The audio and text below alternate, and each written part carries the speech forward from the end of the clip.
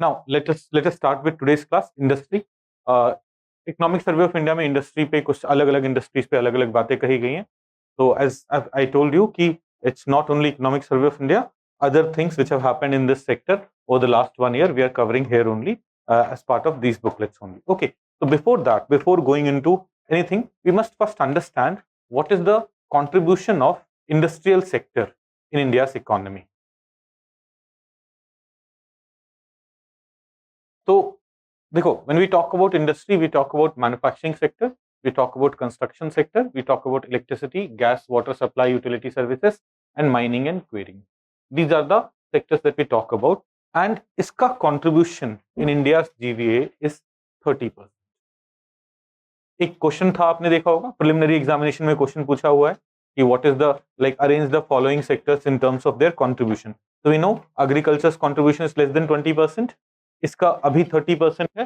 For the financial year 23 30%, and this for service sector it is 50%. तो again वो जो data based questions आएंगे, these would be focused on this major data that you should know. हमारी economy में service sector का contribution कितना है, हमारी इकोनॉमी में इंडस्ट्री का कंट्रीब्यूशन कितना है, हमारी इकोनॉमी में एग्रीकल्चर का कितना है. Agriculture less than 20, industry more than 30, service sector more than 50. ये डिस्ट्रीब्यूशन है. ये this is something that we should clearly know. We should not have any doubt. Not exact number की 30 ही है. We will see that over the last 5-6 years it has remained around 31%. we'll see that, but when we have to remember some data for preliminary examination for economy, this is something that we should know. This is the latest thing that we have. And within industry also, you would see that manufacturing sector contributes to the most of it. Almost 60% of industry ka weightage goes to manufacturing sector, and then construction sector. Then we have electricity and mining, almost similar weightage. Electricity, gas, water supply and other utility 2.3%, and mining and quarrying 2.3%. So again, we do not have to go into the exact numbers, but you should know that in industry 30% contribute कर रहा है, उसका 18%, उसका 60%, that 30% का 60% is 18% is being contributed by manufacturing.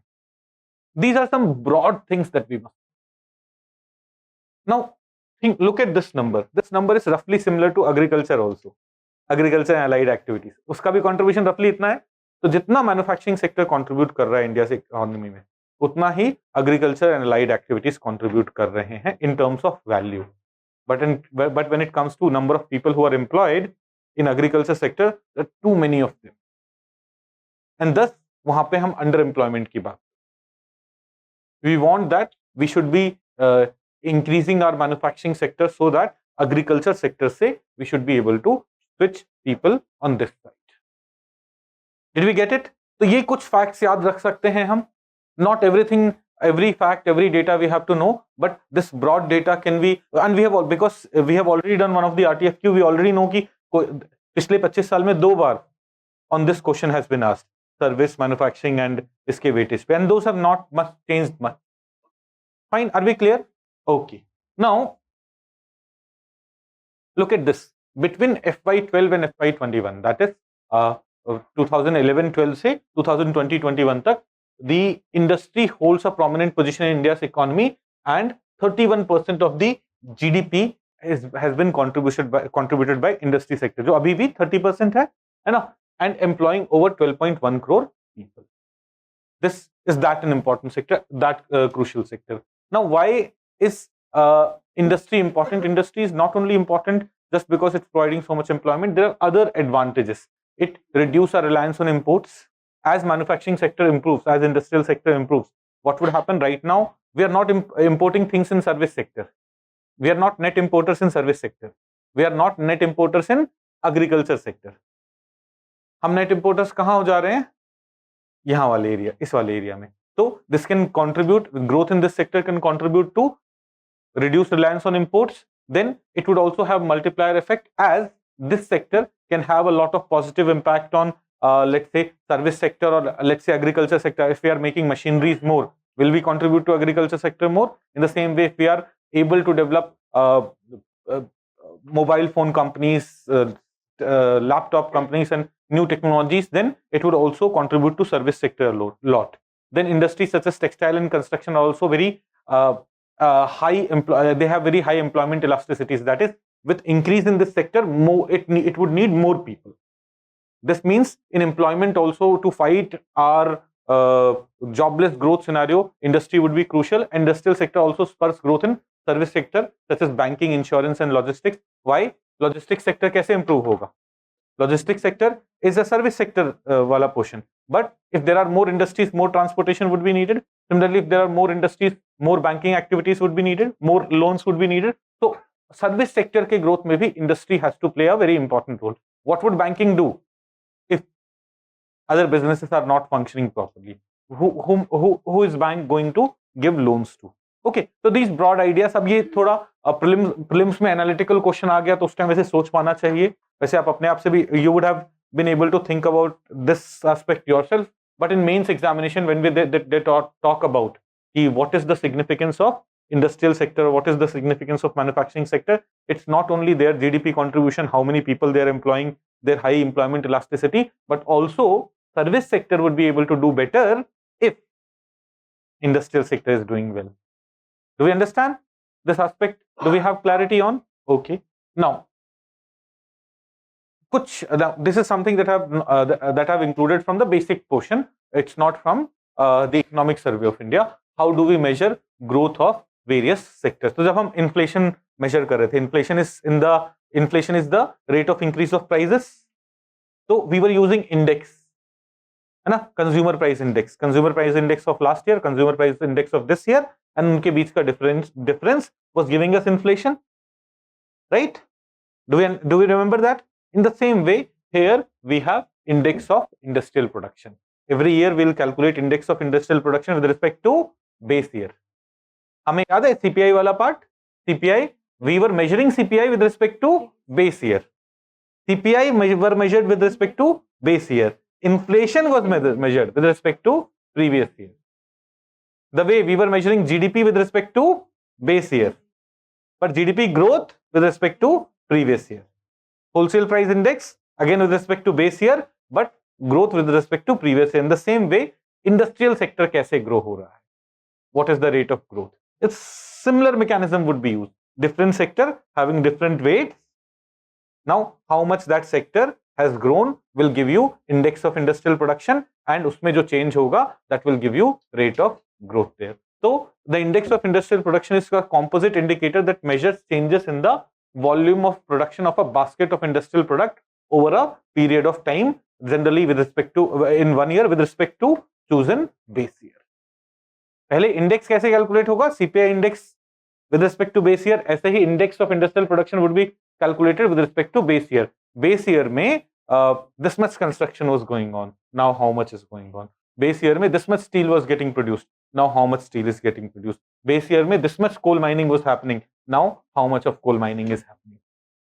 With respect to base year. Then index of last year, index of this year will be able to measure difference.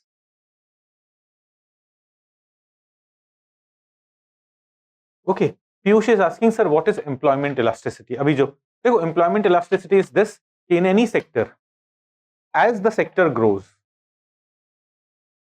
how much employment would it create? If employment elasticity is low, then even with the growth of sector, not enough number of jobs would be created. But if employment elasticity is high, then as the sector grows, more and more people would be hired. For example, think of construction sector. अब construction sector जितना ज्यादा काम होगा उतने ज्यादा laborers चाहिए होंगे. It's employment elastic. But sometimes these high technology sectors like artificial intelligence, machine learning, right now it's employing a lot of people. That's true. But with something like Chat GPT, these may become less employment elastic. Okay, coming back to the index of industrial production. Do we understand index of industrial production? So IIP is computed by CSO, same body which was computing CPI. Note it carefully. Prelims के लिए facts के form में से याद रखना है. And it's calculated on a monthly basis. IIP of this year with respect to IIP of last year of the same month. कि जुलाई में IIP क्या था, जुलाई last year में IIP क्या था, and there's a 6-week after the reference month end. So if you have to calculate IIP of November 2022, you will be getting that number in January 2023, 6 weeks later. 30th November को नवंबर खत्म हो गया, उसके 6 weeks later you will be able to, because कितना production, all that data takes some time. Okay, now this sector, this index of industrial production is divided into 3 baskets: manufacturing, mining and electricity. And you will see manufacturing has 77% weightage, mining has 44% weightage and electricity has 8% weightage. Isme what you see is these are the revised number, these are the new percentage that we have since 2017. 2017 se pehle this was the number: 75%, 14%, 10.3%. But we don't need to remember that. What we have to see is, with revision of index of industrial production, the weightage of manufacturing has gone up, the weightage of mining has gone up, whereas the weightage of electricity has gone down. In the index of industrial production, ये 3 baskets हैं, ये 3 heads हैं, उसमें weightage of both manufacturing and mining has improved, whereas weightage of electricity has gone down. First part. तो इसमें are we able to see, जैसे we practice those kind of questions for CPI की सबसे ज्यादा weightage किसका है, इस तरह का क्वेश्चन आया था, एग्जाम में भी आया है कि CPI has given more weightage to food than WPI. This kind of comparison has been done already. Exam में भी आया हुआ है, in test also we have done it, in RTFK also we have done it. In the same way, you may get something related to this. WPI में manufacturing को ज्यादा weightage है, IIP में पक्का? WPI में कितना वेटेज है? Around 60s में है ना, यहाँ पे 70s में है. तो note this carefully. Fine. Now sometimes what happens, there's also a classification on the basis of categories of goods, whether it's a primary good, whether it's a capital good, intermediate good, and so on. Uska bhi weightage diya hai, but we do not have to know this weightage. This is not as important. Base year that is being used since 2017. In 2017 we saw that the basket has changed, basket has been updated. Here base year has also been updated. Now the base year is 2011-12. Now what is the purpose of index of industrial production? Measurement कर रहा है, measurement के basis पे policies बनेंगी. If we see that numbers are going down, government is going to take steps.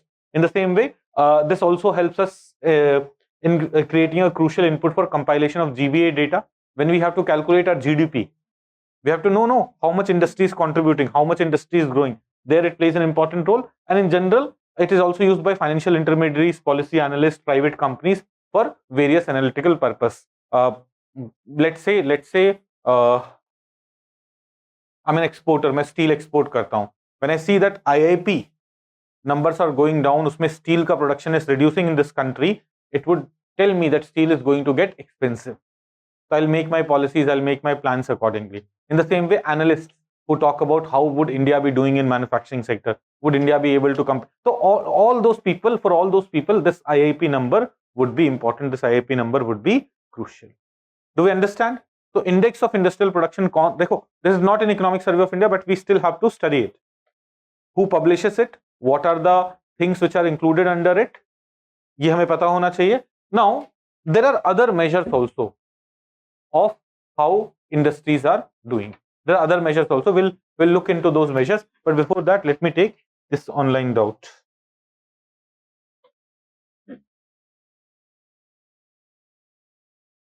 Is it necessary that with increase in employment generation there is increase in growth of the industry? देखो, employment elasticity of an industry की जब हम बात कर रहे हैं, we are saying कि as that industry grows, it will be, if it has high employment elasticity, it will be creating more proportionately higher employment. If an industry has low employment elasticity, then जब वो grow भी होगा, suppose it has 100 crore का output today and it is employing 100 people. And when we say that its employment elasticity is low, when its output would become 120 crore, it may perhaps not hire 20 crore more people. It may hire only 10 crore more people. Here we'll say that it has low employment elasticity. Okay. Is it necessary that employment growth since growth? Is it necessary that employment increases growth since growth can also be a result of technological changes or increased efficiency of existing labor? हाँ, हो सकता है. These aspects could be there, but kindly understand when we talk about any economic phenomena, we do not say कि वो exceptional case में भी होना चाहिए. In general, when we are talking about employment elasticity, in general this is the scenario. अब now tomorrow some robots are created who are able to do construction easily. ठीक है ना, उस exceptional situation में नहीं जाते हैं, पहले समझ तो लो ना employment elasticity क्या होता है. Will IIP have base effect? आप बताइए, will IIP have base effect? Yes. Will IIP be impacted by a base effect? Yes, definitely. है ना? We even did a question on this, जहां पे हमने WPI, CPI, IIP भी डाला था ऑप्शन में, and we had said that यहाँ पे भी base effect, anything which we are measuring with respect to previous year. If previous year में there is a drastic increase or drastic reduction, IIP would be high in the next year. Right? Are we clear about this? Okay. Then there are other measurements of how industry is performing. उसमें से एक है annual survey of industries. Annual survey of industries भी ना आप देखोगे it is conducted by CSO's Industrial Statistics Wing. तो ये भी CSO ही परफॉर्म कर. हाँ, it was announced that it is merged, but it's still functioning like this. You would be saying, sir, we must replace all these with NSO. है ना? Economic Survey of India is still using CSO. Government documents are still using CSO. Newspapers are still using CSO. I get your point. Right? So, it is the most important source of industrial statistics of registered manufacturing sector. Now, note it carefully. यहाँ पे सिर्फ registered companies.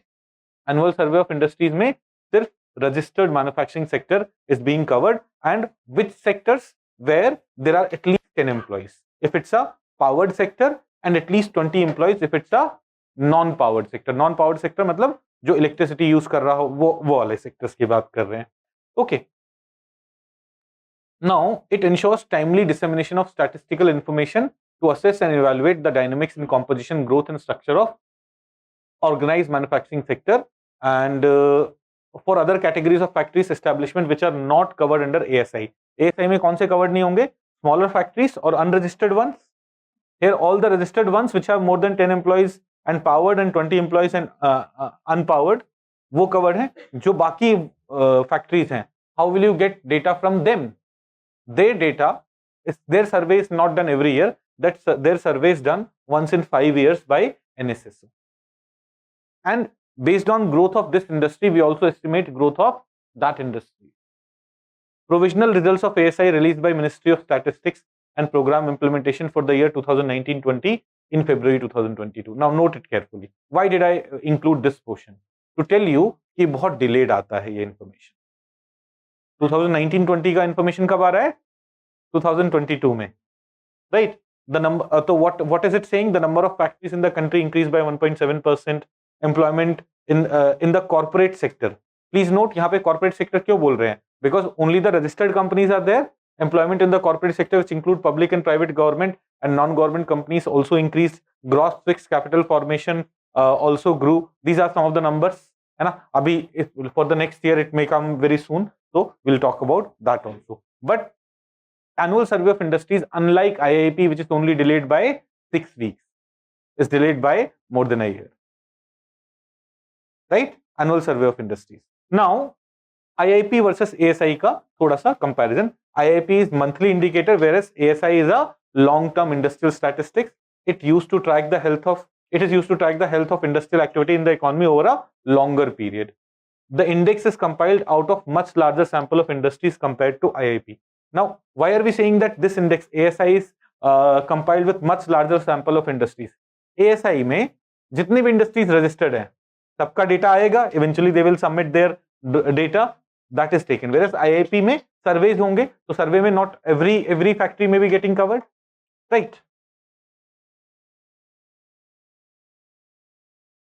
Purchasing Managers Index, another measure of how industries are doing. Another measure of how industries are doing. हमने IIP समझा, हमने Annual Survey of Industries भी समझा. Now, if you remember, 2015 में when we changed the GDP calculation method, उसमें one change was also in terms of what measurement mechanism are we using. Who will tell me? हम जो manufacturing sector का contribution major करते थे, How did that change? Nitesh?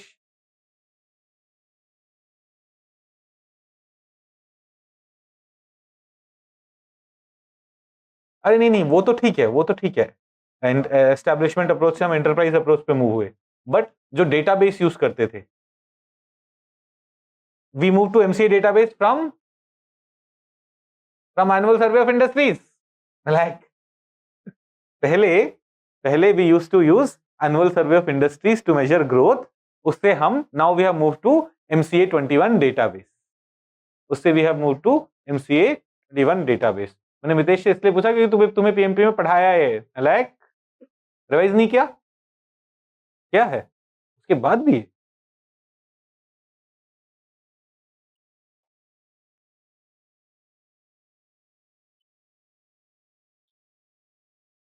बैठ जाने दो बेचारे।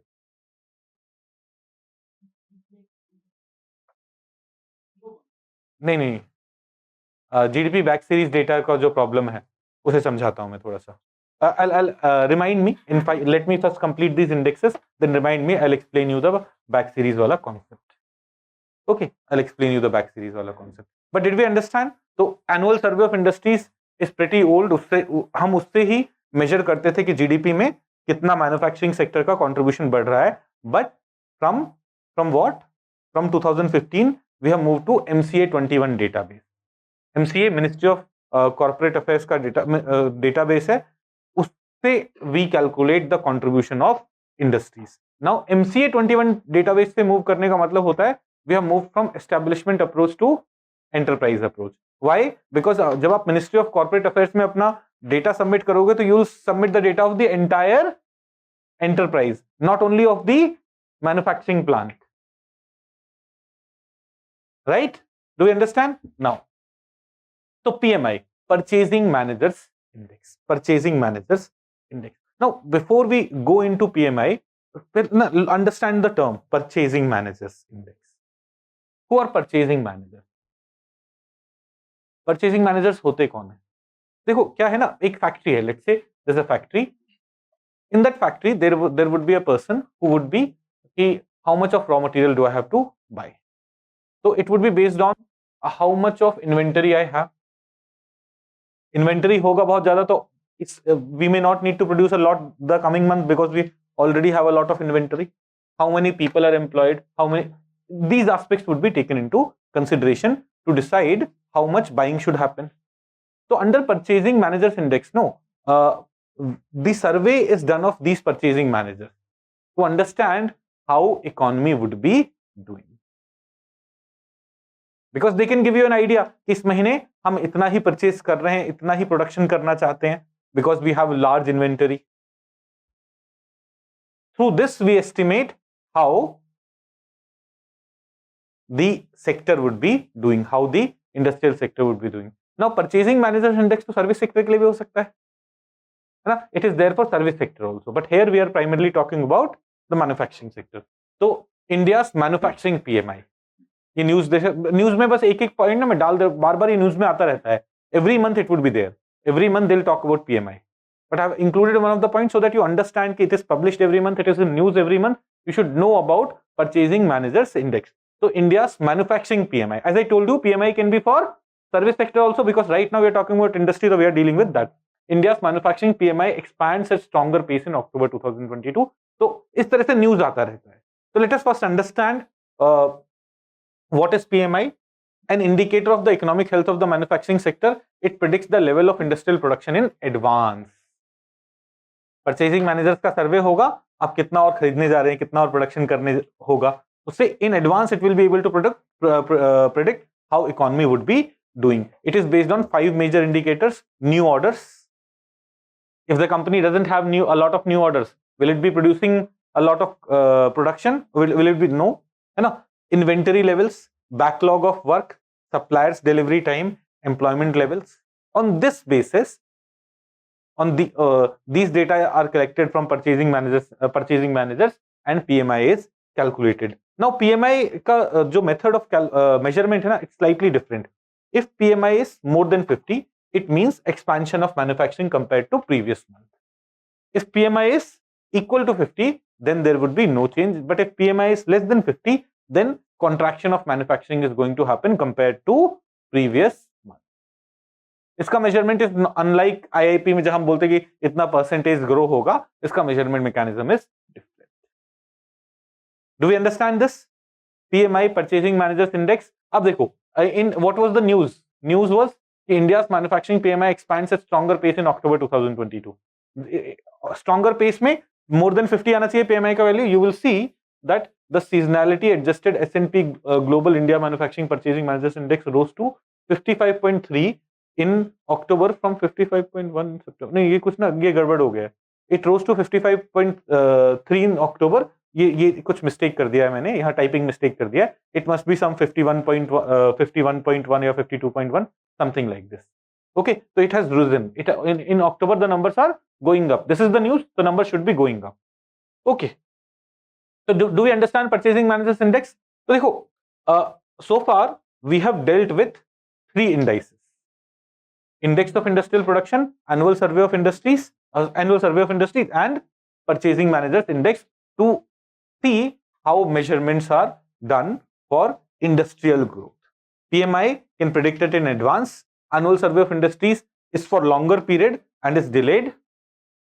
Index of Industrial Production compares it with the previous years that particular month, but वो data आने में 6 week का time लगता है. Will we be able to remember this? Will we be able to recall this? Right? ये सब Economic Survey of India में नहीं दिया हुआ है, but these things may be important for preliminary examination. Though I have told you, सबसे ज़्यादा important वो 5 chapters हैं. Most of the questions would be from those 5 basic chapters. 75% of your questions would be from national income, inflation, fiscal, monetary and external sector. ये 5 areas हैं जिससे आपका उसके भी core basics से you will get 75% of your questions. Then Economic Survey of India का जो data वगैरह होता है या जो schemes, programs Economic Survey of India budget में है, rest of the questions would be from there. Perhaps there would be one question which would come from outside these things. Otherwise everything would come from this section only. Fine, तो इनको ignore मत करना. अपने basics को, when it comes to economy, don't ignore your basics at all. Fine. जैसे आप लोग क्या करते हैं, साइंस में एनसीईआरटी को इग्नोर कर देते हो, so there you lose 1 or 2 questions. But if in economy you ignore basics, then you will get 1 or 2 questions. Because basics would give you everything. Science में NCERT may give you 1 or 2 questions, but rest of the questions would be from the recent technological development. Right?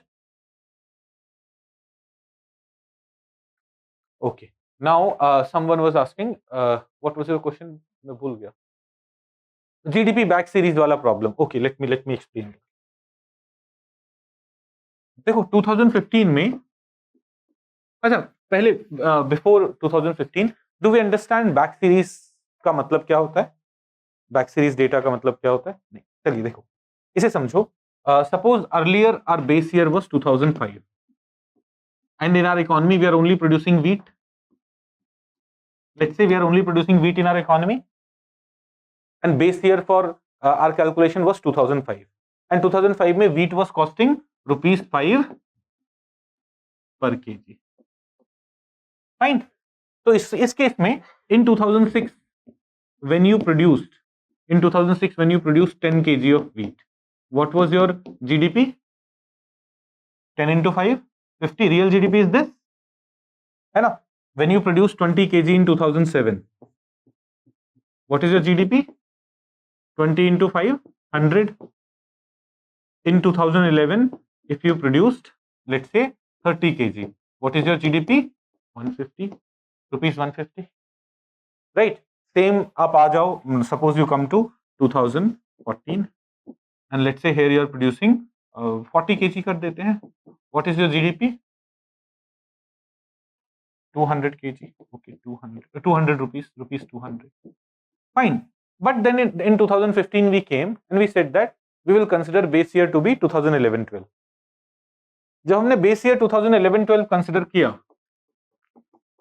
when we consider base year to be 2011-12, then वहां पे जो price था, market price, वो हम consider करेंगे as a constant price. तो let's say the price was 10 rupees per kg. So now when we are calculating GDP in 2016, when we are calculating GDP, let's say we produced 50 kg of wheat. What will be our GDP? Base year क्या है 2016 में 11-12, तो 11-12 में price क्या है 10, तो 10 into 500. इसको जब आप कंपेयर करोगे 2014 वाले जीडीपी से, there is drastic difference because this is they are not using the same base year.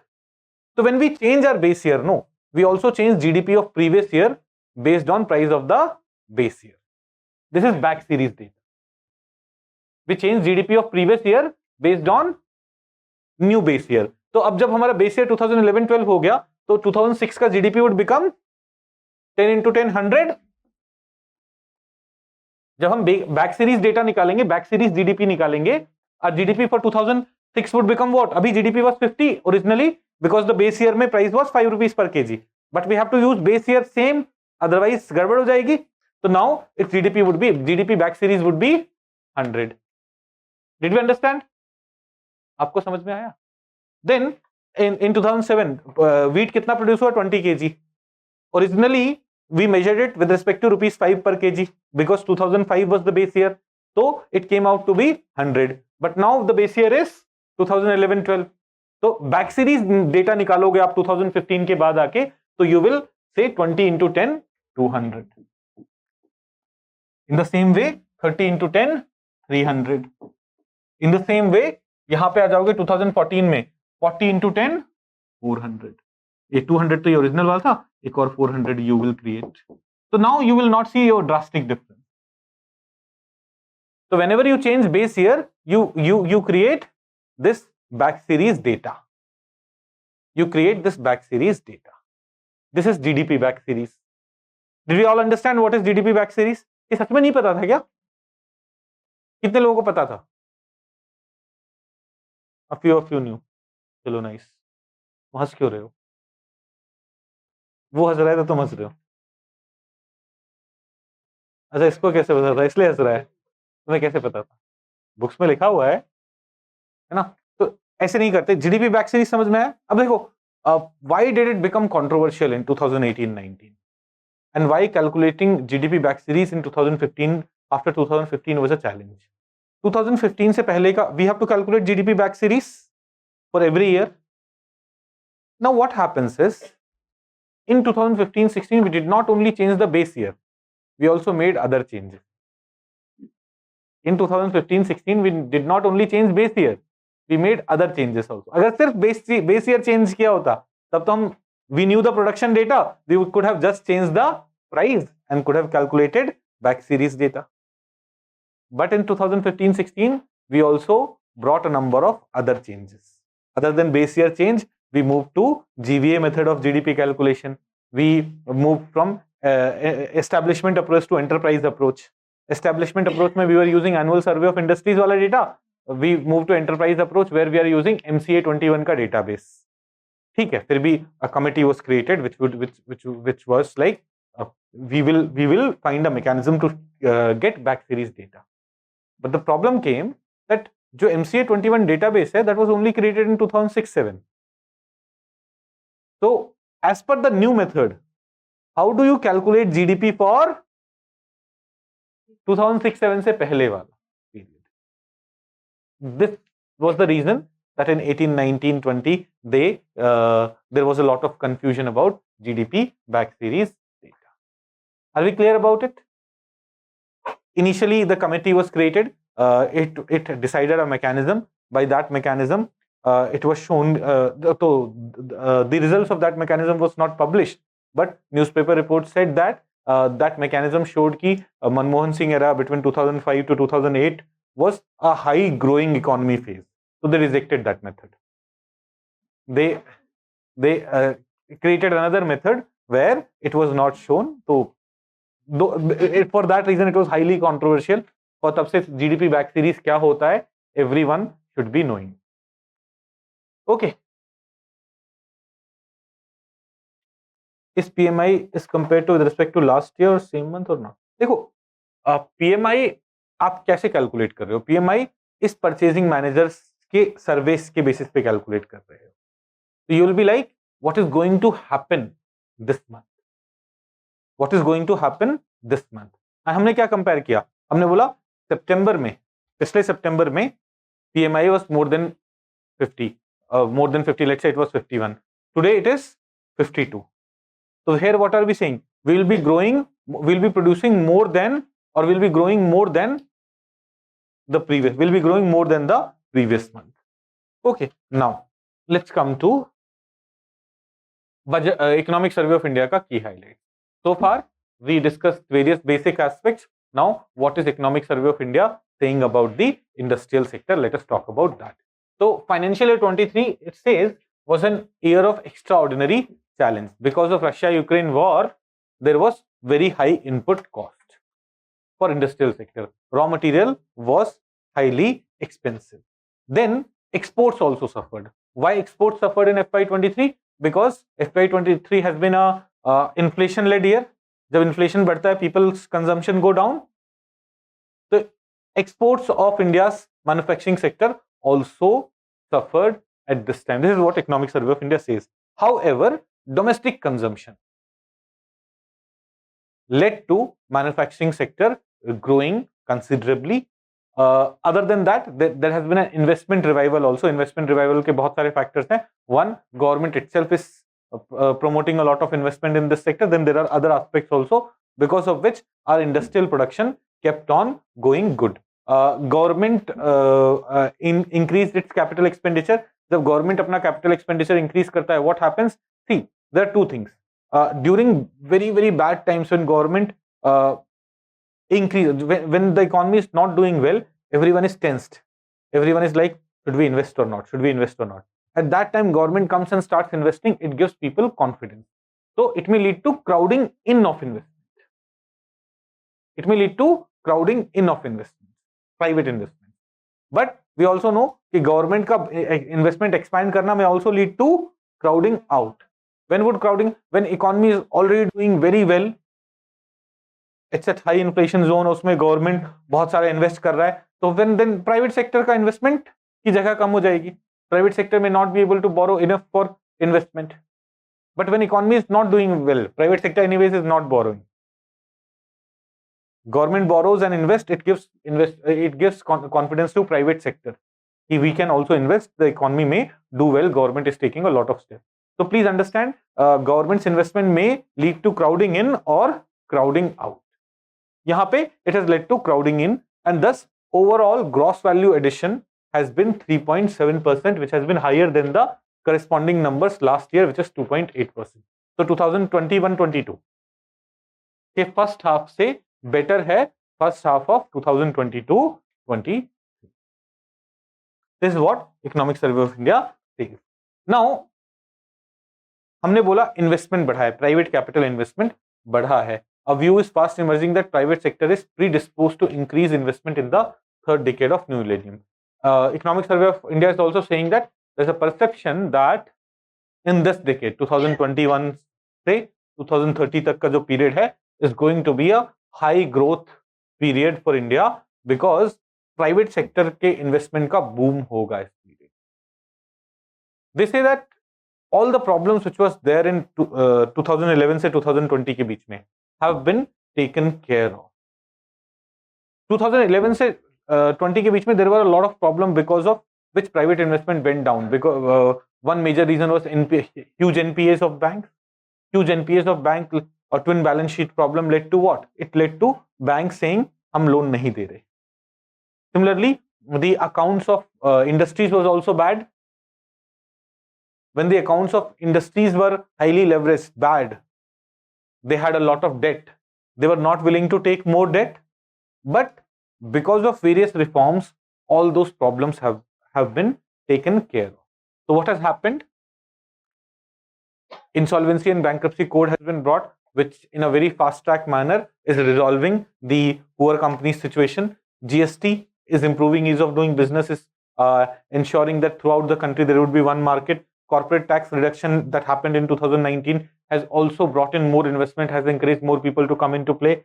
They say, think of LevelUp IAS. If we had created LevelUp IAS or 2018 में, तो जो भी हमारा income होता उसका 30 to more than 30% would have gone to government as taxes. Now it has been reduced to 25%.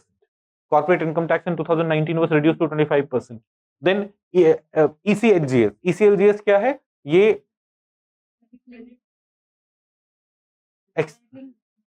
MSME sector के लिए during कोविड-19 lockdown credit guarantee initiative was brought.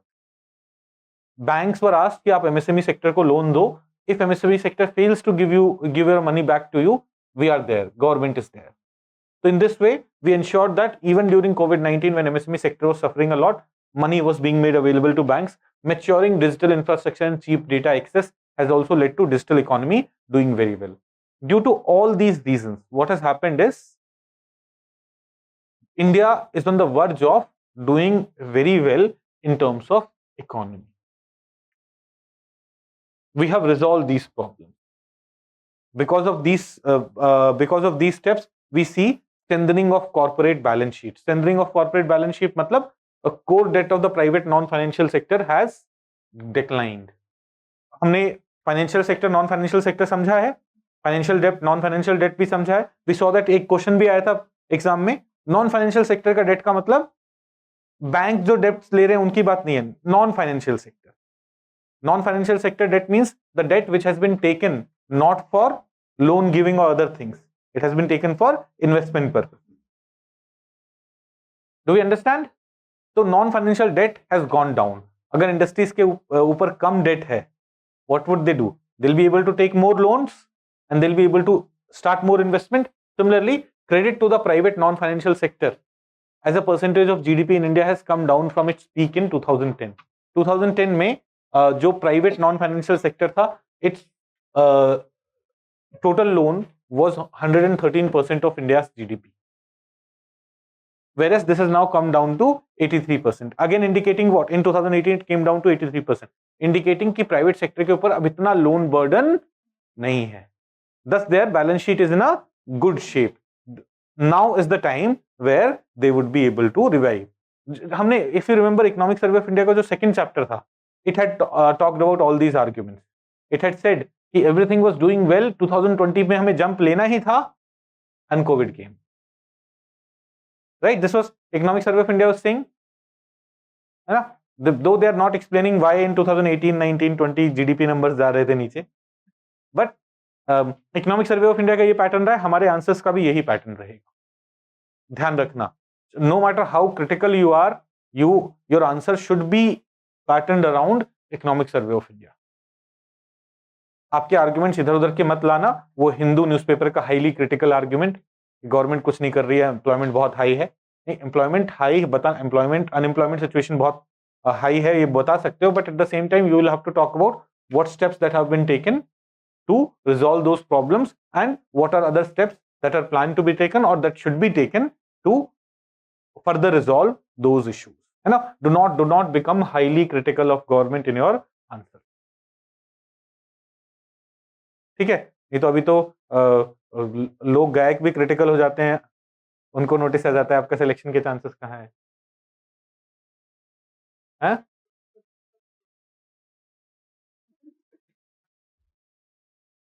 हाँ, नहीं वो उस फैक्टर की वजह से नहीं गई होगी.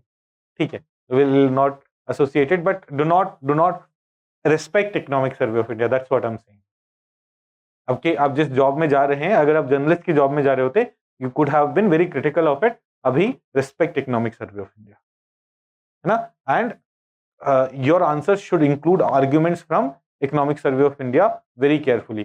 अब देखो, मैं आपको अभी भी बोल रहा हूँ, there would be 8 to 10 questions of economy, 8 questions at least of economy that would be asked in mains examination.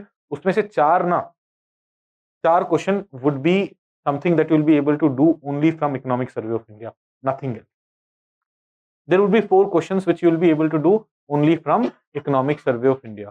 Indian economic service का पता है, सेकंड पेपर पूरा इकोनॉमिक सर्वे ऑफ इंडिया के अराउंड रोटेट होता है.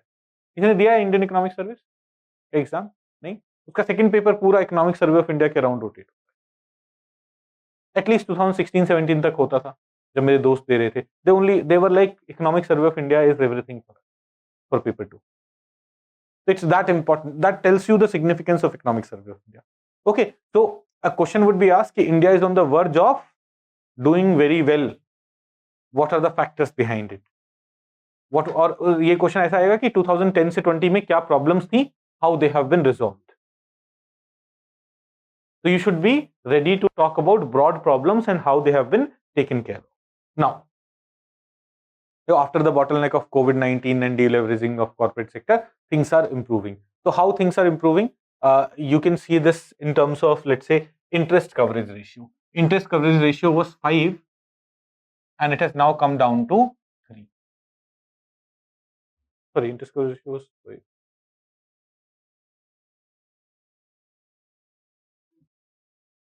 Interest coverage is dividing companies earning before its interest. ठीक है. Interest coverage ratio was 5, higher than its 5-year average of 3. Interest coverage ratio is divided by companies earning before interest and by its interest. So, calculate dividing companies earning divided by its interest payment requirement.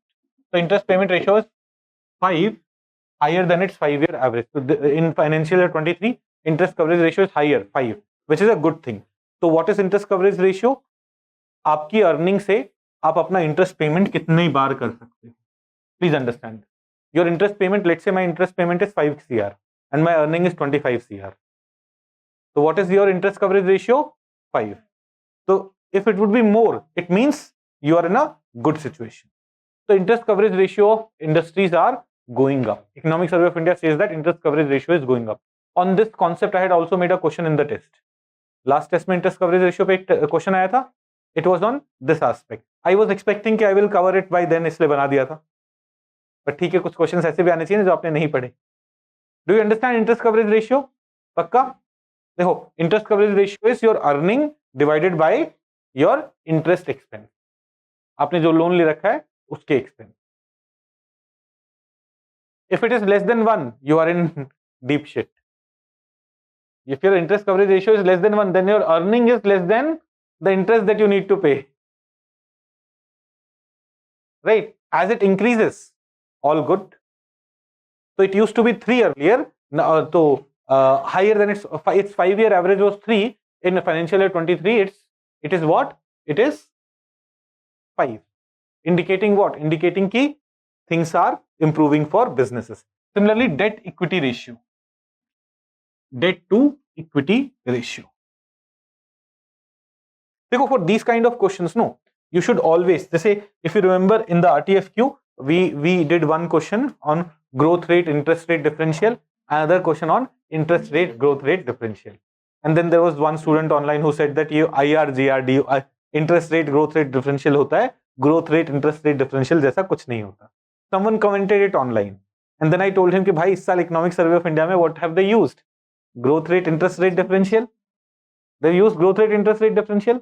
So always look at the term carefully.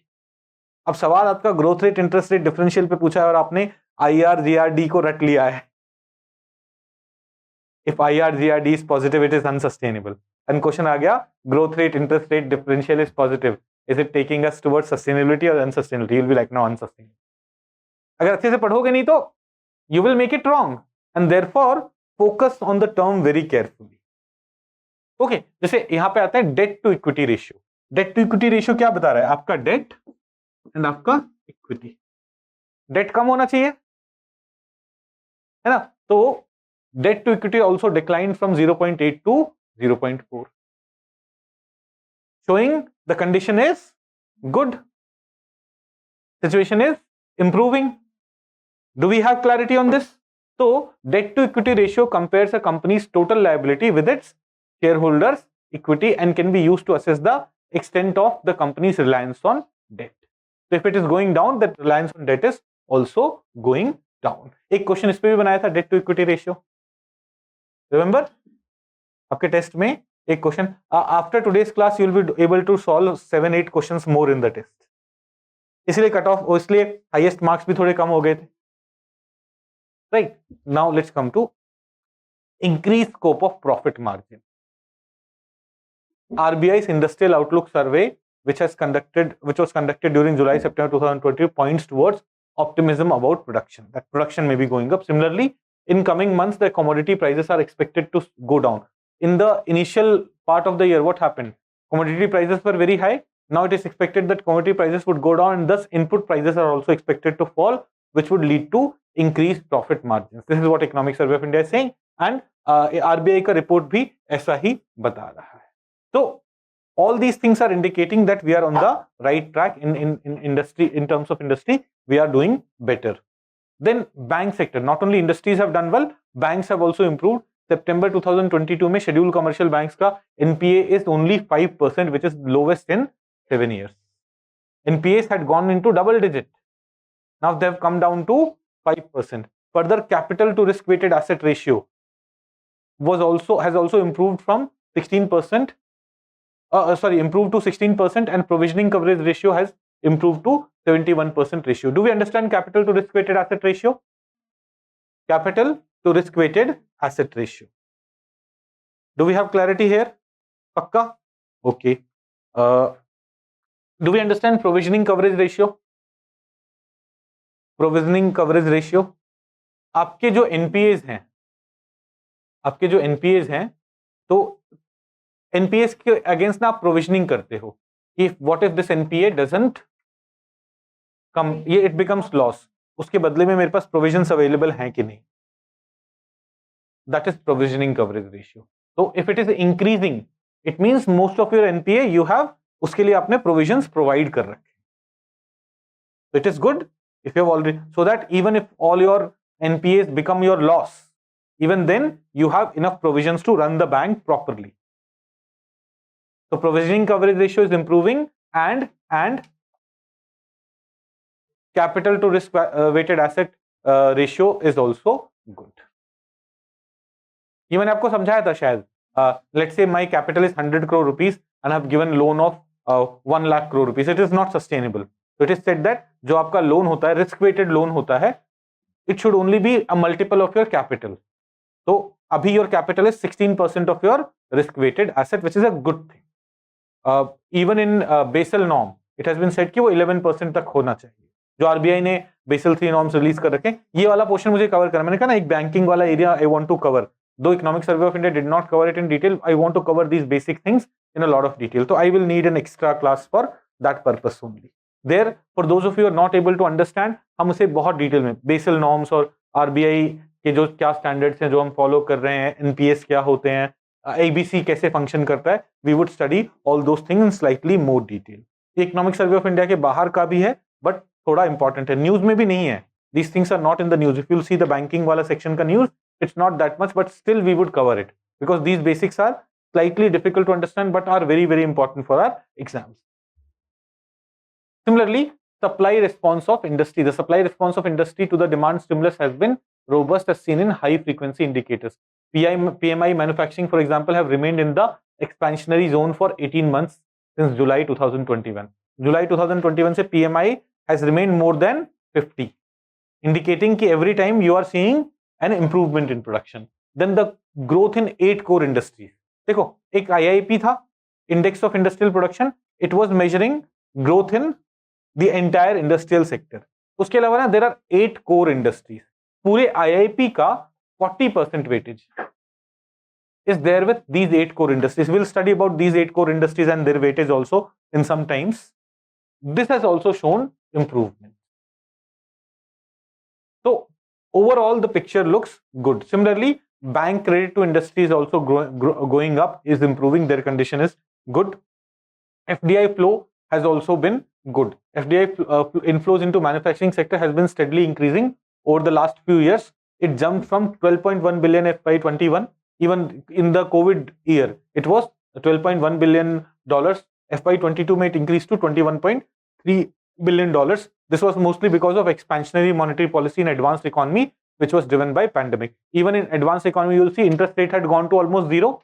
So उस time वो क्या कर रहे थे, वो loan लेके they were bringing money to countries like India where growth opportunities were higher. But the Russia-Ukraine war has negatively hampered FDI flow in the first half. But these issues are expected to be resolved soon, and FDI in manufacturing sector is expected to revive. Further, the FDI inflow is still higher than pre-pandemic level, indicating कि दो FDI inflow for FY23 is lower than FY22 वाला. FY22 में we had a very high FDI inflow in manufacturing sector. 23 में कम है. 23 में कम होने के reasons क्या हैं? एक रशिया यूक्रेन वॉर, दूसरा high inflation rates. These are the two core reasons for. But even then, these numbers are lower. but even then these numbers are better than pre-pandemic level, indicating that FDI situation in the country is also good. Okay, now sector-wise FDI inflow in 22-23 in the first half of 22 अप्रैल से सितंबर में आप देखोगे सबसे ज्यादा FDI inflow कहां आया है 22 computers में आया है, कंप्यूटर सॉफ्टवेयर एंड हार्डवेयर, इसमें सर्विसेज में 22% है, then telecommunication, trading, automobile, construction, chemicals and so on. Why FDI flow is improving, FDI inflow improve करने के factors, reasons, let us talk about it. How do you have colourful, you got it printed yourself, color printed, rich people.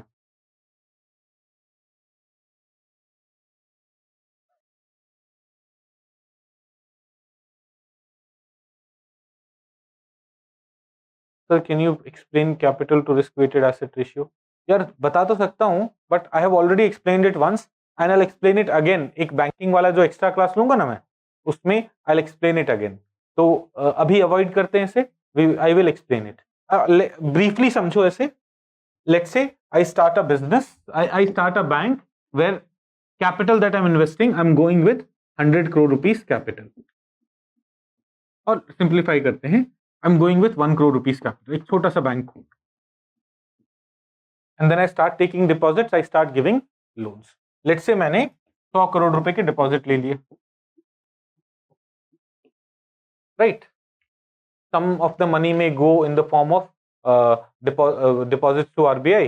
वो तो ये वाला situation है, उसमें से let's say some money has around 25 crores have gone to RBI, SLR, CRR and उन सब में, but 75 crore I have given in the form of loan.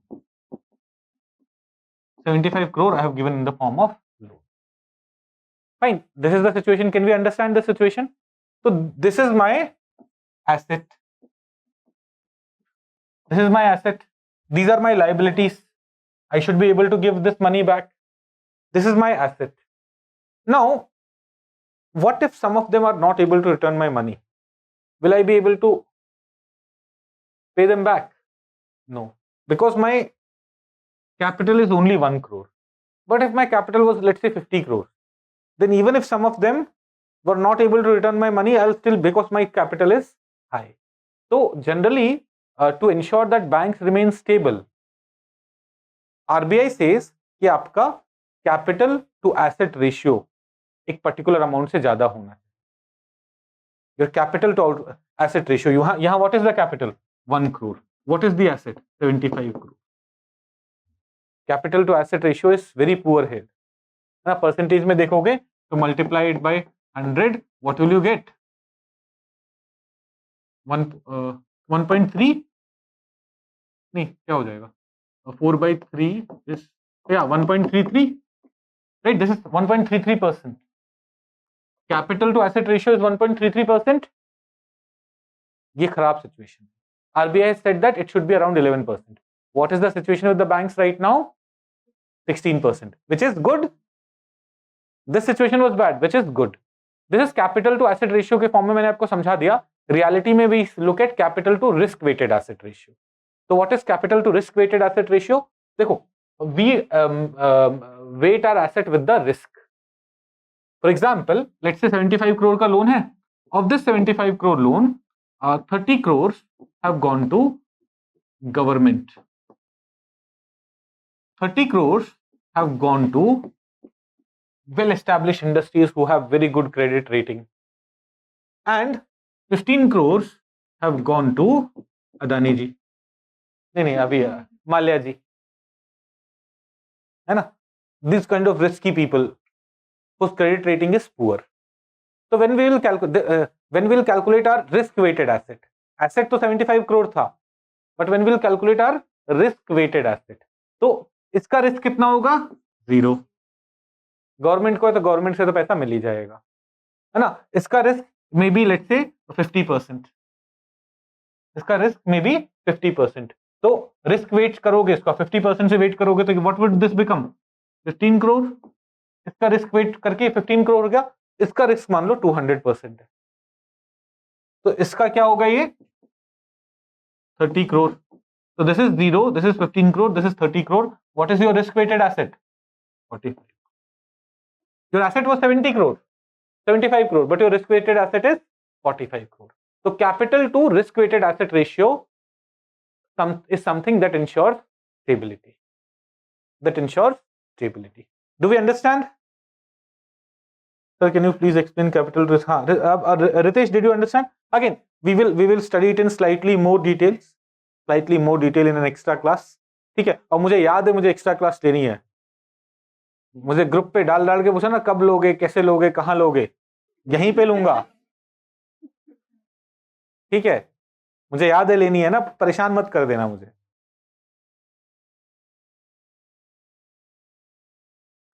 How can there be a 200% risk for an asset, sir? अरे दे दो ना, मुझे पैसे नहीं दूंगा. I have a history of not giving money back. है ना? I have a history of not giving money back. 200% risk.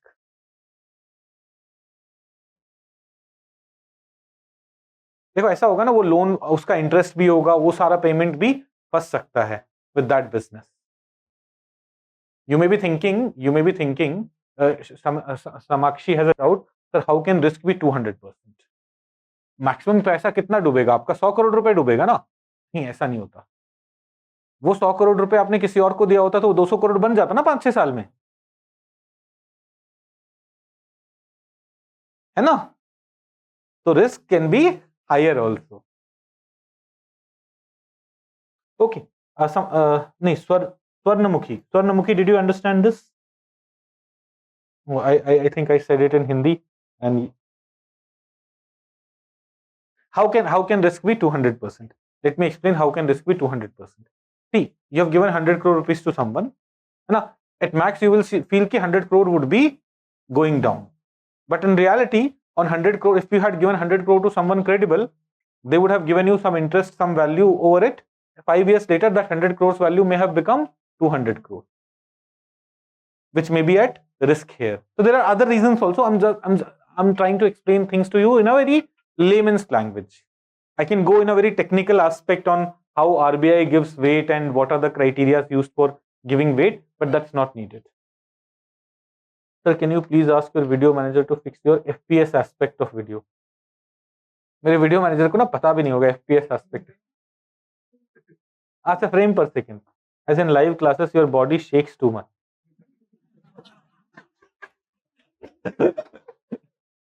Okay, I'll try to tell them this. And we'll see what can be done.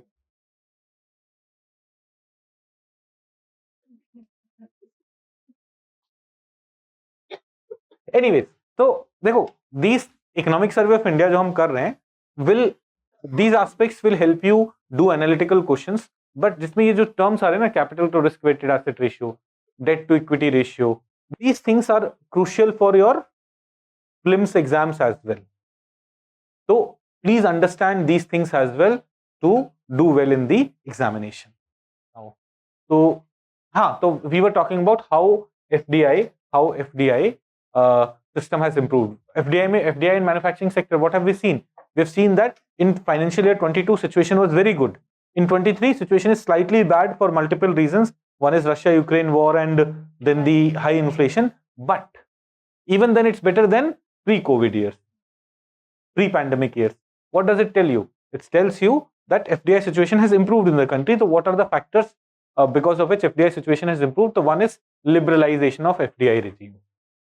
We have kept on opening up various sectors for FDI.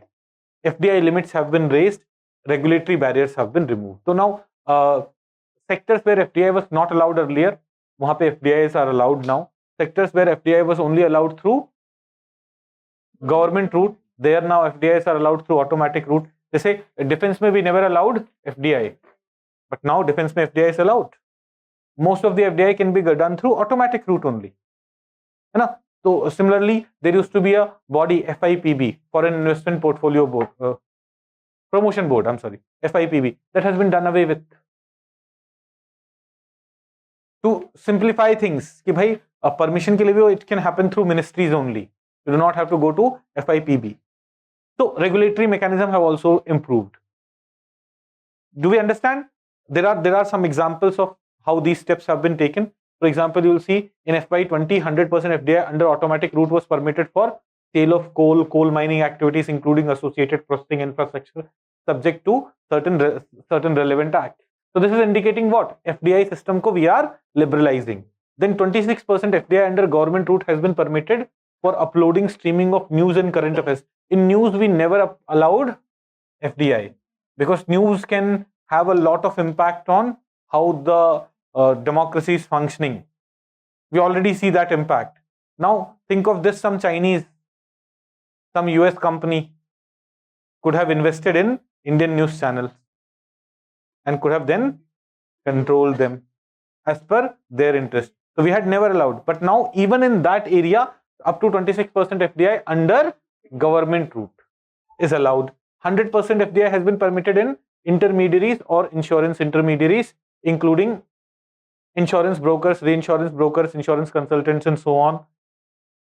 Then during COVID-19, opportunistic takeover acquisitions पे restriction लगाया. So what is this? देखो, during COVID-19, a lot of industries were going through pain. In this situation, what could have happened? Chinese investors could have come and invested in India and could have taken over those companies. Though that would have been opportunistic takeover. So what government of India did? Government of India said, the countries with whom we are sharing land borders. अब देखो किसके साथ land border share कर रहे हैं? पाकिस्तान, वहां से तो क्या ही एफडीआई आएगा? भूटान, नेपाल, बांग्लादेश, वहां से क्या ही होगा? It is basically we were targeting China. So the government amended the FDI policy according to this: an entity of a country which shares a land border with India, or where the beneficiary owner of investment in India is situated or is a citizen of any such country, can invest only under the government route. Further, in the event of transfer of ownership of any existing or future FDI in an entity in India, directly or indirectly resulting in the beneficial ownership falling within the restriction purview of the said policy amendment, such subsequent change in the beneficial ownership will also require government approval. Basically, China wale log directly or indirectly, if you're a Chinese citizen and living somewhere else also, even then, ऐसा हो सकता है ना, Chinese company creating shell companies, all those kind of things have been prohibited. Prohibited in the sense it would happen through government route. Government will first verify that you are not creating some problem. Then FDI approval process has also been simplified to promote ease of doing business, as we are talking about. Foreign portfolio investment board was abolished in May 2017 and a new regime has been put in place. Here the process of granting FDI has gone to government ministry.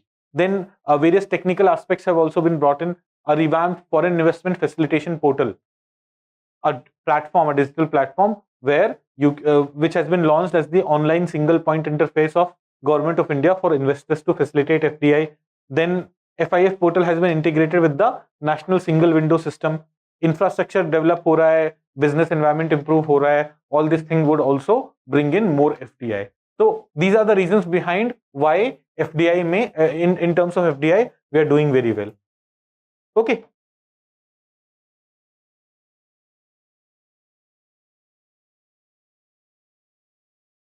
I hope we have clarity on this. What has happened in FDI in manufacturing sector?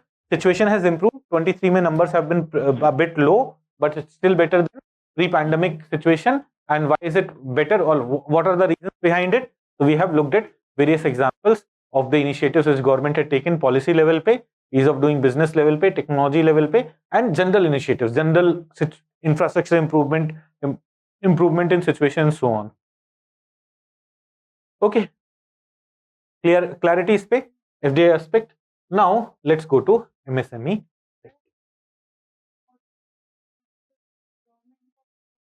Automatic route में government का rule नहीं होता, government का मतलब government से permission नहीं लेनी पड़ती है. ओके, ये क्यों लड़ रहे हैं ऑनलाइन बच्चे मेरे? Sudeep is asking, anyone facing video lag? Samakshi saying, I have slight lag, Sudeep.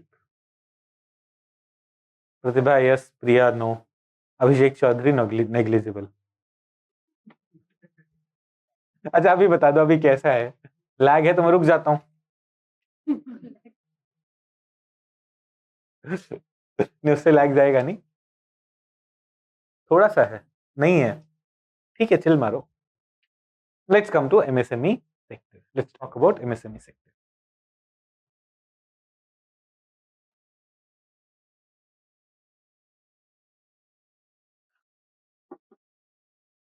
MSME sector,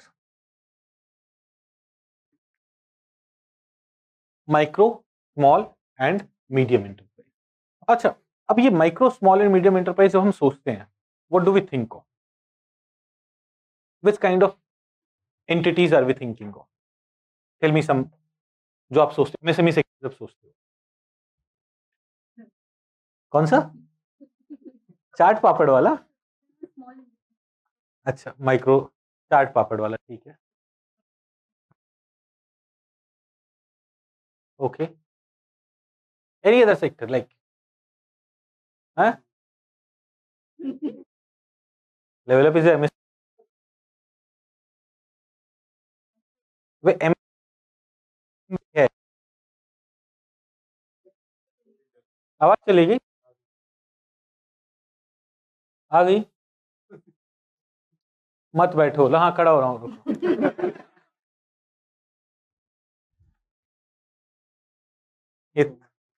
ये वो मेरे डॉक्टर है ना, तुम्हें खड़े रह के ही करना है सब कुछ हेल्थ के लिए।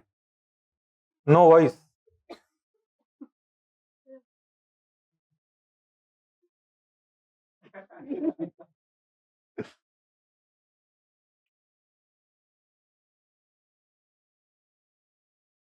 Imtiaz sir, can you explain incremental capital output ratio? इस पे 3 सवाल करा रहा है, अब नहीं करा रहा मैं बस। हाँ, तो when you talk about MSME sector, generally ना हम ये परसीव करते हैं कि these very small industries are MSME sector, but if we'll go number wise na, most of the factories in India are also MSME sector, है ना? तो MSME sector, only this chole wala, chai wala is not micro enterprise. All the most of the industries that you see around you, most of the services that you see around you. For example, आपने like since morning, what services you may have taken? For example, you may have gone to a shop and bought some milk. So that shop most probably is from a, the shop is a very small shop and it's a micro enterprise. You may have bought a packet of bread, and that bread most probably is coming from a very small industry. You may have bought some vegetables, that vegetable vendor is part of micro enterprise. You may have taken a rickshaw, this rickshaw puller or the e-rickshaw driver as an enterprise. It's a business, is providing service. Service sector may be, we are service sector only, there can be micro, small or medium enterprise. Okay, so MSME sector is very crucial, not only in a developing country like India, even in the advanced economies. MSME sector play a very crucial role. Their contribution to the GDP is very high. Because in any good economy, not a few companies would be doing everything. If only very large companies, very large companies were controlling everything, then that economy is not equitable. That economy is not something where there would be a lot of growth. There has to be many of these small companies into play. Okay, so MSMEs are considered pillar of economic growth, engine of growth in both developed and developing countries. They would have played they play a prominent role in economic development. They played a prominent role in economic development of India. There are 6.34 crore MSMEs in India. देखो, India में roughly we say that there must be around 25 crore families. एक family में 5-6 लोग हैं, तो there must be around 25 crore families. And there are 6.34 crore MSMEs. This tells you what? Roughly 1 in 5 family has a MSME. Around 50% of them are situated in rural India. On 1st of July 2020, we changed the definition of MSME. This is very important. This is something that we should know. Earlier, we had different definition for service sector and manufacturing sector. Now, we have brought it together. We have a composite definition. समझ में आया? Composite criteria का मतलब, now we have a single criteria for both domestic and manufacturing sector, manufacturing and service sector, and it is based on investment and annual turnover, and identical limits for both manufacturing and service sector is there. So what is a micro enterprise? Investment does not exceed rupees 1 crore and turnover does not exceed rupees 5 crore. These enterprises are micro enterprise. So now see, most of the enterprise around you would be micro enterprise. उनका turnover 5 crore से ज्यादा का नहीं होगा. आपके सब्जी वाले का टर्नओवर 5 करोड़ से ज्यादा का नहीं होगा. ये तो आप तैयारी छोड़ के सब्जी बेच रहे होते. The turnover of the सब्जी वाला was 540 lakh rupees per month का टर्नओवर होता, तो आप बोलते कि ये सब क्या कर रहे हो, 40 लाख का टर्नओवर है, 10 लाख रुपए महीने तो कमा ही लेंगे, right? So most of the entities that we see around us are micro, up to 1 crore investment, and turnover should not exceed 5 crore. If your investment is more than 1 crore or your turnover becomes more than 5 crore, then you are no more micro enterprise. And it is both for service sector as well as for manufacturing sector.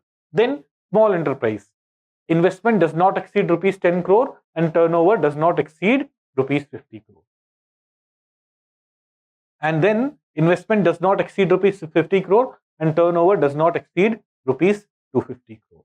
So turnover of 250 crore, it's a huge, big factory. Investment of 50 crore. Perhaps none of us, don't get offended if some of you are capable of, but perhaps none of us would be in a situation to invest 50 crore right now. Right? कि 50 करोड़ का investment कर दो. तो medium MSME में medium enterprise बनाने की अपनी तो नहीं है, शायद मिलके भी नहीं बना पाएंगे. That's why we decide to struggle so much to achieve something big. Right? But did you understand the definition of MSME sector? Now service sector, manufacturing sector, it has a common definition. Till last year I used to teach how it has changed, but it's now been 3 years. अब 3 साल पहले क्या system था उसका अभी से comparison के chances पूछने के कम है. Else I also used to teach कि what was the situation earlier and then what is the situation now, but now this should be good enough. तो MSME सेक्टर को डिफाइन कर पाएंगे अब हम लोग technically? Okay. Now why these changes are crucial. This change has simplified life for MSME sector, has brought more industries, more businesses under the definition of MSME. पहले जो turnover limit था, it was not this much. Now turnover limit has been increased to 250 crores. 250 crore is a huge turnover. 250 crore बहुत ज्यादा है ना. मुझे 10 दे दो, मैं रिटायरमेंट ले लूं. मैं जाके ऐसे हिमाचल में जाके ऑनलाइन पढ़ाऊं खाली यूट्यूब पे फ्री में. हाँ 10 करोड़ बहुत होते भाई. 10 करोड़ इज लाइक व्हाट, कुछ नहीं है भाई. 100 रुपए. तुम लोग ना पता नहीं क्या चाहते हो जीवन से. देखो 10 करोड़ का मतलब होता है बैंक में डाल दो 70 लाख रुपए साल के आएंगे, 5 लाख रुपीस पर मंथ, है ना. उसमें से 2.5 खर्चा कर लो हिमाचल में अच्छी जगह रह के, यू लीव अ वेरी 50,000 में आपको बंगला मिल जाएगा रेंट पे. बाकी 2.5 लाख और इन्वेस्ट करते रहो डुबाने के लिए. स्टॉक में इन्वेस्ट 2.5 लाख पर मंथ आपके पास इन्वेस्टमेंट के लिए भी कितनी बड़ी चीज है यार. ये बहुत अमीर लोग आ रहे हैं ना मेरे पास. 10 करोड़ को छोटा बोल रहे हो. चलो सही है, अच्छी बात है, बड़े ambition. Sir if investment is not more than 10 crore, if investment is not more than 10 crore and turnover, अच्छा investment is not more than 10 crore and turnover is ना 40 to 50 crore, हाँ तो स्मॉल हुआ ना.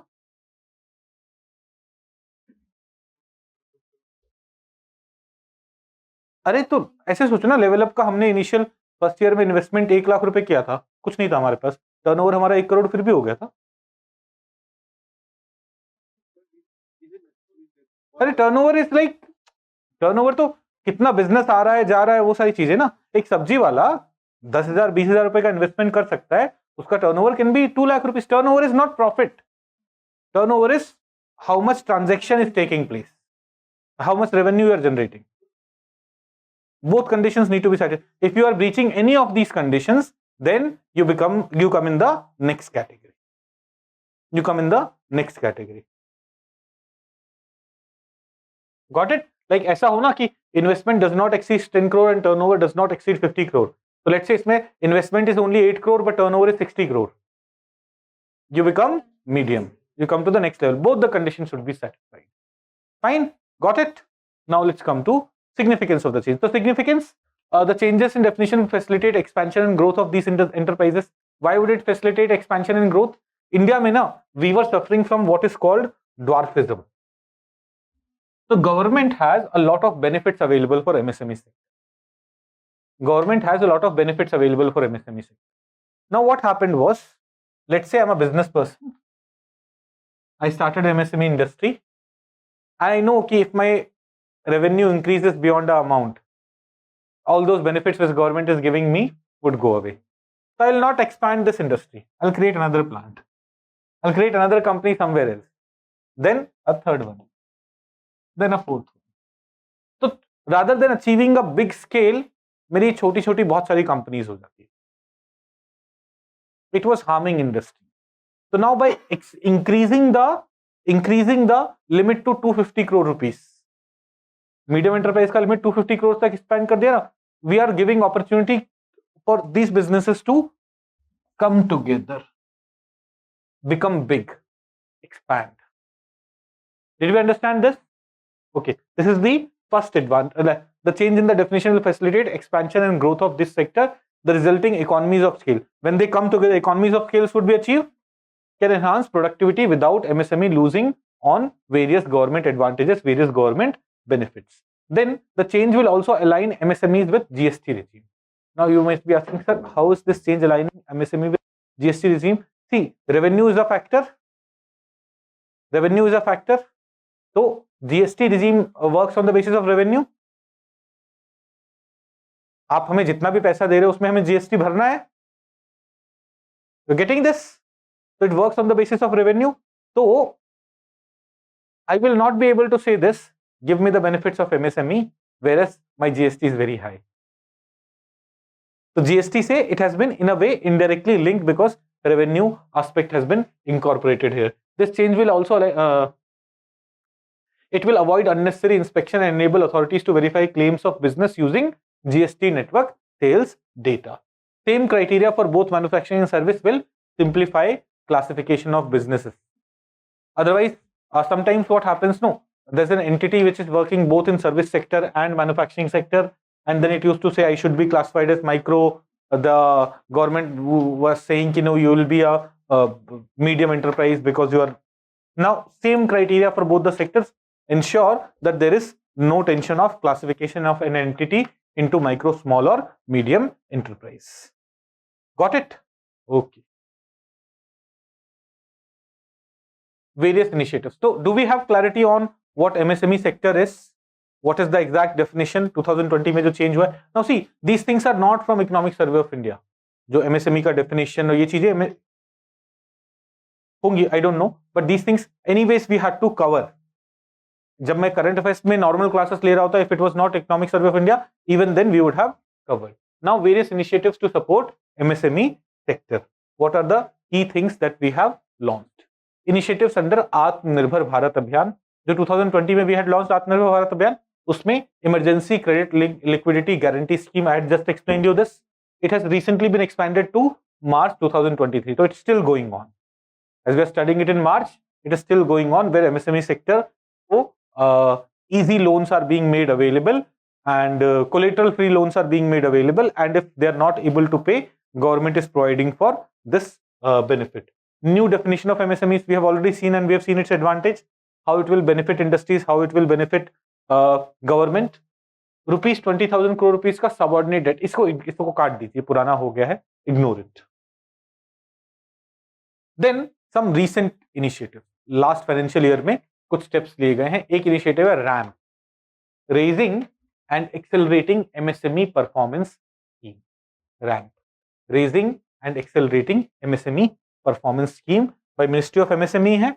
Under this, what is being done is, with the help of World Bank, they are strengthening institutions and governance at the central and state level, जो MSME sector को benefits देते हैं. Those institutions and those entities are being benefited. Improving center-state linkages and partnership, and improving access of MSMEs to market and credit technology upgradation, and addressing issues of delayed payments and greening of MSMEs. These are the broad areas on which they would be functioning. तो government agencies को strengthen किया जाएगा, who are there to support MSME sector. MSME sector को marketing opportunities would be provided. MSME sector को their move towards renewable energy, all those things would be promoted through the RAMP initiative. RAMP is a central sector initiative supported by World Bank. इसी financial year का है. You may be asked a question on RAMP. कि RAMP initiative was in news recently. किस ministry का है, कौन सा institution support कर रहा है, वर्ल्ड बैंक सपोर्ट कर रहा है, सेंट्रल सेक्टर है कि सेंट्रल स्पॉन्सर्ड है, and then this general thing, what is it focused on? It is focused on improving government institutions. It is focused on promoting more market and credit. It is focused on addressing issues of delayed payments. It is focused on technology upgradation. ऐसे अलग-अलग options रह सकते हैं. Do you understand how can we create multiple questions out of this RAMP initiative? We should be in a position to answer them. Duration, it will be implemented over a period of 5 years. यहाँ इसका total outlay 6,000 crores है, of which around 3,750 crore would be in the form of loan from World Bank, and remaining 2,300 crore would be or $308 million would be funded by Government of India. तो central sector है, central sector तो states का कोई contribution नहीं होगा. Contribution is coming from government and rest of the money is coming in the form of loan from world bank. Ramp initiative for MSME sector by ministry of MS.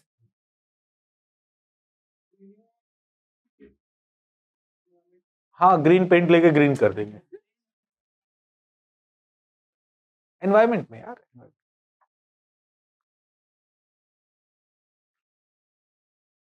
MSME cluster development program of Ministry of MSME. So there are two MSME cluster development program. One is micro and small enterprise cluster development program, MSE CDP, and there is Spurti, scheme for upgradation of rural and traditional industries. MSE CDP and Spurti.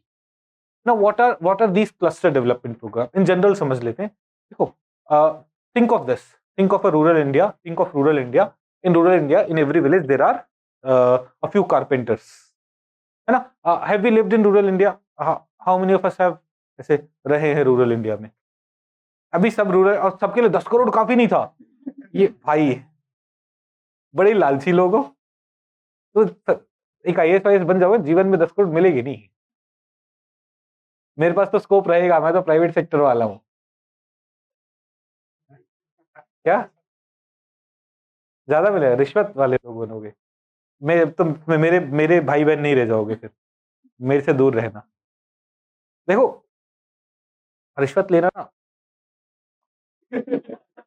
नहीं, it's equivalent to sort of murder. कैसे? The money is suppose to go to someone. India में लोग भूख से मर रहे हैं ना, इंडिया में लोग भूख से मर रहे हैं, और वो पैसा आपको लगता है कि अरे उनका खाना थोड़ी छीन लिया हमने, but indirectly it is their money which has gone into your pocket. जब आप रोड्स अच्छे नहीं बनवा रहे और एक्सीडेंट से लोग मर रहे हैं, more people are dying through accidents in India than वो कोविड के टाइम मर रहे थे. आपने रोड्स में से रिश्वत ले ली, यू आर इनडायरेक्टली मर्डरिंग. कितने लोग भगवान पे मानते हैं? बहुत सारे लोग मानते हैं. अगर मानते हो तो उनको तो ये बेवकूफ नहीं बना पाओगे ना. मैंने थोड़ी मर्डर किया जाके, मैंने थोड़ी गाड़ी गलत चलाई. You believe in God, whichever God you may be believing in, that God will never forgive you for stealing, जिसकी वजह से someone was dying. Indirectly that would have that's something that is happening. कोई भी चीज कर रहे हो ना आप, जब जैसे भी रिश्वत जो भी ले रहा है, लोग हम मूवीज में देखते हैं कि वो रिश्वत लेके जाके भगवान की पूजा भी कर रहे हैं, सब कुछ कर रहे हैं और चाहते हैं कि, तो then they people actually don't believe in God. उन्हें पता है कोई फर्क नहीं पड़ता, बस वो दिखाने के लिए ड्रामा कर रहे हैं। If you really believe in God, if you think that God is all powerful और हमारे वाले ही सबसे पावरफुल हैं, है ना, सबके लिए सबके अपने अपने गॉड सबसे पावरफुल हैं। हमने तो यहाँ इंडिया में शैविज्म वैष्णविज्म में भी लड़ाइयां देखी हैं। तो हमारे वाले तो उनको ये भी पता होगा कि जो पैसे आपने लिए हैं उसका ही रिजल्ट था a lot of people dying, a lot of people not getting good education, someone becoming a criminal, क्योंकि स्कूल्स अच्छे नहीं बन पाए थे, क्योंकि देयर वर सम सरकारी officers, there were some politicians जो स्कूल्स के पैसे अपने पास रख रहे थे। कनेक्टेड तो सब है ही ना।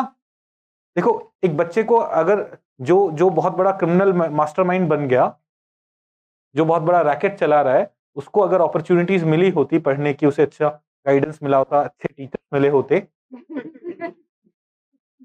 तो वो कुछ अच्छा भी कर रहा होता। That mastermind may have been used somewhere else. तो अब वो किसी को मर्डर करेगा, उसको उसकी सजा मिलेगी, but indirectly we are also responsible. And if we believe in that almighty, we would be punished. Either you should be like completely atheist, अरे कोई कुछ नहीं होता, मरने के बाद कुछ नहीं है ना। if you believe in anything, then you will never be corrupt, you will never be stealing someone's. Indirectly, this is what corrupt people do.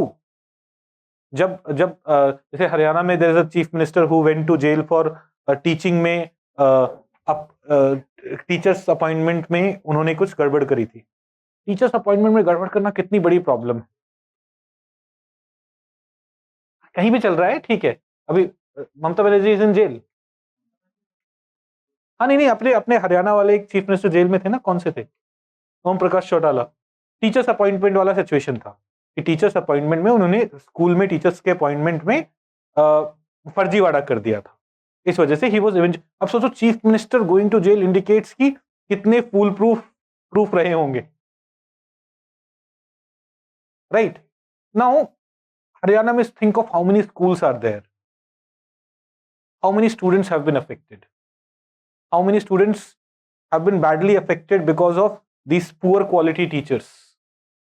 So if someone who says that मैं हरियाणा का चीफ मिनिस्टर हूं, हरियाणा के लोगों के लिए काम कर रहा हूं, ये कर रहा हूं, वो कर रहा हूं, और किसी भी इंसान को पढ़ाने के लिए भेज दे रहा है, that person is not doing anything other than serving for himself. That person doesn't even believe in God. That person is not working for any caste or religion. ना, जिन लोगों को अपॉइंट करवाया उनको लग रहा होगा कि वो हमारे लीडर है, हमारे कास्ट वाले लीडर है, हमें अपॉइंट करवाए। अरे उस स्कूल में बच्चे तो तुम्हारे भी पढ़ेंगे, है ना।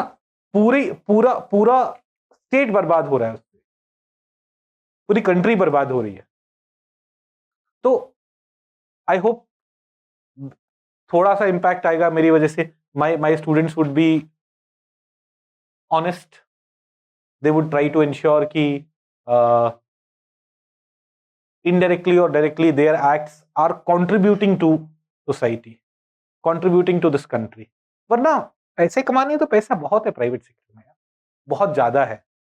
मतलब whatever I am earning, मैं कल से I can start earning 20 times more than that. I have so many offers. 20 times, exactly 20 times is the number that I discussed with my father yesterday. What my income is today, उससे 20 times is what I am getting paid right now with a phone call. मैं जितना 20 साल में कमाऊंगा उतना मेरे को 1 साल में मिल जाएगा, और जो मैं आपको फिगर बोल रहा हूं वो मेरा 1 साल में हो जाएगा। I can go and retire, और 2 साल में हो जाएगा। तो दैट इज नॉट इंपॉर्टेंट। क्या करेंगे पैसे, आप लोग भी पैसों का करोगे क्या? अगर करप्शन से बहुत सारा पैसा कमा भी ले, करना क्या है पैसों का, है क्या करोगे, राइट। तो जो कंट्रीब्यूट कर पाओगे ना अपनी ऑनेस्ट हार्ड वर्क से, जब कंट्रीब्यूट कर पाओगे सोसाइटी में, the happiness that you will have, you will not get it by buying Mustang और जो भी गाड़ी खरीदने का। There is no point. वो उन व्हीकल्स में ना आपको 10 दिन 1 महीना मजा आएगा, उसके बियॉन्ड मजा नहीं आएगा। I promise you this. No matter कितनी भी महंगा घर ले लो, कितनी भी महंगी गाड़ी ले लो, you will be happy only when you are doing your work with happiness. I work a lot, पर मैं ना I don't feel tired because मुझे मजा आता है जो मैं कर रहा हूँ. Yesterday my parents were telling me कि ठीक है तुम पैसे कमा रहे हो ये. I'll tell you something that happened yesterday. पर तुम्हें ना जो लोग मैटर करते हैं उनको भी टाइम देना चाहिए. इमोशनली ब्लैकमेल कर रहे थे मुझे कि दे मैटर फॉर मी, मुझे उनको भी टाइम देना चाहिए. आई टोल्ड देम कि पापा देखो पैसे तो मैं बहुत कमाता हूँ but all my students matter to me a lot and I am giving time to them. Each one of them matter to me. जो मैं आज की क्लास मेरे को कैंसिल करनी पड़ी, I am feeling very bad. All of you matter to me. कि इसीलिए, और वो हार्डवर्क इसलिए हो पाता है, नहीं तो I could have also. Economic survey of India की समरी करवाने में 2 दिन लगते हैं, है ना. आरटीएफक्यू नहीं करवाता. You none of you came because of RTFQ making those questions and it's unnecessary trouble. So I'm happy in spite of putting in a lot of efforts, in spite of working, like I'm very happy in my life right now. That happiness is very difficult to achieve if you are not honest to whatever you are doing. So try to ensure कि you're honest in your relationships, in your relationship with your parents, yeah. Towards your friends, towards your partner, towards your classmates, towards your work. If you'll be honest, you'll be very happy in life. If you're not honest, दुखी रहोगे. हमें लगेगा कि ओ देखो उसने corruption से कितना बड़ा घर बना लिया, अपने बेटे को यूएस भी पढ़ने को भेज दिया, ये कर दिया वो कर दिया. Happiness is not determined by that. It can never be determined by that. You would also get a chance to live in that house. You may not feel good, पर आपने अगर अपनी मेहनत से क्रिएट किया है उसे, तो आप अगर ऑनेस्ट रहे हो, you would have remained honest towards your children also and they would keep loving you, they would keep respecting you, they would keep valuing you. But if you have been dishonest towards your work, you'll be dishonest towards your children. वो ना जो बागबान में दिखाते हैं ना, झूठ दिखाते हैं कि parents were all good and children turned out to be assholes. This is वो बकवास है. It's the value system that you create. It's how you have treated your parents and your children have seen. That is how they end up treating you. तो movies में एक तरफा कुछ भी दिखा देते हैं, वो कचरा होता है. ऐसा नहीं होता. उनकी परवरिश से सलमान खान बन गया एकदम संत और अपने खुद के 3-4 बच्चे निकले कमीने. ऐसा होता है क्या रियलिटी में? ऐसा नहीं होगा. वो तब निकलेंगे जब आप खुद कमीने होंगे. नहीं तो to be happy in life, to enjoy whatever you are doing, to feel at peace always, be honest, be sincere and enjoy it. Fine. तो वो 10 करोड़ से ज्यादा वाले लोगों को मैं बहुत मारूंगा. नहीं, तुम्हारे पास ऑलरेडी होंगे. हाँ हाँ, नहीं तुम्हारे पास ऑलरेडी. मैंने कहा जो लोग ये सोच रहे हैं कि सिविल सर्विसेज में जाने के बाद will earn a lot of money, don't think of that. अगर ऐसा सोच रहे हो, stay back. you'll earn way more than that and would be way more happy. You'll be more happy than what you'll be there. अगर आप civil services clear करने लायक हो, है ना, तो you have already studied in hundreds of institutions. You have seen कितने कचरा teachers हैं. There's a lot of scope here. है ना. तो अगर पैसे ही कमाने हैं, don't go there. Work here. All these big institutions वो कुछ भी पे करने को रेडी हैं to good teachers. They don't have good teachers. They don't have committed teachers. तो पैसा यहां बहुत है, बस अच्छे लोग नहीं हैं, क्योंकि अच्छे लोग सेलेक्ट होते हैं, चले जाते हैं. राइट. सिंसियर लोग, वो वाली चीजें. तो अगर पैसा कमाना है तो यहीं रह जाओ. पैसा नहीं कमाना है, अच्छे से काम करना है, बहुत शिद्दत से काम करना है. मरते टाइम एट पीस जाना है. जिस भी भगवान को मानते हो उनके बारे में सोचो तो ये लगे कि नहीं, I have serve that God. Constitution को मानते हो, कॉन्स्टिट्यूशन को सबसे ज्यादा वैल्यू करते हो, तो आपको ये लगे नहीं, I have served my constitution well, then it would be good. Else तो सब बकचोदी है, सब मोह माया है. चलिए, let's come back to this. MSME cluster development. तो क्लस्टर डेवलपमेंट में वी वर टॉकिंग अबाउट कि think of carpenters. In every village there are 2-3 carpenters, right? Now those carpenters are running enterprise. वो खेतों में काम करने के इंस्ट्रूमेंट्स को ठीक कर रहे हैं, जो वुडन इंस्ट्रूमेंट्स होंगे, they making tables, they making chairs and all, they running enterprises, but those enterprises are government wants to ensure that they are able to access various benefits, but government would not be able to do this ki it will be able to ensure ki there are trucks available in every village for transportation of their product if they expand their production, है ना. There is technical training mechanism available in every village, a common infrastructure, like not every carpenter would be able to avail, let's say, some instruments. The common infrastructure is available in every village for 2 carpenters. This cannot be done. So for this situation, what is done is clusters are created where these carpenters are brought together from multiple villages. A cluster would be created. In that cluster, common infrastructure, good transportation facilities, easy availability of, and there could be many advantages that could be provided. There, these carpenters can expand their business, can grow. And in this way, indirectly, MSME sector also does well. In this way, MSME sector also does well. Did we get it? Do we have clarity on this? So, did we understand cluster development program? So both these programs are like this. A scheme for upgradation of rural and traditional industries is primarily focused on rural India. Advantage, quicker dissemination of info. एक cluster में आप info भेज पाना आसान होगा rather than they distribute it. Better cost effective due to distribution of common cost. There could be some common things that all of them would be able to use. Cost would be reduced. Focus on holistic development covering infrastructure, common facility, testing technology, skill upgradation, marketing. All these things could be done in a better way in cluster approach, and therefore Spurti and MSE initiative. Then some other initiatives are there. जैसे interest subvention scheme है for MSME sector. This was launched in 2018 and provides 2% interest subvention to GST registered MSME sector. So if we go and take loan, like we are registered as an MSME entity, if we go and take loan, government will say कि भाई 2% interest rate आपका कम लगेगा, we'll pay for your 2%. Suppose we get loan at 10%. Government will say आपको 8% ही देना पड़ेगा, 2% हम. Then मुद्रा initiative. मुद्रा we have already studied. 3 अलग अलग टाइप के लोन up to शिशु तरुण, शिशु किशोर तरुण. लिमिट्स 50,000 है पहला, 5 लाख पे एकदम अमीर लोग हैं. आपने बोला व्हाट इज द लिमिट? पढ़ाया मैंने, अभी टेस्ट भी हो चुका है उसका.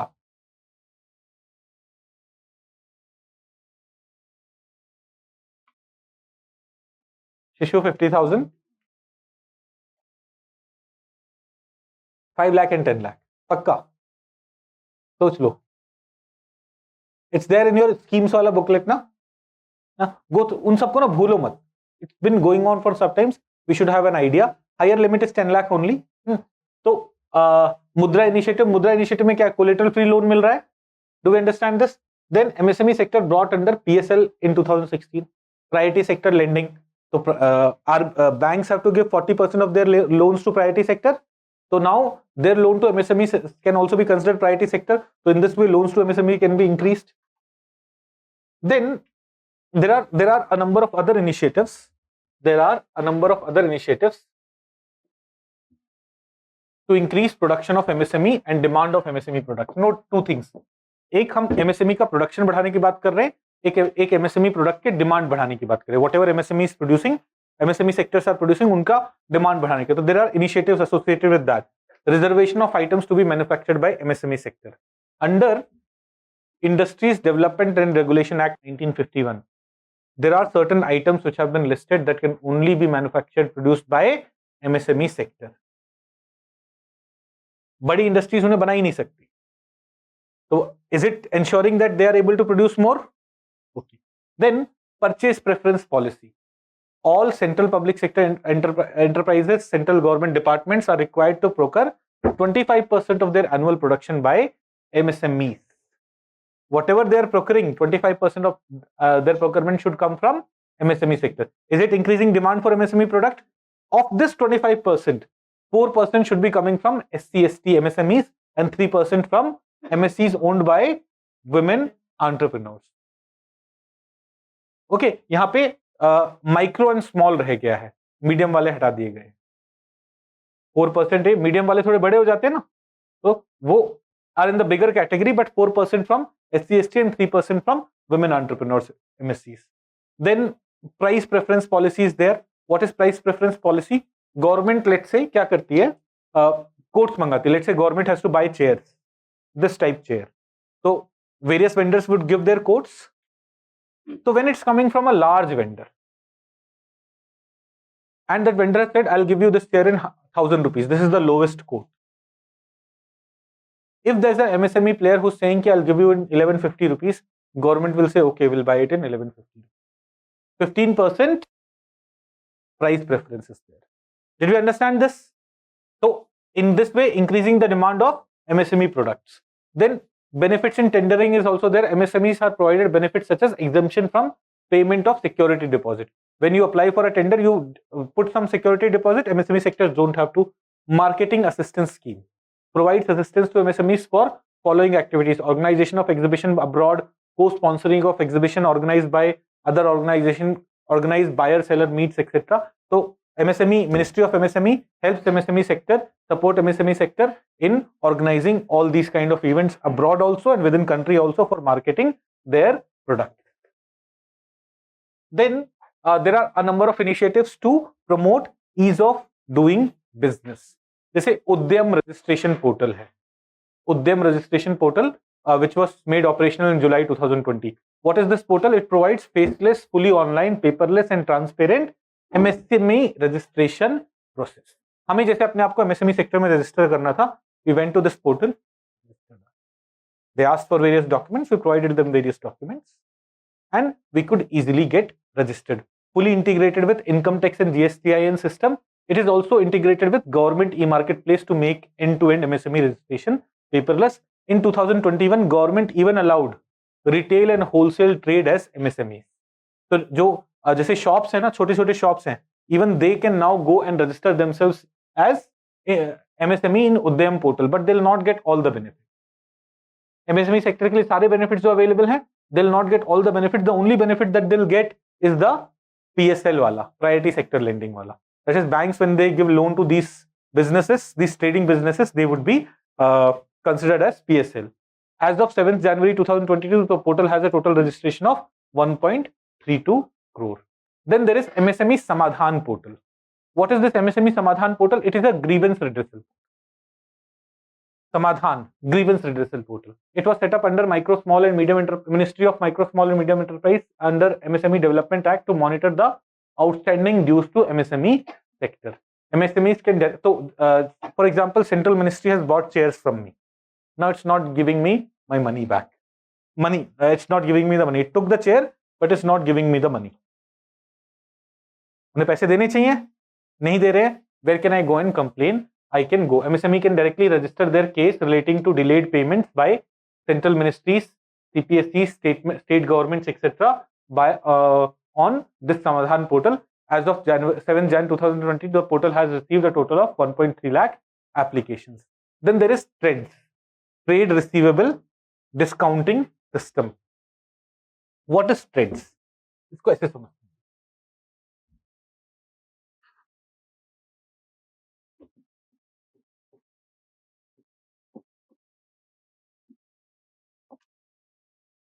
Let's say there's this MSME.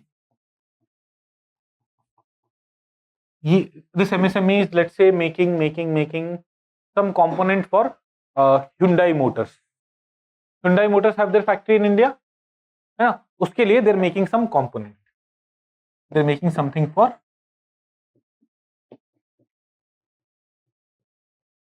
correct spelling Hyundai का Hyundai HYUNDAI. They're making something for Hyundai Motors. Now Hyundai Motor ने बोला कि we'll give you the money in 1 month, but they're not giving it. Now for this Hyundai Motor, this business may not be that important. Getting money back, giving money to them may not be a priority. They have other important things to do. But this business is a small business. If their 5 crore rupees is stuck, they cannot buy raw material, they cannot pay their employees, they'll be in a lot of trouble.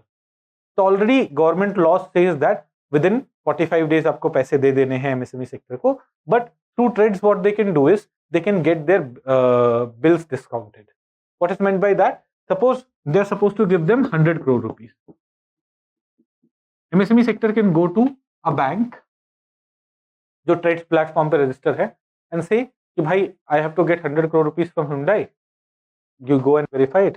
You give me 99 crore right now and keep 1 crore. You take money from Hyundai. Did you understand? Because I need it right now. Hyundai will give it to me in 45 days. Fine. I need the money right now. You become the owner of that 100 crore rupees. Give me 99 crore rupees. I'm done. So in this way, what happens? Rather than they getting 100 crore rupees, they will get 99 crore rupees from bank. And bank is bank क्यों बीच में है? क्योंकि it should be able to earn some money. It will be able to get the entire money from Hyundai. Trades platform is for this purpose. TREDS platform is for this purpose. Did we understand? Did we understand this?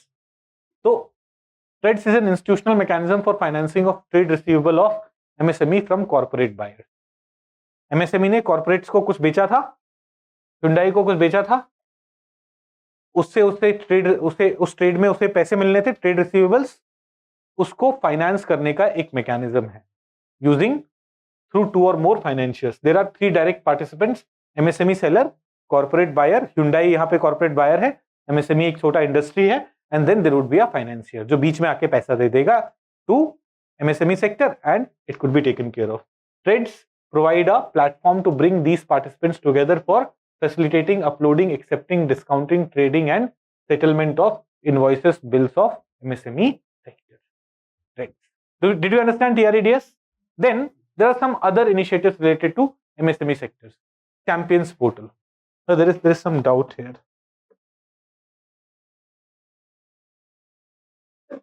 Sir, I have confusion with the term get a bill discounted. Can you please explain the general meaning of the phrase? हाँ बेटा,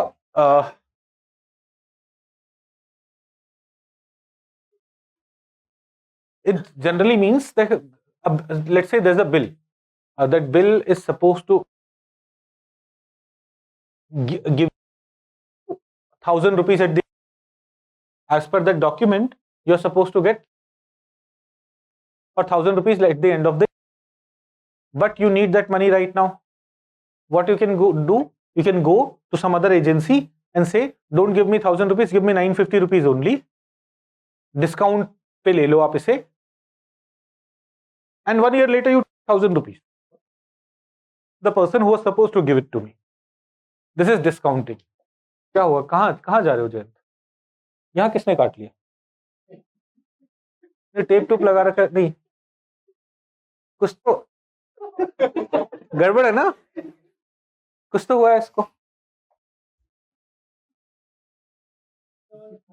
अच्छा, voice breaking. I'm sorry. I have to stand up. I'm sorry. Now it should be. Is it fine now? Is it fine? अभी आ रही है आपको? Okay. Did we understand discounting? ठीक है. उसको जयंत को किसने काटा ये नहीं सुना होगा उन्होंने. Champions portal. What is Champions portal? It's again a grievance redressal portal for MSME launched by Ministry of MSME in 2020. It's an ICT based technology system for making smaller units big by helping and hand-holding them. So see, it's not only grievance redressal, it's hand-holding portal. So when you talk about champions, the Samadhan grievance redressal वाला था. When you talk about champions, grievance redressal को underline करो, but also underline the or also highlight the hand-holding वाला part. A network of control room is created in a hub and spoke model where hub is situated in the ministry and spokes are situated throughout the country. As of January 2023, more than 56,000 grievances were brought to this portal and 98% of them have been resolved. The portal continues to improve through initiatives like localization of the portal in 11 regional language, introduction of chatbot, etc. to improve the functionality of the Champions portal. Then GST composition scheme, it's also helping MSMEs. Do we understand what GST composition scheme is? See, जैसे अगर LevelUp का revenue 1.5 crore तक का ही होता, हाँ, अगर LevelUp का revenue 1.5 crore तक का ही होता, in that case what could have happened? We would not have paid government this 17% GST. We would not have charged you 17% GST. है ना. We could have said, government would have decided कि आपका जितना revenue है उसका around 1% हमें दे दो, that's it. So we could have paid 1.5 lakh rupees to government and our GST compliance thing could have been taken care of. Abhi, we have to collect GST from you. We have to pay GST to government. We have to hire a CA for doing all the calculation. A lot of trouble. For small businesses, we have this composition scheme where they do not have to get into all this trouble. Did we understand? Did we understand GST composition scheme? Sure? नहीं समझ में आया? आपको आया? Okay, okay. Then in 2020-21 budget, compliance burden was also eased. The auditing threshold has been raised by 5 times from INR 1 crore to INR 5 crore. देखो, in order to reduce compliance burden on small retailers, traders and the MSME sector, the auditing threshold has been raised 5 times from rupees 1 crore to rupees 5 crore. This would be applicable only to those MSMEs that transact in less than 5% in cash. Now, what is this? What is this? Let me explain you. देखो, do we understand what is audit? For any business, say LevelUp IS is a business, we have to get our accounts audited, and an authorized CA will audit our account and will say that our accounts are fine. Whatever we are depositing to government, whatever information we are giving government, this much was our revenue, this much was our expenditure, that is all fine. A CA will have to sign it. This is auditing of the account. Now, this is not needed by someone whose revenue is very less. A shopkeeper would not need to do that. But bigger businesses are compulsorily supposed to get this done. Bigger businesses are compulsorily supposed to get this done. Do we understand this? So, पहले जो threshold limit था ना, above which you had to get auditing done, that was 1 crore. Now that threshold limit has been increased to 5 crore. Now the threshold limit has been increased to 5 crore. So now if your revenue is up to less than 5 crore, you don't have to go for audit. So auditing के भी ना audit fees लगता है, and then you have to keep every bill with you, and it would be verified by the CA, and a lot of complications are there. But this is only applicable if your transaction is less than 5% in cash. If your transactions are more in cash, then this is not applicable. Then you will have to get it audited. But अगर आपका transaction cash में नहीं है, 95%, more than 95% of your transaction is not in cash, then you can access this benefit. This was done in last year's budget, not this year's budget. But it's an important step. You must know about it. Then, pre-packaged insolvency resolution mechanism. So I'll briefly help you understand this pre-packaged insolvency resolution. Yeah, let's keep it aside. Just remind me when we are covering insolvency and bankruptcy code, I'll explain you pre-packaged insolvency package थोड़ा सा detail में. यहाँ पे चलो एक काम करते हैं. Why keep it pending? Let's do it. Pre-packaged insolvency resolution. See, what happens is, let's say I'm a business. I'm a small business, MSME sector का business, and I'm facing some financial crisis. I'm not able to pay my lenders. I've taken some loan and I'm not able to pay my lenders. My creditors, जिन्होंने मुझे loan दिया है, those creditors can go to government authorities and say कि this person is not able to, this business is not able to pay our money back. Let's start the insolvency proceeding again. Let's start the corporate insolvency resolution process against them. And then my control over my company would go away. Creditors would have control. But for MSME sector, what government has done, government has come up with this pre-packaged insolvency resolution, where under this, an opportunity is being given to the owners of the company. You come up with a resolution plan. You come up with a resolution plan ki how do you plan to give the money back to them? It can be approved, and thus so that business remains in your control. And you are able to run it and ensure that abhi you are not able to pay, but as per that plan, whatever plan that you create, you are able to pay according to that. This is pre-packaged insolvency resolution. This was in 2021 that was brought for the first time, and last year ke Economic Survey of India mein bhi tha. It was not there in this year's Economic Survey of India. That's why I'm not covering it in detail. But exam mein pata hai, in prelims what question mein get asked? Pre-packaged insolvency resolution was brought recently for which of the following sectors? MSME sector, agriculture sector, electronic sector, ऐसे. So you should be able to understand कि pre-packaged insolvency resolution mechanism is only available to MSME sector. Baki we'll study it in slightly more detail when we are covering insolvency and bankruptcy code. Madan is saying like presumptive tax. Now, in what context is he saying? No, presumptive tax is something else, Madan. Swarnamukhi is saying that the composition scheme is not clear. Okay, let me explain composition scheme with some examples. Think of me as a shopkeeper. You see, my father has a shop, actually. My father has a shop and he comes under GST composition. So let me take his example. Okay, he's buying certain things.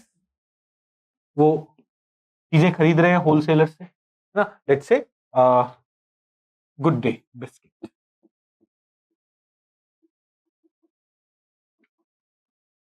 Let's say Fortune refined oil.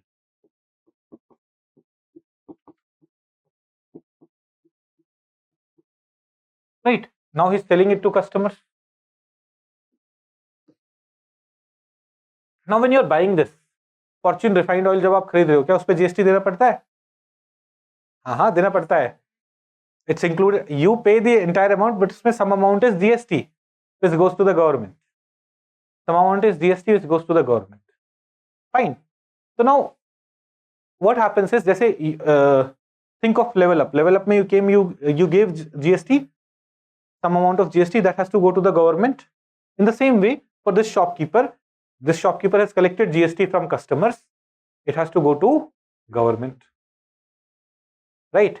At the same time, the shopkeeper had paid some GST when he bought Fortune oil. So he has already paid something. So input tax credit bhi hona chahiye. He will not have to pay the entire thing because he has already paid some GST when he was buying these things. Right. So every shopkeeper will have to do what? All the products that he is selling. उस पे कितना GST दिया, customer ने कितना GST दिया. He has already paid how much GST to the wholesalers, so that which has gone to the government. Complicated. Now for a small business. Now my father takes care of his business himself. उनकी छोटी सी shop है, he takes care of it himself. Will he be able to do all this? No. He'll have to hire an accountant. He'll have to hire a technology person. Everything should be computerized, and then a CA should be there to audit it. So to avoid this kind of situation, what is done is, it said that if you're a small business, if your revenue is only up to kitna tha GST composition 1.5 CR. If your revenue is only up to 1.5 CR, then you are in composition scheme. Then you do not worry about this GST and that GST and all. If you're, let's say, आपका total sale था 1 crore rupees का, you pay 1% of it, 1 lakh rupees as GST, and that's it. It's as simple as that. Did we understand? Swarnamukhi ji, did we understand what GST composition scheme is? Now, this is even for slightly bigger businesses. For very small businesses where revenue is up to 20 lakh rupees. In fact, my father's shop doesn't come in the revenue system, GST system at all. His revenue is less than 20 lakh rupees. His annual revenue is less than 20 lakh rupees. So he doesn't have to worry about GST system at all. He's chill. अगर उनका business थोड़ा बड़ा होता, then he could have gone in GST composition scheme. और भी बड़ा होता, then he would have hired a CA, he would have hired an accountant, and everything would have been maintained, and all those complications would have been there. Did we understand GST composition scheme? Okay, so GST is applicable only when your revenue is 20 lakh rupees. I think that has now been increased to 40 lakh rupees. Last year it was increased to 40 lakh rupees. GST composition, uske baad you can take the benefit of GST composition, and after that you'll have to follow the entire complicated mechanism. Do we understand? Okay. GST composition is understood. Easing compliance is understood. this was MSME sector. Now a lot of things in last few years have been done for electronic sector also. Remember हमने science and take में electronics पढ़ा था, semiconductor पढ़ा था, है ना? We had said that it is these semiconductors which have made electronics sector possible, है ना? What were the properties of semiconductor? Semiconductor have less resistance than more conductivity than insulators, but less conductivity than metals or good conductors. But if you dope them, थोड़ी doping कर दो उसमें, so it can become either a very good insulator or very good conductor. And this has helped us take control over the helped humans to create the entire electronic sector. But in electronics sector, we don't do very well. We have for years now been dependent on import. When it comes to software, we are very good. But when it comes to electronics, semiconductor or hardware sector, we have been doing badly. Most of our phones are made by some Chinese company or some Korean company or some US company, है ना? Hardly. क्योंकि कोई यहाँ पे बैठा है जिसने किसी इंडियन कंपनी का फोन ले रखा होगा? Anyone? Indian company? कोई नहीं. कोई इंडियन कंपनी है जो अभी अच्छा स्मार्टफोन बनाती है? लावा है? अभी भी आ रहा है उसका स्मार्टफोन वगैरह? नहीं, लावा was there. Like when I was in 2014-15, while I was still working, Lava was one Indian company that we used to talk about.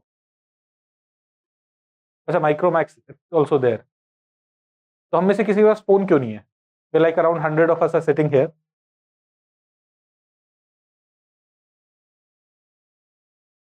जो भी factors होंगे, it shows that our electronic sector is not doing that well. It's not doing that. है ना? हम लोग we are using Android phones. We are using Windows का laptop. We are using a lot of government softwares for applying to UPSC and all that. है ना? उन सब में इंडिया का कंट्रीब्यूशन होता है. एंड्रॉइड के इंजीनियर्स यहाँ इंडिया में भी बैठ के काम कर रहे होंगे. India is contributing a lot to it. But when it comes to hardware technologies, India isn't doing very well. Even the companies that we spoke about, Lava or Micromax, they must also be mostly assembling the phone. उसके जो components होंगे ना, वो अभी भी it must be getting manufactured in Taiwan और China और somewhere else. I have a very good friend. He started his own company. He did BTech with us, then he went to IIM Ahmedabad, and then after there he did some sales job and realized कि सब बकचोदी है. He came back to technology, CTO बना अपनी company का, और he started a technology company, and he regularly used to visit China for buying components, electronic components. So he was like, it's not possible that you will be able to buy those components from India and would be able to compete with the market. The price differences are so huge. So we are not doing very well there, and we have to, in order to ensure that we are not dependent on these companies, these countries, we have to do well there. And in recent years, a number of steps regarding that have been taken. Very, very important for your exam. So we will go through some of those steps. ये online में भी कोई India के company का कोई phone लेके नहीं बैठा है? Of these 70 students or so online, समाक्षी बोल रही है नहीं. मतलब तुम्हें क्या पता बाकी सब? अगर है तो बताओ नलायक. आपके पास फोन कौन सा है? हाँ, ये क्या है? ये तो कार्टून चैनल होता था ना, पोको. अच्छा, ओप्पो. तो पोको एक चैनल होता था ना शायद. पोगो होता था, पोगो. ओके. मेरे को पोगो का फोन पे आने लगा. चलिए. हाँ, आंसर तुम्हारे एक भी सही नहीं होते हैं. टेस्ट में तो नंबर आते हैं खराब. MI की कंपनी. नहीं, I also have a Chinese phone. It was before I decided कि कोई चाइनीज प्रोडक्ट नहीं लेना है. और 4 साल से चल रहा है. I was not expecting this, है ना. नहीं, last year this when we were getting this done, no, these screens that you see, तो जो हमारा जो वेंडर है उन्होंने बोला सर वन प्लस वाला सबसे अच्छा है वो लगवा लीजिए। मैंने बोला नहीं, चाइनीज प्रोडक्ट लगने ही नहीं है, no Chinese product, that's our contribution. हम चाइनीज प्रोडक्ट खरीद रहे हैं तो वो आके बॉर्डर पे हमारे सोल्जर्स को परेशान कर रहे हैं, हमारे पैसों से ही हमें परेशान कर रहे हैं। We should all boycott Chinese thing, simple. Government officially नहीं कर सकती क्योंकि डब्ल्यूटीओ के नॉर्म्स गड़बड़ हो जाएंगे, national treatment and most favoured nation and all that, but we can do it. Reject, ignore every Chinese thing. We have larger population than them. Do we have? We have a more consumption based population. जवान भी हम सारे के सारे। If we all decide to bring them on back foot, they would come on back foot. बुड्ढे लोग हैं बस बचे हुए।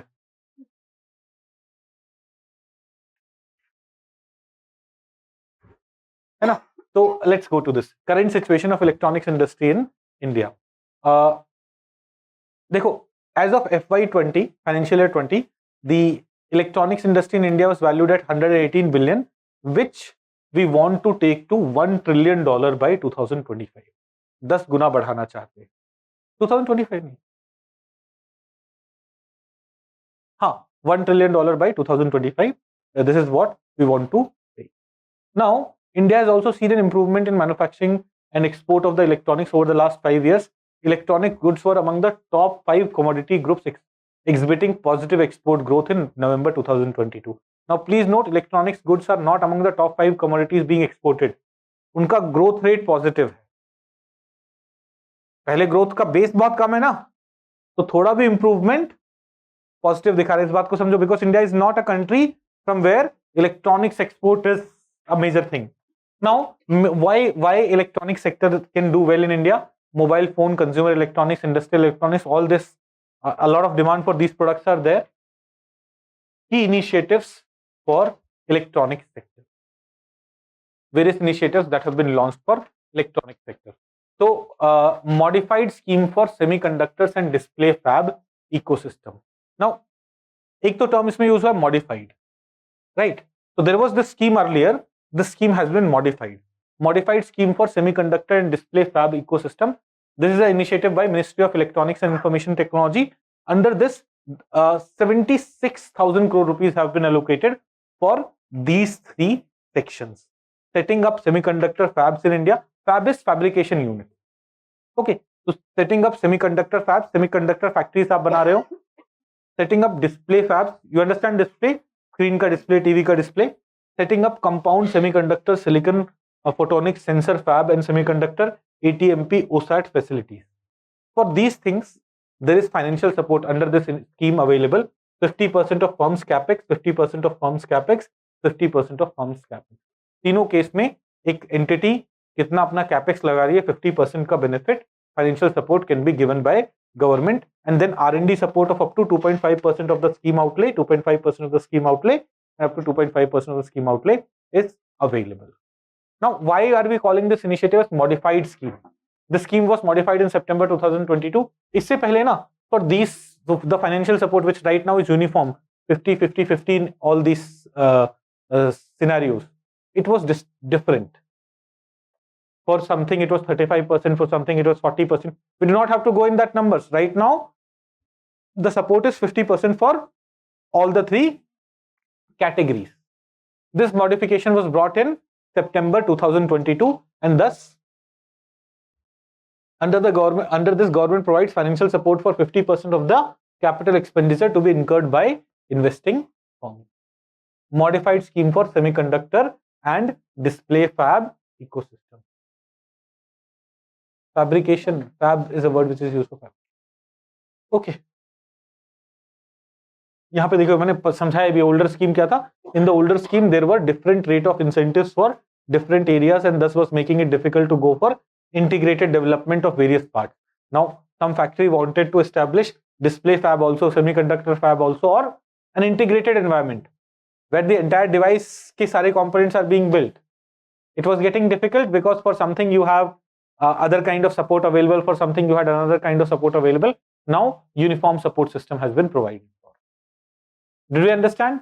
What is this? Modified scheme for semiconductor and display fab ecosystem.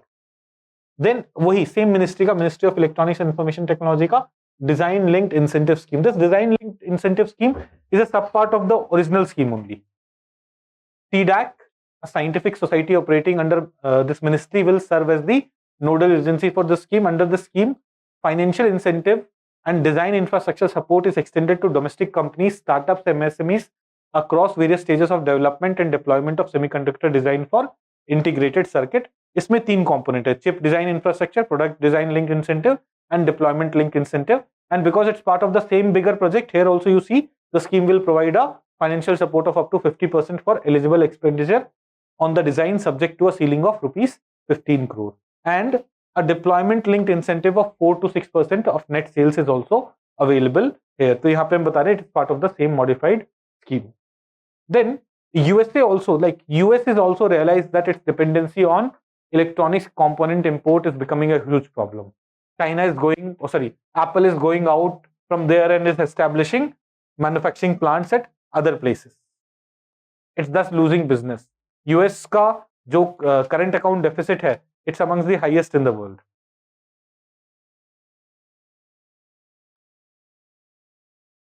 Deficit is among the highest in the world. India से भी बहुत सारा डेफिसिट है उनका. चाइना से तो बस पूछो मत कितना डेफिसिट है. तो even they have started taking some measure. तो एक ना chips and science act, USA also came up with creating helpful incentive to produce semiconductor and science act 2022. Creating helpful incentive to produce semiconductors and science act 2022, chips and science act 2022. Prelims में क्या आएगा ना, ये it was given in economic survey of India in a box. Prelims में the last chips act was in news recently to promote semiconductor development in the country. ये किस country ने launch किया है? India, China, Pakistan. पाकिस्तान तो नहीं डालेंगे. पाकिस्तान के साथ ऐसा हो सकता है, recently which country got divided into 4 parts. अलग ही चल रहा है उनका देश. फर्जी चीजों पे चलोगे तो यही होगा.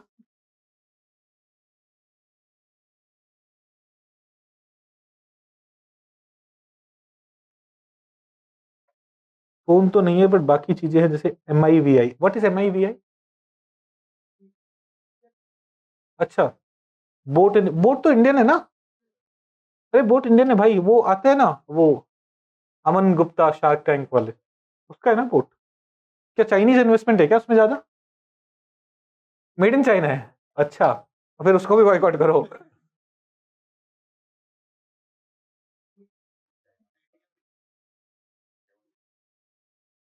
हाँ, मेड इन चाइना को सबको बॉयकॉट करो. पेटीएम तो बॉयकॉटेड ही है भाई. अरे my banking is done through this phone. तो मैं ये सब यूज ही नहीं कर पाता. यूपीआई में बोलता हूँ इंटरनेट बैंकिंग से पे करूंगा लैपटॉप से जाके. I don't have any other वैसे online banking mechanism.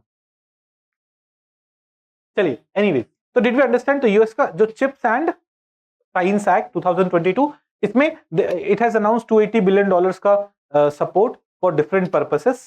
Economic survey of India का ही इमेज लेके डाल दिया है मैंने. We do not have to go in the details of इस scheme, but chips and science act किस कंट्री ने रिसेंटली लॉन्च किया था, किस फील्ड के लिए लॉन्च किया था, for what field was it launched, by which country was it launched. It may get asked in the preliminary examination. We should know about this. PLI scheme. What is PLI?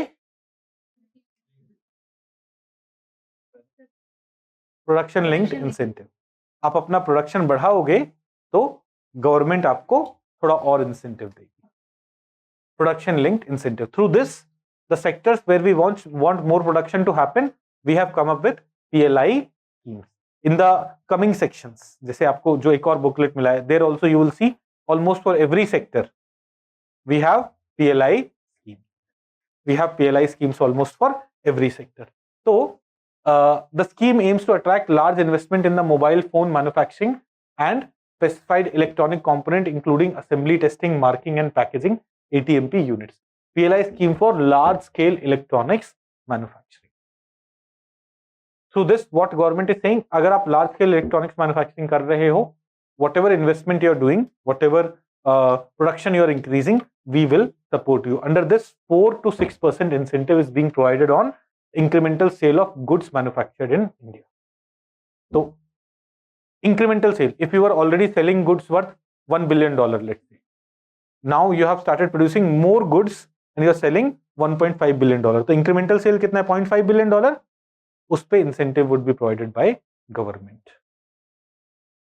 In December 2022, empowered committee headed by CEO of Niti Aayog chose 2 companies, one a domestic company and other a foreign company for mobile manufacturing under PLI scheme for large scale electronics manufacturing. जो ये है ना PLI scheme for large scale electronic manufacturing, for this 2 companies were identified जिनको benefits मिलेंगे.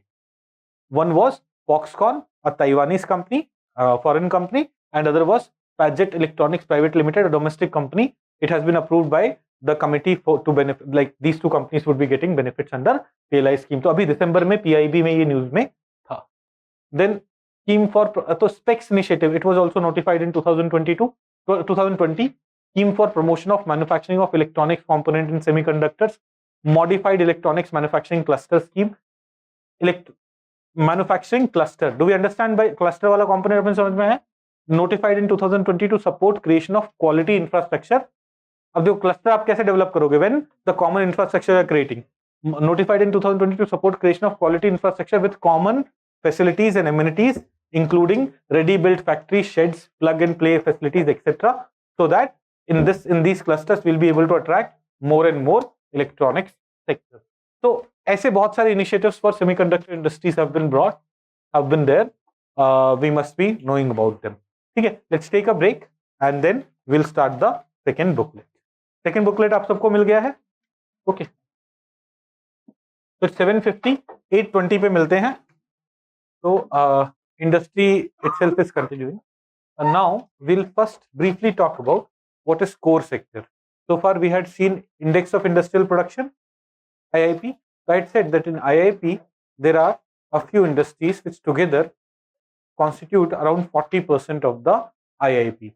These are the core industries. So when we look at index of 8 core industries, it measures the collective and individual performance of the 8 sectors, these 8 sectors: coal, crude oil production, natural gas, refinery product, fertilizers, steel, cement and electricity sector. इसमें notice a few things. Highest weight is that of refinery, 28%, refinery products 28%. Then we have electricity and then comes steel. Right? Roughly ये याद रखो. Index of 8 core industries. So they say index of industrial production was measuring. With the help of that, we could measure the growth in industrial sector in India. In the same way, with the index of 8 core industries, we'll be able to measure the growth of these core industries here. Okay, which are the core industries? Do we understand? What is its share in the IIP also? That we understand? Okay. Now,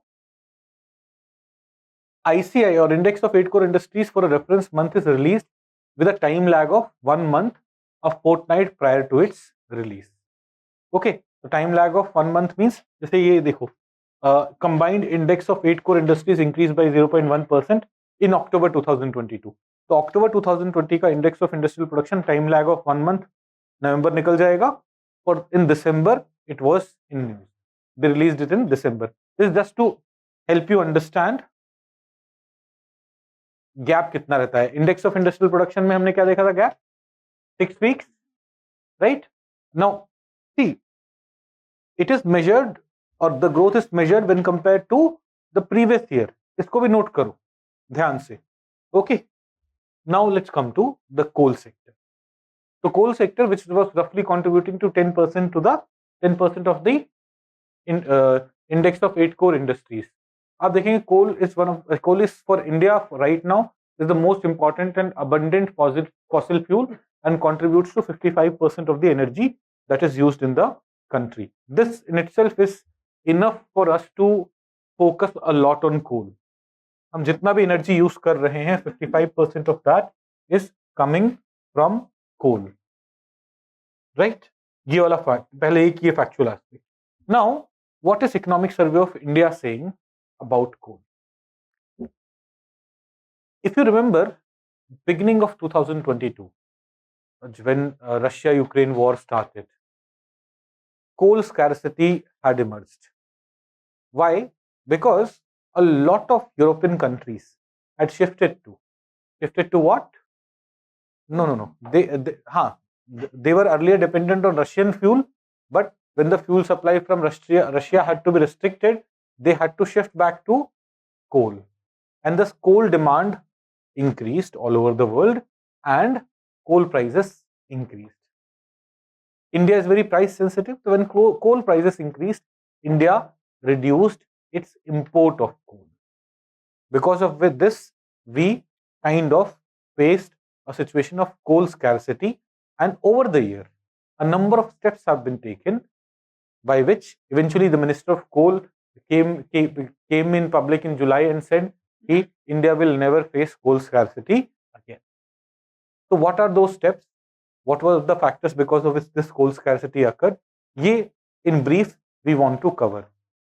Important pre के लिए भी है, important mains के लिए भी है, important economic survey of India में दिया हुआ है, इसलिए. So increasing demand, we understand the reason for increasing demand. Another factor was emergence of intense heat wave from early March to mid-May 2022. Because of intense heat wave, energy consumption in India goes up, and most of the energy in India is still coming from coal. So coal consumption goes up. But because India is very price sensitive, so when rise of coal took place, we reduced our import. Look at the reduction. In FY22, we only imported 27 million tons of coal, which was 45 MT in 2021 and 69 MT in 2019-20. This indicates कि कितना price बढ़ने से हमारे यहाँ कोल reduction कितना हुआ.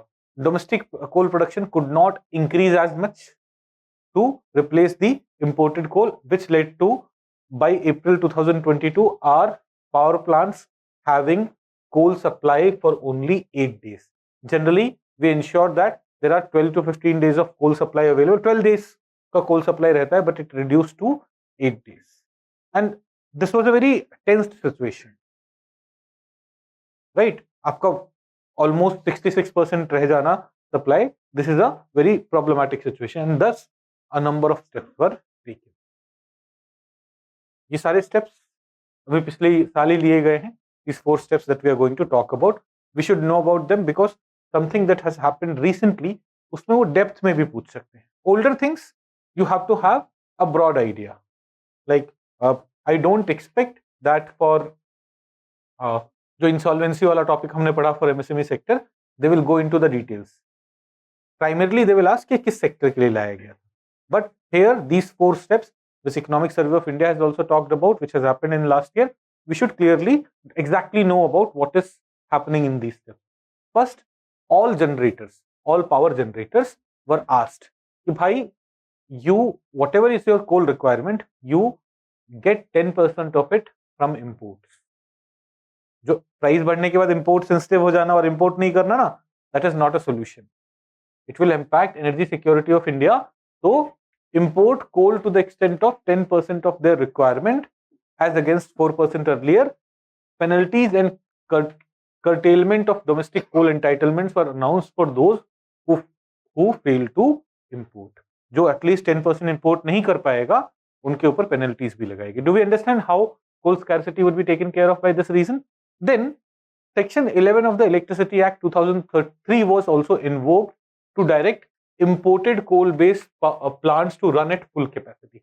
There are some power plants which primarily depend on imported coals. They were asked, you should run in your full capacity. Again, आप अपना import reduce मत करो just because the prices have gone up. You depend on imported coal, you keep on importing coal, you run on your full capacity with the assurance that their enhanced cost of operation would be compensated. Because they would be dependent on imported coal, which is expensive, their cost of operation would be higher, it would be compensated by government. Do we understand how coal supply in the country, they tried to increase. Then third, tolling was enabled. Now what is tolling? This allowed states to transfer their allotted coal to private generators near the mine. So what states used to do, government अपना allotted coal अपने power plants को भेजते थे, which may have been situated to a faraway place. So they said that don't do that. Why spend so much energy in its transportation? Ensure that that is available to private generators near the mines instead of transporting it to faraway state generators. This move eased the burden on availability of railway rakes and increased the supply of coal for power producers. Then Rural Electrification Corp and Power Finance Corporation. These are financial institutions which provide funds for infrastructure development of electricity and power. And commercial bank. All these organizations would provide funds. They were advised to facilitate availability for additional working capital to power generators. Power generating plants should be able to get more capital, that is more loan, so that even when they are importing and all, there is no scarcity of money for them. These were the 4 steps which were taken to deal with the crisis. But in general, there are a number of steps which have been taken over the years. ये तो 4 steps हैं which were taken immediately to fight the coal crisis. Which are the 4 steps? Can we quickly revise? बताइए पहला step क्या था? 10%. You will earlier that limit was 4%, but now 10%. Similarly, on the same lines, the foreign dependent power plants were asked to run on full capacity. Tolling. आपके पास में जो private power generator है, send it to him. And then these financing agencies were advised कि भाई ensure that enough capital is available to these power generators. Fine. मैं ऐसा ही question बना दूंगा जिसमें चारों स्टेटमेंट्स होंगे. And it may appear very weird or difficult question, but because Economic Survey of India has clearly mentioned these 4, so it should not be seen as something which would be difficult. Everyone should go through Economic Survey of India. ना मैंने आप लोगों को मना इसलिए किया because I am going through it. I have ensured कि I'll cover each and every aspect of it which is relevant for your exam. Now, other steps which have been taken over the years. FDI under automatic route. Coal sector में automatic route में 100% FDI is available. Foreign investment is allowed. Then Mines and Minerals Development and Regulation Amendment Act 2021. So Mines and Mineral Act है 1957 का. It was amended in 2021. Now amended for what purpose? Earlier, do we understand what are captive mines? Yes. So captive mines ना, मान लो I'm running a power plant. So captive mine, I'll be allocated a mine from which the coal that I'll mine will go to this power plant only. These are captive mines. There can be some mine जहाँ पे आप mining कर रहे हो and you are selling it to market for other different purposes. But in captive mines, you will use that coal only for the specified purpose. तो मान लीजिए, assume this, a thermal power plant has been allocated some mine, you mine coal from there for this thermal power plant. Fine.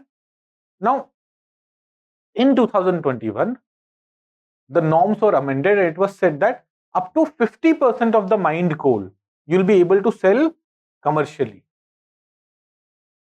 Even from captive mines, up to 50% of the coals. Earlier, captive mine ka coal could only be used for this purpose. Now, up to 50% of the coal could be used for other purposes, for other commercial purposes. It could be sold in the market and then किसी भी purpose के लिए use हो.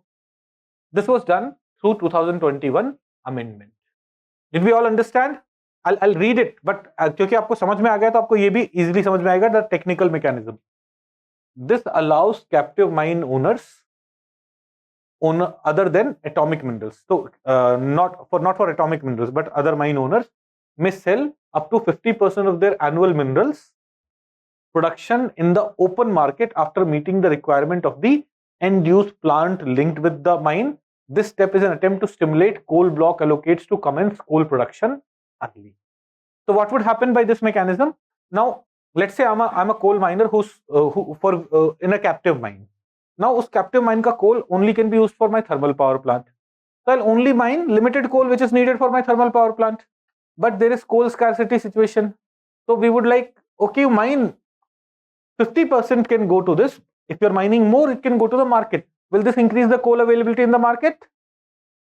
This was done by amending the Mines and Minerals Development, Mines and Minerals Development and Regulation Act 1957. It was amended in 2021 to bring this provision.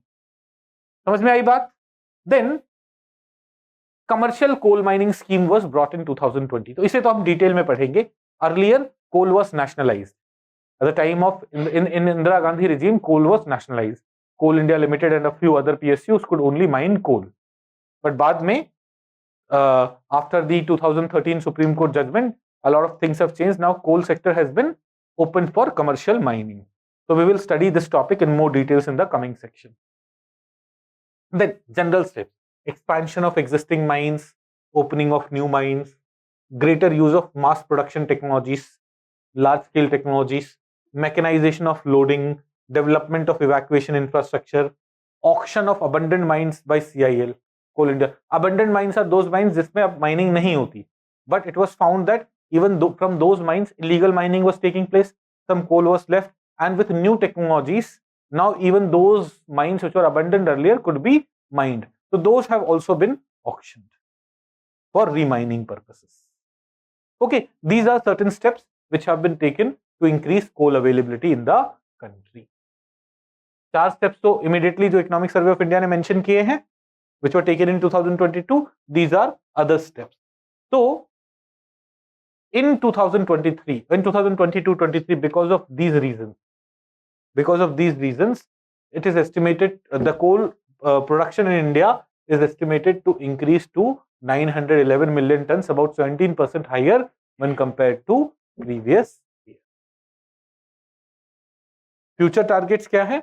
The coal ministry is expecting that the coal sector will grow at the rate of 6 to 7% annually, and we will produce around 1 billion tons by FY26 and 1.5 billion tons by by 2030. Right? This is our target. तो देखो अभी numbers exactly याद नहीं रखने, but remember कि right by 2026 1 billion ton produce करना है. This year it is estimated. Economic Survey of India can only estimate because the year is not over. It is estimated that we will already be producing 900 million tons. So 911 million tons और 5-6%, 6-7% का annual growth है. In 2 years, will we be able to? In 2-3 years, will we be able to reach 1 billion tons का target? Yes. By 2030, we have to go to 1.5 billion tons. Rough numbers.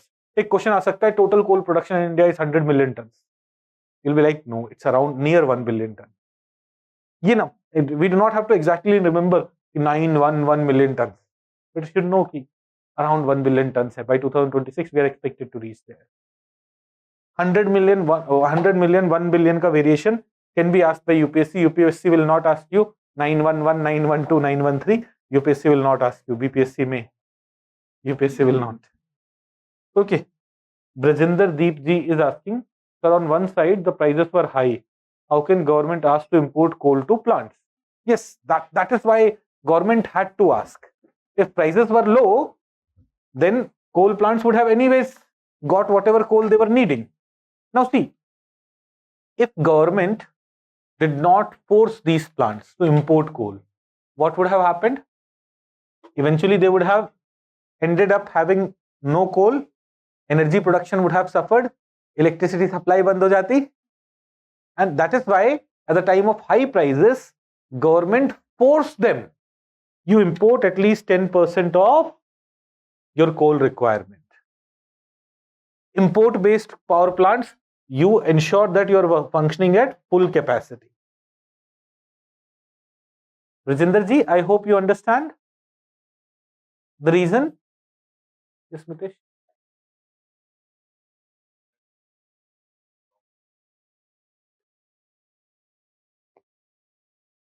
Right. You're right. And electricity sector, you mean? Electricity sector. Why? देखो, अब Mitesh has a question कि sir, captive mine को you are allowing for other purposes. This में in long term create problem, है ना. वो thermal power plant के लिए कोल में not be available. Now see, understand 2-3 different things. One, we have coal available in the country. The problem is we do not have mining facilities. So by this we can increase mining in short run, है ना. तो mining production बढ़ सकता है ये. Now what may happen, because captive mining companies would be allowed to commercially sell this thing, more companies may be interested in getting captive mining facilities in India, and eventually धीरे धीरे transition तो we have to move towards renewable. So let us finish our coal, ना. वो कोल खत्म भी होता है अगले 20-30 साल में, दैट्स फाइन. नेट जीरो की तरफ जाना है तो we'll anyways have to move away from coal. Okay, I hope this is understood. all the aspects that we have covered so far is understood. What is the why coal is very important, or what is the level of coal production right now, what was the problem in FY22 because of which the scarcity occurred, the key initiatives taken by government in FY22, and other key initiatives which have been taken over the years to promote coal production in the country. Clear है सबको? थोड़े आजकल हम boring topics कर रहे हैं, but I didn't make this topics, है ना. तो मैंने बनाए नहीं है, और इनको इंटरेस्टिंग कैसे करूं, कुछ पता नहीं है. बायोडाइवर्सिटी में तो आप सांप बिच्छू देखोगे तो खुश हो जाओगे, धड़कनें बढ़ जाएंगी कभी ऐसे खतरनाक कोबरा को बैठे हुए देखोगे तो, है ना. कौंडा भैया, इंडियन बायोडाइवर्सिटी पढ़ेंगे. एक तुम्हारे घर में दो एनाकोंडास रख ही देते हैं, मेल फीमेल, है ना. उनके बच्चों का खाना तुम बन जाना. गवर्नमेंट पकड़ लेगी, हम वो भी परमिशन दिलवा देंगे, इतनी पहुंच है. आप बोलो, रख लोगे एनाकोंडा, रख लोगे, है ना. एक ना वो आईक्यू टेस्ट भी होना चाहिए यूपीएससी में एग्जाम में. कोई कुछ भी बोल रहा है तो प्रिलिमिनरी एग्जामिनेशन से पहले भाई एक आईक्यू टेस्ट दो सब.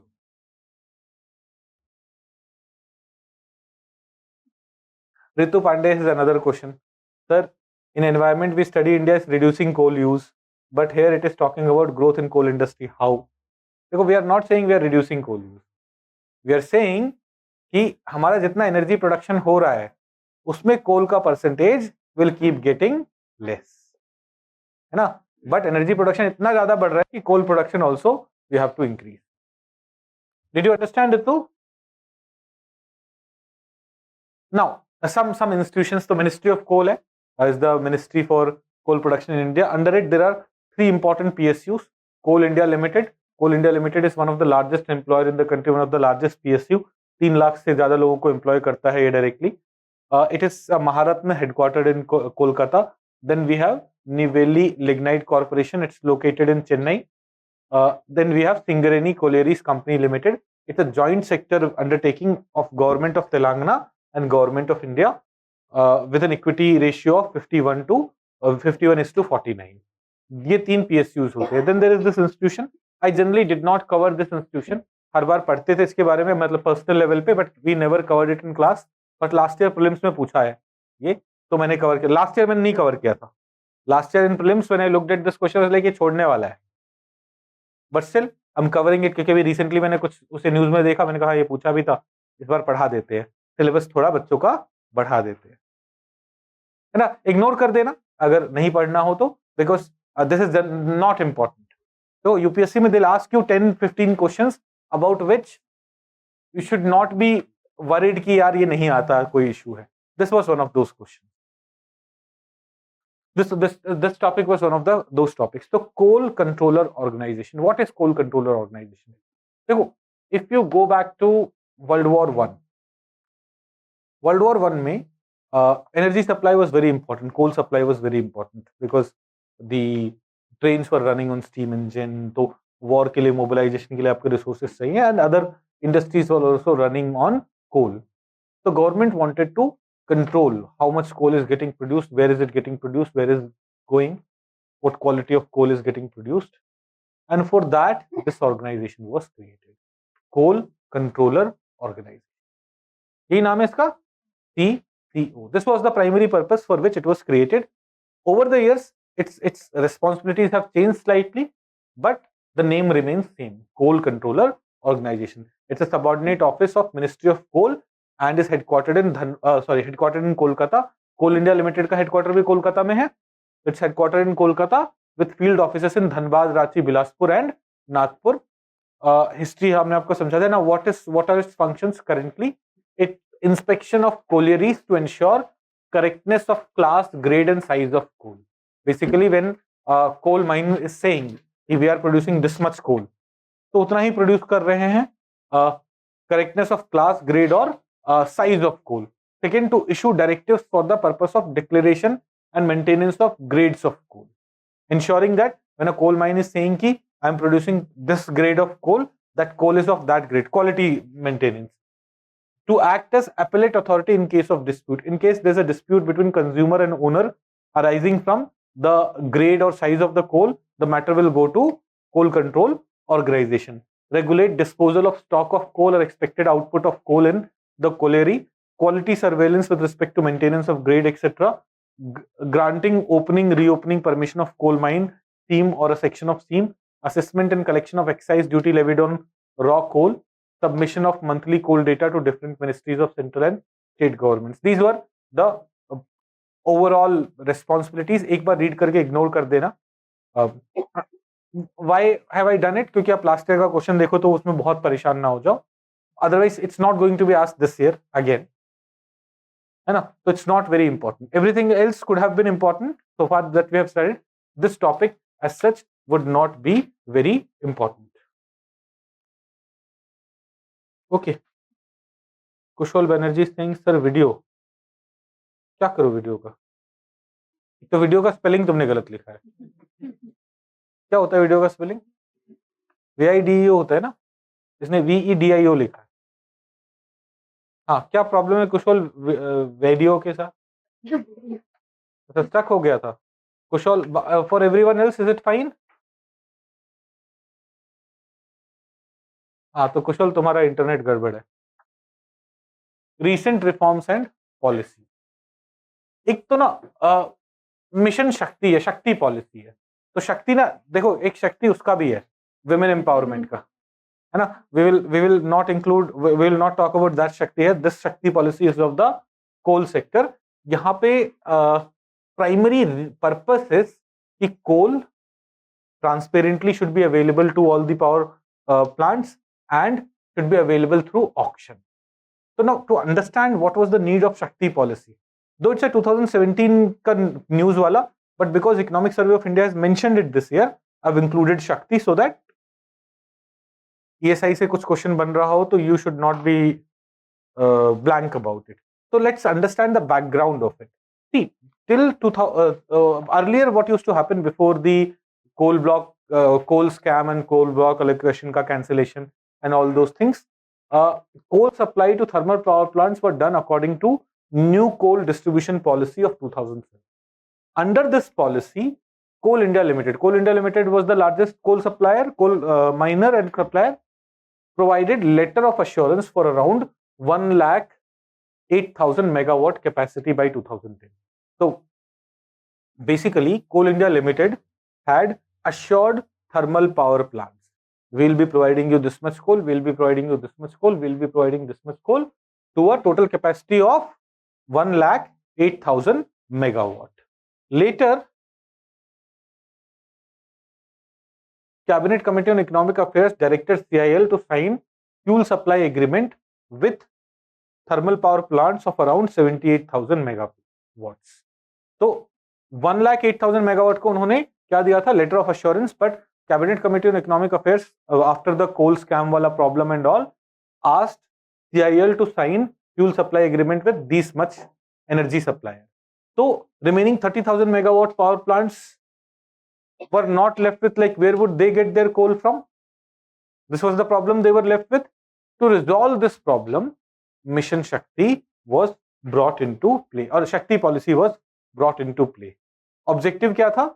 To ensure that optimal utilization of coal resources and to promote transparency and competition and allocation of coal. Now, how would transparency and competition would happen? By proper auctioning of coal through an online portal in a transparent manner, so that everyone is able to access coal for thermal power plants, and because thermal power plants would be able to access coal, they will be able to ensure that energy system in the country is functioning efficiently. This was the broad idea of शक्ति policy. तो शक्ति policy एक coal sector का भी है, ये पता होना चाहिए हमें. As per economic survey of India, 209.614 million tons coal linkages have been booked allocated under different provisions of the Shakti policy. Then there are some other initiatives. We quickly, briefly want to discuss them as well. Single window for e-auction of coal. Now, earlier what used to happen was, earlier sectoral e-auction windows of Coal India Limited was there. Sectoral, like for different sectors, there were different e-auction windows. Did you understand? Coal India Limited coal produce कर रहा है, उसे coal बेचना है, तो coal बेचेगा कैसे? Through auctioning mechanism, whoever will give higher money. So for different sector there was different e-auction portal. Now all those portals have been done away with, and a single portal where all the sectors can come and bid for coal. So Coal India Limited as a coal miner should not be worried about किस sector को क्या. Everyone who needs it, come bid for it. Whoever is paying higher money will get it. So that single thing has been created.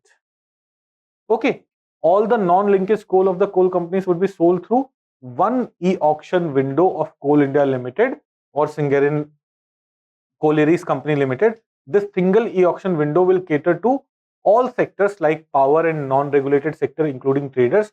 Therefore, coal of any particular grade would be sold in the market to all consumers at one rate. ऐसा नहीं, different sectors के लिए different rate. Coal of any particular grade would be sold at one rate. One nation, one coal, one grade, one rate. It will remove market distortions. It will increase operational efficiencies and will lead to an increase in domestic coal demand. Are we understanding this? Then another step, amendment to NCDP. New Coal Distribution Policy 2007 has been amended. Now what is this new coal distribution policy? To promote optimum utilization of coal resources in the national interest, enabling provisions has been made by the way of new coal distribution policy, which allows the coal produced from closed, abandoned, discontinued mines of CIL or Singareni Limited to be sold through a transparent and objective manner. So basically, अब यहाँ पे क्या कर सकते हैं? Coal which is produced from abandoned mines also could be mined and sold. This has been introduced by amendment of the New Coal Distribution Policy 2007. Then coal linkages for gasification plants of the coal company. Coal linkages for the gasification plant of the coal company. थोड़ी boring से topic चल रहे हैं, तो मुझे एक गाना सुनाओ कोई करके, एंटरटेन करो मुझे. देखो, do we understand coal gasification? Coal gasification हम समझते हैं? नहीं समझते कोई बात नहीं, अभी मैं एनर्जी सेक्टर आपको कराऊंगा, उसमें we will study coal gasification. But coal को ना हम थिन गैस में कन्वर्ट करते हैं, which is also a fuel but is a much cleaner fuel. Coal is a polluting fuel, उसमें कन्वर्ट करते हैं. Now through this coal linkages for gasification plants of the coal companies, what has been provided is, let's say कोई coal company है, coal mining company है, और उसका एक gasification plant भी है. तो what is being told to them? आप अपने gasification plant को coal supply करो ना, आप किसी भी रेट में करो. You can do that. Coal gasification is a good thing. We want to promote it. And if this coal company has its own gasification plant, let it supply the coal at the rate that they want. Let's look at it. CIL, SCCL have been allowed to provide long-term allotment of coal to their own gasification plant. Allotment of coal to their own gasification plant at prices as may be decided by the coal company itself. So coal company अपने gasification plants को long-term coal supply करता है at prices which the coal company would decide. This move will encourage coal gasification technology in the country and will help early establishment of new use of coal. New use of coal, coal को अगर हम coal gasify कर दे तो दूसरे तरह का fuel बन रहा है, उसको ज्यादा promote कर पाएंगे. Right now you had to go by the market mechanism. Now coal gasification company may find it expensive. but now it's your own company. You can supply them at the price that you decide. Did we understand? Do we have clarity on this? Then Mineral Concession Amendment Rules of 2022. Now what is this Mineral Concession Amendment Rule? तो पहले हम Mineral Concession Amendment Rule में जाने से पहले let us understand what are Mineral Concession Rule. MCR Mineral Concession Rule regulates the application and grant of mineral concession such as reconnaissance permit, prospecting license and mining lease. Basically, let's say there's a mine or a prospective mine. उसमें एक minor को या prospective minor को जो जो permission दी जा रही है, all those things are regulated by this MCR. These concessions are prerequisite for development and operationalization of mines entailing several compliance on the part of businesses. So this business who is doing all this work has to follow several compliances, several rules and regulations. Now, earlier, if some of these compliances were violated, it was a criminal offense. Now through this amendment, they have decriminalized it. Business में कुछ rules regulations follow नहीं हो पाए हैं, fine. उसको criminal offense मत बनाओ. Criminal offense जैसे बनाते हो, तो people get threatened, get scared, and they don't get into that business. So they have decriminalized several of its provisions. Did we understand? MCR rules. Then mission coking coal. What is coking coal? Steel कैसे बनता है पता है हमें? Steel में coking coal का use होता है. ब्लास्ट फर्नेस में स्टील, देखो स्टील, आयरन और स्टील में क्या डिफरेंस है? कार्बन का डिफरेंस है ना. ब्लास्ट फर्नेस में we use carbon to make steel, तो वहां पे we use coking coal. Coking coal generally has very high percentage of carbon and very low percentage of ash. Very low percentage of ash. Coking coal is more pure kind of coal. But जो domestic coal है, domestic coking coal है, it has very high, it is very high ash coal. 18 to 49% ash मिलता है India के कोल में, and is not suitable for direct use in blast furnace. Therefore, coking coal is first washed to reduce the ash percentage and is blended with imported coking coal before utilized in blast furnace. ये India का situation है, and therefore we have to depend on import. We do not have good quality coking coals. We wash it. Wash होने के बाद भी we don't use it directly. Wash होने के बाद भी its ash content is high, so we mix it with imported coal, imported coking coal, and therefore we import about 50 million tons of coking coal on an annual basis, and the value of coking coal imported is around 45,000 crore rupees. We import only this type of coal up to this rate. Interministerial committee was formed recently, and it has recommended setting up of mission coking coal to evolve a roadmap for increasing production and utilization of domestic coking coal. So what is mission coking coal? It's under this, various suggestions have been given for increase in production and increase in use of the domestic coking coal, so that our dependency on import, right now there is dependency on import, our dependency on import of the coking coal reduces, goes down. Easy, simple, कोई problem यहाँ पे नहीं. Policy guidelines for use of land acquired under the Coal Bearing Areas Acquisition and Development Act 1957. क्या हुआ? मेरे को लगा आप ऐसे कर रहे हो. थक गए sir. Time up sir, time up.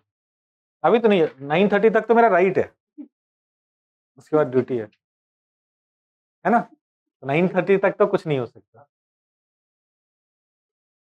तुम पहली क्लास में नहीं थे ना? पीएमपी क्या पढ़ा आज? मुगल्स. अच्छा, कोई सवाल पूछो मुगल का.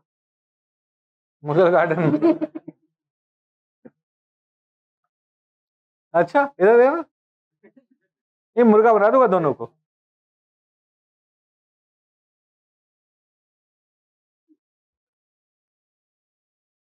अब क्या मुगल पीरियड का नाम बदल के अमृत पीरियड कर दे?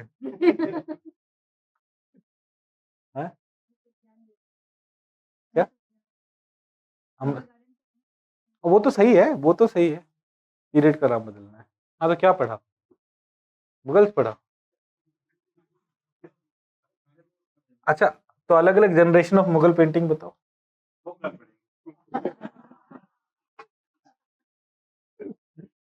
सारे मुगल पढ़ लिए पक्का?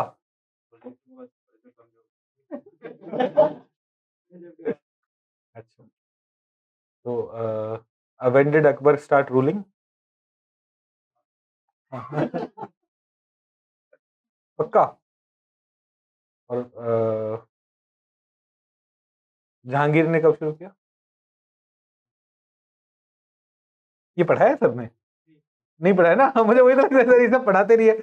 हमारे निखिल सर है क्या आर्टिस्ट, बोलते हैं ये फालतू की चीजें नहीं पढ़ानी, काम की चीजें पढ़ाएंगे।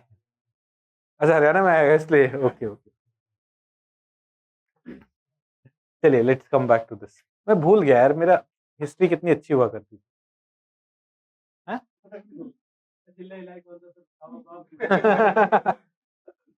चलो, policy guidelines for use of land acquired under coal bearing areas acquisition and development act 1957। अब देखो ये क्या है, ये एक्ट क्या है? Suppose it's my land and it is determined कि it has a lot of coal. Can I tell government go to hell? No. वैसे तो right to property है ना, I can, but this law says government can acquire my land. Compensation मिलेगा, but government can acquire my land. So what does this act say? It says, original act की बात करें अभी हम, changes जो हुए हैं उसकी बात बाद में करेंगे। Original act, the act provides for acquisition of land for coal mining purposes by the Indian government. The main objective of the act is to ensure coal resources are efficiently utilized. क्योंकि मेरी जमीन है तो coal resources एक देश में है नहीं और वो भरे पड़े हैं नीचे, this is not allowed. The center is authorized to acquire any land, whether it's of private sector or public sector. It also allows the government to acquire rights over land, such as easement right, right of way, water rights. All those rights are also got by government. Compensation is given as determined by the special tribunal created under the act for determining compensation. Then, coal bearing areas development authority has also been provided by this act. This body, the act provides for establishment of this authority, and this body is responsible for planning and executing development programs, promoting research and development, providing technical assistance to coal mining companies, and so on. Broadly what this act is, did you understand? So this is Coal Bearing Areas Acquisition and Development Act 1957. ये अपना act था जो हमने अभी पढ़ा, जिसमें 3-4 point पढ़े, broad idea लगा what is the purpose and what is going on under here. Then under this act some guidelines, policy guidelines have been issued अभी April 2022 में. Policy guidelines for use of land acquired under the coal bearing areas. जो coal bearing areas है, इस act के अंदर जो आपने land acquire किया है, how will you use them? Associated with that policy guidelines have been. Now use तो आप माइनिंग के लिए करोगे, but after the mining activity is done, how will you use the land? क्योंकि government has acquired the land. ऐसा तो है नहीं माइनिंग करने के बाद government will ask the farmer, भाई ले ले अपनी जमीन वापस. That won't work, है ना? तो this policy guideline is about using it afterwards. So let us look at the policy guidelines. Policy guidelines जो April 2022 में है, it is applicable on two types of land. It is applicable only on these two types of land. Lands which are no longer suitable or economically viable for coal mining activities, and lands from which coal has been mined out, decoaled, and such land has been reclaimed. जिससे जहां पे आप mine नहीं कर सकते या जहां पे माइनिंग ऑलरेडी कर चुके हो और वो लैंड हमने रिक्लेम भी कर लिया है. These lands will be considered for following coal infrastructure development activities. These are the things which can be done there: setting up coal washeries, conveyor systems, coal handling plants, constructing railway sidings, rehabilitation and resettlement project affected families due to acquisition of land under CBA Act. तो अभी भी acquisition इस तरह के चल रहे होंगे, so some people have to be rehabilitated. So on these kind of land they can be rehabilitated. Setting up thermal and renewable project, coal bed methane extraction projects. to set up and provide energy related infrastructure. So these are the broad things for which that land could be used. Related to this, policy guidelines have been issued recently. Do we understand? Do we have clarity?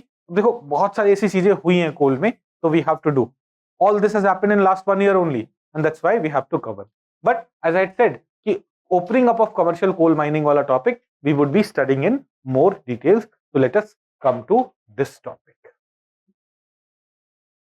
In 1973, coal mines were nationalized. Wasseypur तो सबने देखा है ना? तुमने तो असली वासेपुर भी देखा होगा, तुम्हारे हरकतों से लगता है ऐसे बंदूक लेके चल रहे हो, तो वही बोल रहा हूँ अभिनंदन। नहीं पक्का? ये इतने ध्यान से क्यों देख रहे हो? तो गैंग्स ऑफ वासेपुर सबने देखा है पक्का? उसमें नेशनलाइजेशन वाला एक टाइम आता है? उसमें सब कॉन्ट्रैक्ट किया जाने लगता है, राइट? कितने लोगों ने देखा है गैंग्स ऑफ वासेपुर? क्या हो जाता है? वो तो 2002 में होगा भाई। बिहार झारखंड पार्टीशन नहीं, क्या बोलेंगे? पार्टीशन ही बोलेंगे। हाँ, पार्टीशन वुड हैपन इन 2002। 2000, हाँ 2000, सॉरी 2000 बिहार झारखंड में पर नेशनलाइजेशन हैपेंड इन 1973। इस पे एक क्वेश्चन आया था अभी 2-3 साल पहले, एंड 3-4 साल पहले आया था, 19 में आया था या 18 में आया था, and most of my friends said अबे गैंग्स ऑफ वासेपुर से कर दिया ये तो। नेशनलाइजेशन वाला बात वहां पे सब देखते हैं।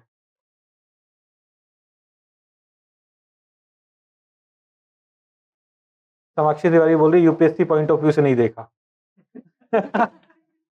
तुम क्या चाहते हो, उसी से हिस्ट्री पढ़ो कि देश में क्या क्या चल रहा है, इमरजेंसी लागू है, कब लागू है। यूपीएससी पॉइंट ऑफ व्यू से किसी ने गैंग्स ऑफ वासेपुर नहीं देखा ना, सबके अपने अपने पॉइंट ऑफ व्यू हो सकते हैं for watching gangs of Wasseypur ना। What was your point of view? अच्छे लोगों ने बनाया, इतनी गालियां दी थी। My point of view Huma Qureshi. तो ऐसे यूपीएससी पॉइंट ऑफ व्यू से मूवी कौन देखता है? वॉच मूवी फॉर एंटरटेनमेंट, है ना? देखो हर चीज के लिए कमिटेड रहो। मूवी देख रहे हो तो एंटरटेनमेंट में कमिटेड रहो ना। यूपीएससी के लिए मूवी देखने डॉक्यूमेंट्री देखो भाई, किताब ही पढ़ लो। Let's come back to this. पक्का कुछ मिला तो नहीं रखा तुम लोगों ने? एक वो लड़का है ना मितेश, ही ना? नहीं मितेश नहीं था, कौन सा लड़का था जो हमारे क्लास में? संदीप था, हाँ संदीप था। वोडका की बोतल लेके आता था, बोलता था सर पानी है, पानी की बोतल में लेके आ जा, उसके ऊपर बड़ा सा वोडका, अब बीच बीच सर ये गलत बता रहे हो आप। देखो यूपीएससी के आंसर की में लिखा है। मैं उससे बोला भाई 2011 में तो यूपीएससी आंसर भी नहीं देता था। बोलता है सर ये कोई वेबसाइट है बोल रहा है। तो ऐसे ऐसे बच्चे भी थे। कहाँ है आज, कहाँ है? बीमार हो गया? वायरल फीवर नहीं है, पीपा के कहीं पड़ गया होगा। चलिए लेट्स कम बैक कमर्शियलाइजेशन। तो 1973 में coal mines were nationalised and all coal was supposed to be under government, and coal mining could happen only by government. What was the reason? One, it was realized that private sector did not have enough investment to actually make coal sector grow. उसके लिए बहुत बड़ा investment चाहिए था। उस time private sector, mining sector in India was not that developed, and therefore only government could do. And in the absence of that, unscientific mining practices were going on, and a lot of people were suffering. A lot of efficient mining was not taking place, and कम कोल निकल पा रहा था जितना निकलना चाहिए. Less quality of coal was being extracted. These were some of the problems. So since 1970s, Coal India had the monopoly over mining and selling of coal in India. Coal India Limited has thus become such a big company. It accounted for 80% of the country's coal supply. Another public sector company, Singareni Collieries, a venture of Coal India in Telangana, also played a role. The rest of the requirement were met through import and production from captive mines by private players. तो captive mines अभी भी private players को मिल सकता था, Otherwise, coal mining was the responsibility of government. Do we all understand what captive mines are? So captive mines could be given to private players. These coal mines were allocated on the recommendation basis and not auction. Only for their specific use, also called captive mine. In September 2014, Supreme Court cancelled this allocation. Coal scam का बवाल, and Supreme Court said कि nation का कोई भी asset ऐसे नहीं दिया जा सकता. It has to through the auction mechanism. Bidding process होगा, auction process होगा. Only through that coal can be allocated, and thus 214 coal mines, coal blocks were deallocated. 214 coal blocks were deallocated. बाद में, to implement Supreme Court's verdict and to provide for allocation of coal mines to private player through auction mechanism, government came with Coal Mines Special Provision Act 2015. It contained provisions enabling government to allocate coal mines through auction. Supreme Court ने बोला, so government brought this law to provide coal mines through auction. This thus theoretically opened coal mine sector in theory to private players.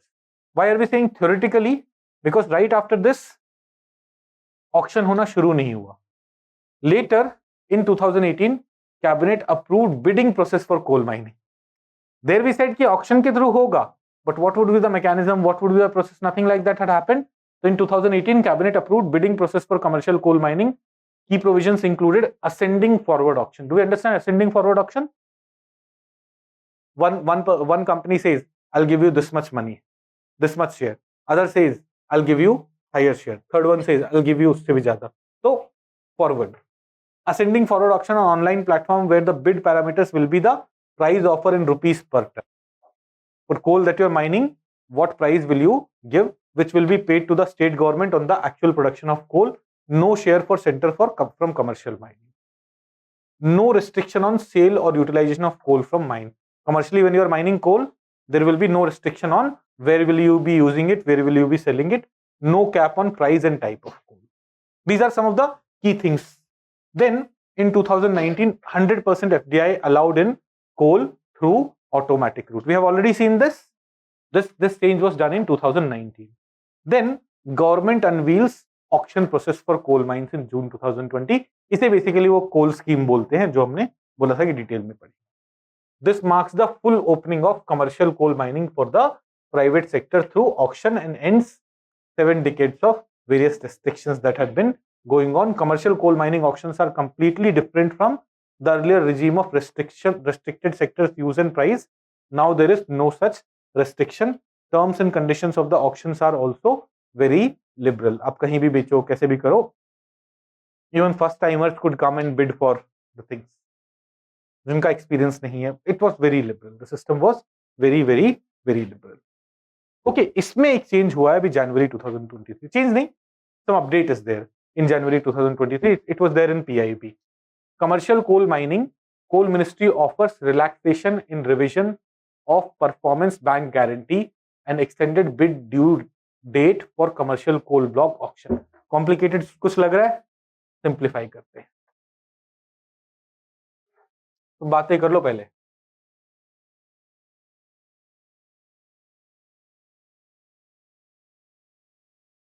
हाँ, चलो. Simplify करते. देखो, कोल का price ना, suppose I am going to invest in the coal mine. I have been allocated a particular coal mine and I want to mine the coal. I want to mine the coal. Coal market में बिकेगा, किस price पे बिकेगा, उसके लिए भी transparent mechanism developed हुआ पड़ा है. कोल का अभी करंट प्राइस क्या है? It is determined by national coal index. In fact पहले let's understand what this national coal index is, then will go to the previous news. What is this national coal index? First rolled out in June 2020, NCI is a price index which reflects the change of price level of coal on a particular month relative to fixed base year. The base year that has been chosen is 2017. This CPI में, consumer price index में consumers whatever they were consuming, उसके price में क्या variation है? Coal price index में, national coal index में, how coal prices are varying with respect to 2017-18. This is done. It has been created by combining the prices of coal from all the sale channels, notified, auction prices, import prices, by all the mechanisms, whatever coal you are getting, how the prices have changed would be taken care of by this. The index is meant to encompass all transaction of raw coal in India. It includes coking coal, non-coking coal, wash coal, and other coal products are not included in it. It consists of 5 sub-indices, 5 different sub-indices for different types of coals and all is here. It is released every month. Purpose: Ministry of Coal has started a commercial auction of coal on revenue share basis. Ministry of Coal says that we will go for commercial auction of coal on revenue share basis. Revenue share basis, like आपका जितना भी revenue आ रहा है उसका एक percentage मुझे मिलेगा. The amount of revenue share per ton of coal produced from auction block would be arrived by using NCI by means of defined form. अब revenue कितना है? You will say कि I have mined 1 ton of coal. Now 1 ton of coal का revenue कितना है? 1 ton of coal into the prices determined by monthly NCI. NCI her month update होगा तो revenue would be determined by that. And उस revenue का percentage would be going to government. है ना? तो basically अब जब bidding होगा तो ऐसा होगा कि I'll give you this much percentage, I'll give you this much percent. Right? तो revenue share would be decided by this coal price. ये समझ में आई बात? Now, bank guarantee is कि suppose I am the miner, है ना? I'll give a bank guarantee to government कि भाई this much money I'm going to give you after the mining happens. है ना? तो bank guarantees, bank will give the guarantee that this miner is going to give you this much money. Bank will give you the guarantee, bank will give government the guarantee, this miner will give you this much money. अगर minor नहीं दे पा रहा है तो bank देगी. Did you understand this? Now what happens is this bank guarantee amount, इस bank guarantee का कितना अमाउंट है, it depends on how much money is this miner supposed to pay the government. ये बैंक गारंटी का, कपिल उठ जाओ, जाग रहे हो? तो let me write it down to simplify it. Government बोल रही है माइनर को, this is the miner, you are supposed to give me revenue. When would miner be able to give you revenue? Miner will be able to give you revenue only when the mining starts and coal is sold. उससे पहले तो it won't be able to give you. तो what miner gives is, miner अपने bank के पास जाता है, बोलता है देखो I do a lot of business with you, you have my past history, you have my accounts, you give guarantee to government. तो government is assured कि हमें तो अपना पैसा मिल जाएगा. Now what will be the size of guarantee? It will depend on like how much coal is supposed to be produced and what will be the price of coal. Now think of this company, this mining has bidding process में इन्होंने जीत लिया. Mining has not even started, but उनको bank guarantee तो देना है. But now mining has not started, but coal prices have kept on increasing. Coal prices recent times में increase हो गए थे, तो coal prices have kept on increasing. तो जो initial bank guarantee था, its amount has to increase. Initial bank guarantee's amount has to increase. So government regularly used to review the bank guarantee. And with increase in price index, it also used to increase it. Now, this was becoming very expensive for miners.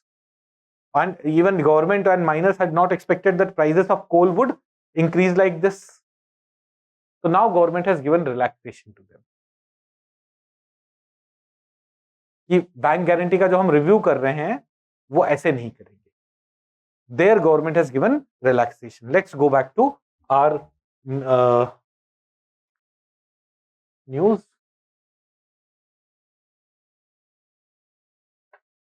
Commercial coal mining, coal ministry offers relaxation in revision of performance bank guarantee and extended bid due date for commercial coal mine. तो ये बात समझ में आई, relaxation in revision of performance bank guarantee. The Ministry of Coal has launched 6th round and 7th round of commercial coal mine auction on November 3 and 1 4. Considering the demand from industry and to promote ease of doing business, Ministry has decided that going forward, the first revision of performance bank guarantee would be done upon grant of mine opening permission for respective coal mine. Only when the mine opening permission is being given for coal mine, only after that revision of performance bank guarantee would happen. As per the provision of the tender document, performance bank guarantee is to be submitted for each successfully auctioned coal mine. हर बार जब coal mine auction हो रहा है, performance bank guarantee has to be submitted. With that, it is to be revised annually based on national coal index. But national coal index का price double हो चुका था since the launch of the first commercial coal mine, and therefore it was creating unnecessary pressure on industry, and government has decided to provide relaxation in this domain here. Do we have clarity on this? Do we understand this? थोड़ा सा difficult था क्योंकि a lot of concepts were being used, but I hope you understand this. Now, national coal index we have already done, we understand. Measures taken for sustainable development of coal sector. Now see, coal as a source of energy is polluting. Coal as a source of energy is highly polluting, right? So when we talk about sustainable development of coal sector, we can talk about how pollution can be reduced. But here, what they are mostly talking about is how, after mining has happened, there is excess water available, how that water can be sustainably used, how mines can be converted into ecotourism places, how various lakes which have been created in there can be contributed to, how dust pollution could be reduced, how more trees could be planted, how bamboos could be planted, how transportation could be made more, transportation could be made less polluting. ऐसे different mechanisms have been initiated by Ministry of Coal to make our coal sector less polluting. सबसे अच्छा step तो होता है कि thermal power plants को efficient बनाओ, वो लेस पोल्यूटिंग हो, but that's not the focus area. What are the key areas? अब देखोगे, use of surplus mine water. Mine consumes a lot of water. The surplus mine water, how can they be utilized for irrigation, for water supply in the nearby region and all? Use of sand from overburden. Now, what is sand from overburden? When you dig a mine, other than the coal, you also get a lot of other things. Usme various kind of sand may also come into play. Now, sand is needed for construction. Cement को sand में mix करके आप concrete बनाते हो. Right now, a lot of construction activity is going on in the country, and thus a lot of illegal sand mining is happening in rivers or in coastal areas. That illegal sand mining is creating lots of problems. Rivers का course divert हो जा रहा है, biodiversity affect हो रही है. In the same way, in coastal areas, a lot of problems are occurring because of illegal coastal mining, illegal sand mining. So, one suggestion that is being given, or that's a good solution, is that this overburden, coal mining के बाद जो overburden produce हुआ है, it can be used as a replacement of sand. It can be used as a replacement of sand. Okay. Abhishek is asking, captive mining is still continued or abandoned? Captive mining is continuing. इसमें क्या problem है? Vipin Singh is saying slow, SLOW. हाँ? SL0W. अच्छा, मैं बहुत slow चल रहा हूँ. क्या बोलना चाह रहे हो विपिन? पता नहीं, विपिन स्लो लिख के भाग गया. तो ये क्लास मुझसे बर्दाश्त नहीं होता. हर कोई बर्दाश्त नहीं कर सकता. इसके इशारे में बातें हो रही हैं. यहाँ पे do we have clarity? Do we have understanding? So, what are the key initiatives? The utilization of mine water, then extraction and use of sand from overburden. I've already explained you this. Eco parks for eco mine tourism. Eco parks have been developed. In fact, Coal Ministry has approached Environment Ministry for inclusion of 5 coal mine pit lakes into Ramsar list, because they are contributing to biodiversity and all. So they have even approached them. अभी जून 2022 में ये हुआ है. Then bamboo plantation is going on. First mile connectivity. First mile connectivity is another major sustainable initiative by coal companies, where coal is being transported through conveyor belt from coal handling plants to silo for loading. जो ये first mile connectivity है ना, earlier जो first mile coal mining जगह से loading वाली जगह तक जो ट्रांसपोर्टेशन है, that used to create a lot of dust pollution and a lot of वैसे coal dust pollution. Now they are developing various conveyor belt mechanism and all, so that it does not create that much pollution जो पहले हुआ करता था. Then renewable energy. Coal India Limited has set up a target of establishing 3 gigawatt of solar power project by FY24 to become self-reliant in electricity. Then bioreclamation and tree plantation. This has become a key thrust area of coal companies in promoting environmental sustainability. New techniques such as seed ball plantation have been adopted in many mines for providing green cover on the open dump side. On the OD side, sorry. Now, do we understand what is seed ball plantation? Seed ball plantation पता है? ठीक है. How does bamboo minimize dust? Bamboo does not minimize dust, but bamboo plantation से फायदे तो होंगे ना. Green cover का फायदा होगा, डस्ट बाहर स्प्रेड होने के चांसेस कम हो जाएंगे. वो पहला. वो दूसरा, सीड बॉल प्लांटेशन नहीं पता. सीड बॉल प्लांटेशन के डिटेल में हम कवरिंग करेंगे, बट ऐसे समझो सीड बॉल प्लांटेशन ना कुछ ऐसा होता है कि जैसे यू टेक सम सॉइल, उसमें कुछ सीड रख के वो बॉल टाइप बना के न्यूट्रिशन वगैरह भी डाल के during rainy season you throw that ball. Now what would happen wherever it falls in rainy season, it will keep getting water and it has some seeds, so plant would grow from it. So what happens is, in very difficult terrain and all, we use seed ball mechanism to bring back vegetation. So abhi hum ise padhenge. In some parts of Odisha, this was used to increase the green cover so that elephants don't have to come to residential areas. Elephants don't have to come to agricultural areas. By this mechanism, in forest they were increasing green cover. हाँ, sorry, Aravalli restoration project में भी use हो रहा है. Okay okay fine. Now sir please tell again why performance bank guarantee needed in mines. अरे भाई, mines ने बोला है कि हम आपको इतना रेवेन्यू देंगे. व्हाट इफ वो नहीं दे? तो government wants guarantee and that guarantee is provided to them by bank, है ना. Now as price change of coal, price बढ़ रहा है तो that guarantee needs to increase. It was becoming a problem for miners. So government said, okay, we are relaxing this provision. उसका review जो हो रहा है वो after a particular situation would happen. Fine. This was the performance bank guarantee. Fine. Now we'll come to steel industry. आए कल आए नलायक. चलो कल ही आते हैं. नहीं, बहुत लेट हो गया, 9:30. कल ही आते हैं. I'll give you 2 more booklets for tomorrow. हाँ, कल तो क्लास है ही ना नॉर्मल इकोनॉमी की. तो अच्छा, 2 और 5 क्या है? 2 o'clock टेस्ट कौन सा?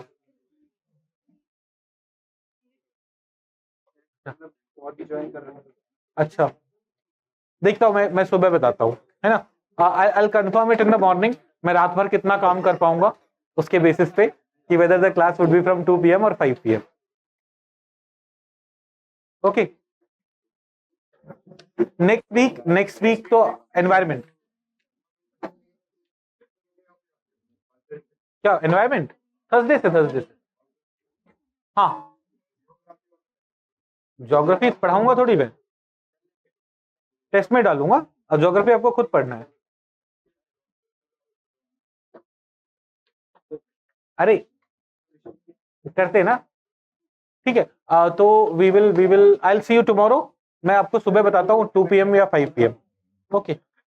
So let us start with steel industry. Steel industry, when you look around you, you'll see a lot of things are made up of steel.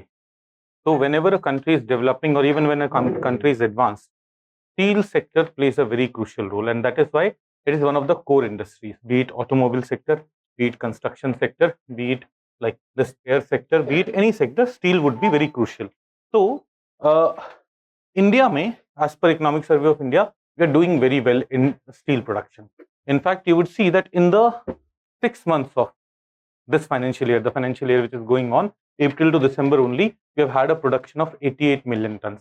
So roughly in one entire year, we'll have around 150 million tons of production, which is a very good number. Then, other than this, we have a number of initiatives that have been brought for supporting steel sector, and that's why it has been doing so well. One is the normal production linked incentive scheme. ऐसे बहुत सारे PLIs आए हैं, steel sector के लिए भी आया है. In fact let's go to that. अभी हम नेशनल स्टील पॉलिसी पढ़ेंगे, but before that let us look at this PLI scheme for specialty steel. It was notified in July 2021 and it is providing production linked incentives. Now we are not going into the details of what production linked incentives are because we already know about it. Increasing production, incremental increase in production, वहां पे government will give you various types of incentives. So by this, what is tried is that industries are investing more capital so that their production can go up, because at this time when their production goes up, government would be supporting them. So similar kind of thing has been brought for PLI also, for steel also, but in case of steel, it is only for broad categories of specialty steel, rather than for all kinds of steels, even the poor quality of steels and all. It is there for the important steels, the specialty steels for which we were dependent on import as well. Therefore, government wanted that this was the steel that needs to be, whose production needs to be improved in the country. और इसी की वजह से, if you'll go here we are saying that 67 applications from 30 companies have been selected under the PLI scheme for specialty steel. You can understand, a PLI scheme was only for specialty steel. This is expected to attract a committed investment of around 42,000 crore rupees in the coming years and will increase production by around 26 million tons. So right now production is around 150 million tons. Usme around 26 million tons ka increase would also happen. Further, because of the fact that our expenditure, capital expenditure of government is going up, we have already covered that. Government ka capital expenditure has kept on increasing. There's a lot of focus on infrastructure, national infrastructure pipeline, monetization, infrastructure like PSUs के assets को बेच के हम we are mobilizing more resources. So there's a lot of focus on infrastructure. And जब आप infrastructure पे focus करोगे, what would happen? You will need a lot of steel. So we are saying that steel's demand in the country is going to go up. Steel has a lot of future because of these reasons, because of capex by government, because of thrust towards infrastructure, also because of pickup in construction and real estate activity. This also we had already studied when we were studying Economic Survey of India's previous chapters. We had said that there's a lot of scope for growth of the housing prices and growth of demand in housing sector. हमने ये भी दिखाया था कि housing prices अब बहुत सालों बाद it has started rising again. Demand has also started rising again. Inventories have gone down. Right? ये कुछ core चीजें हैं about Indian economy that we should have an idea about. Now, initiatives. तो initiatives में PLI is there. PLI is there for specialty steel. We have already covered that. There's a National Steel Policy 2017. Now, because it's a 2017 policy, it's still there in play. So we have to know about it. But pura, जैसे when it came in 2017, in 18, 19, or even till 2020, I used to cover it in more detail. But right now, we must broadly have an idea what are the targets. Otherwise, क्या क्या provisions होंगे, normal logical common sense से लगाना. हाँ, अच्छी quality का steel आए, steel पे इंपोर्ट डिपेंडेंसी कम हो, स्पेशलिटी स्टील्स का इंडिया में प्रोडक्शन ज्यादा हो. These were the core ideas, and those ideas would also be visible in the targets. If you'll see, what is the target? Double India's domestic steel by 2030-31 to 300 metric ton. तो अभी जितना production है 2017 के आसपास भी उतना ही production था, तो we have to double it by 300 metric tons by 2030. This you should know. National steel policy का टारगेट क्या है? नेशनल स्टील पॉलिसी 2017 का टारगेट क्या है? Increasing our steel production to 300 million tons by 2030-31. Then increase in the domestic production, doubling India's domestic steel capacity by 300 metric ton and production to 250 metric ton. Capacity, जितना capacity होता है पूरे time factory नहीं चलेगी, ऐसा होगा तो जितनी कैपेसिटी होती है उतना प्रोडक्शन नहीं हो पाता, तो production to 255 million tons. I'm sorry for the mistake. Increase per capita steel consumption to 158 kg. Now यहाँ पे like when they are saying कि we have to increase per capita steel consumption, this doesn't mean कि हम खा रहे होंगे। It's just कि in country, देखो कोई भी कंट्री जब डेवलप होता है तो उसमें बहुत सारा स्टील यूज होता है, and when if you go to a very underdeveloped country, what would happen there? There, not a lot of infrastructure development may be going on, and the steel consumption would be much lesser. Per capita, it would be much lesser. Even in India, though we are a developing country, our steel consumption is still only 61 kg per capita per year.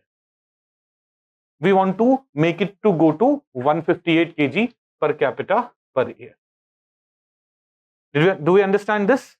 So this is another target. Then domestically meet the entire demand of high grade automotive steel, electrical steel, special steels and alloys. तो जो अच्छी quality के steels हैं जिस पे हम import dependent है, ensure that we are domestically fulfilling all its requirement and increase domestic availability of coking coal. Yesterday we spoke about coking coal, we spoke about mission coking coal. तो यहाँ पे देखो क्योंकि steel in the production of steel it is used. So all the demand for this kind of coal should also be, or no, it should not, we should not be dependent on imports. So यहाँ पे increase domestic availability of vast coking coal and reducing import of coking coal to 65% by 2030-31 from about 85% currently. Right now we import around 85% of the coking coal that we require. We have to reduce it to 65%. And India should become net exporter of steel by 2025-26. Look at this date. This is different than 2030-31. So in next 2 years and next 2 to 3 years, we should be, like as per the policy, we should be becoming the net exporters.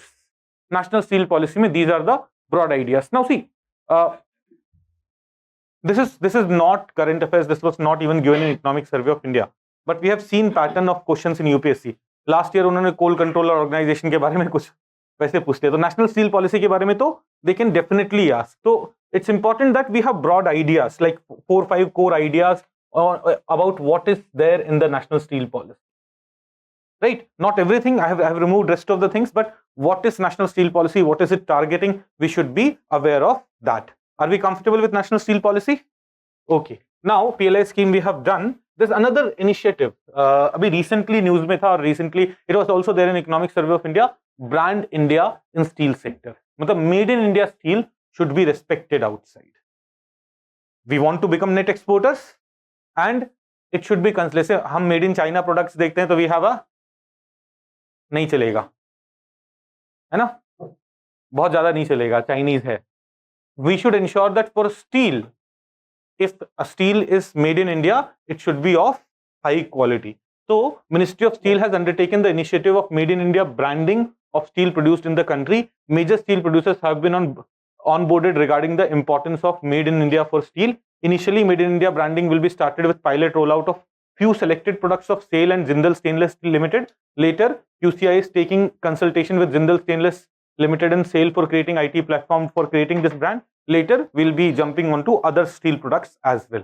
So Made in India steel, because we want to become net exporters, our steel should be respected, should be valued across the world. So branding पे भी focus है. तो three initiatives that we have studied: policy, PLI, and Made in India branding वाला initiative.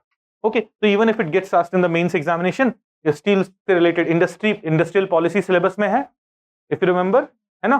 तो steel policy उसी का part होगी. तो अगर पूछ लिया जाता है, we should have broad idea why steel is important and other relevant aspects related to it. Way message बंद करना है ना क्लास में आने से पहले, मेरा बजेगा बस फोन. ठीक है. Did we understand? Steel is understood? Yes, Mitesh. What is white goods? White goods कहाँ पे किस कॉन्टेक्स्ट में पूछ रहे हो? देखो जब हम उसकी PLI, देखो जब हम उसकी बात करते हैं ना, इलेक्ट्रॉनिक्स की बात करते हैं, तो उसमें व्हाइट, ग्रे, इस तरह से कैटेगराइजेशन होता है. तो व्हाइट गुड्स जैसे फ्रिज वगैरह जो ट्रेडिशनल इलेक्ट्रॉनिक्स जो हम यूज कर रहे हैं, those are white goods. Now इस कॉन्टेक्स्ट में एक बार देख लेता हूं कहां पे पूछ रहे हैं. ऐसे हम we study white, grey and all those things, white, brown, grey in e waste. हमने एनवायरमेंट में पढ़ा हुआ भी है, बट यहाँ पे कहां पे लिखा हुआ है, यहाँ पे application including white goods, automobile body. हाँ, शायद उसी कॉन्टेक्स्ट में बात कर रहे हैं, because in those products also we use steel. तो वहां पे for that steel requirement should be taken care of there. Okay, now textile industry. Textile, like have you lived with in the sense, have you lived around labor class? जो फैक्ट्रियों में लोग काम करते हैं, कितने लोग रहे हैं उनके आसपास? कुछ लोग रहे हैं. तो you would notice something. If you have lived in Mumbai और सूरत, मुंबई में अब नहीं, पर सूरत और तो सबसे ज्यादा लोग जो आपको काम करते देखेंगे ना, they're working in textile industry. Like even in my hometown Bhiwadi, the biggest factory which employs highest number of people is a factory called Orient Syntex. It's a textile industry. Because textile industry is highly labor intensive and its demand would always be there. Textile products का demand हमेशा रहता है. Even my father, when he had migrated from Bihar to Rajasthan, he was working in this factory, the Orient Syntex factory. Before he started his own business, he was working as a worker in this factory. So, if you've lived lived around people who have from labor class, you'll see a lot of people working textile industry. This will give you an idea, significance of the role that it plays. And India is also a huge exporter of textile products. What India wants is we should also shift to apparel. Apparels में हम काम कर रहे हैं, बहुत सारा काम कर रहे हैं. Apparel is like textile is आपने कपड़ा बना दिया और आपने या धागा बना दिया इसका, है ना? Then from that shirt or t-shirt, when these things are made, these become apparel. It is much more labor intensive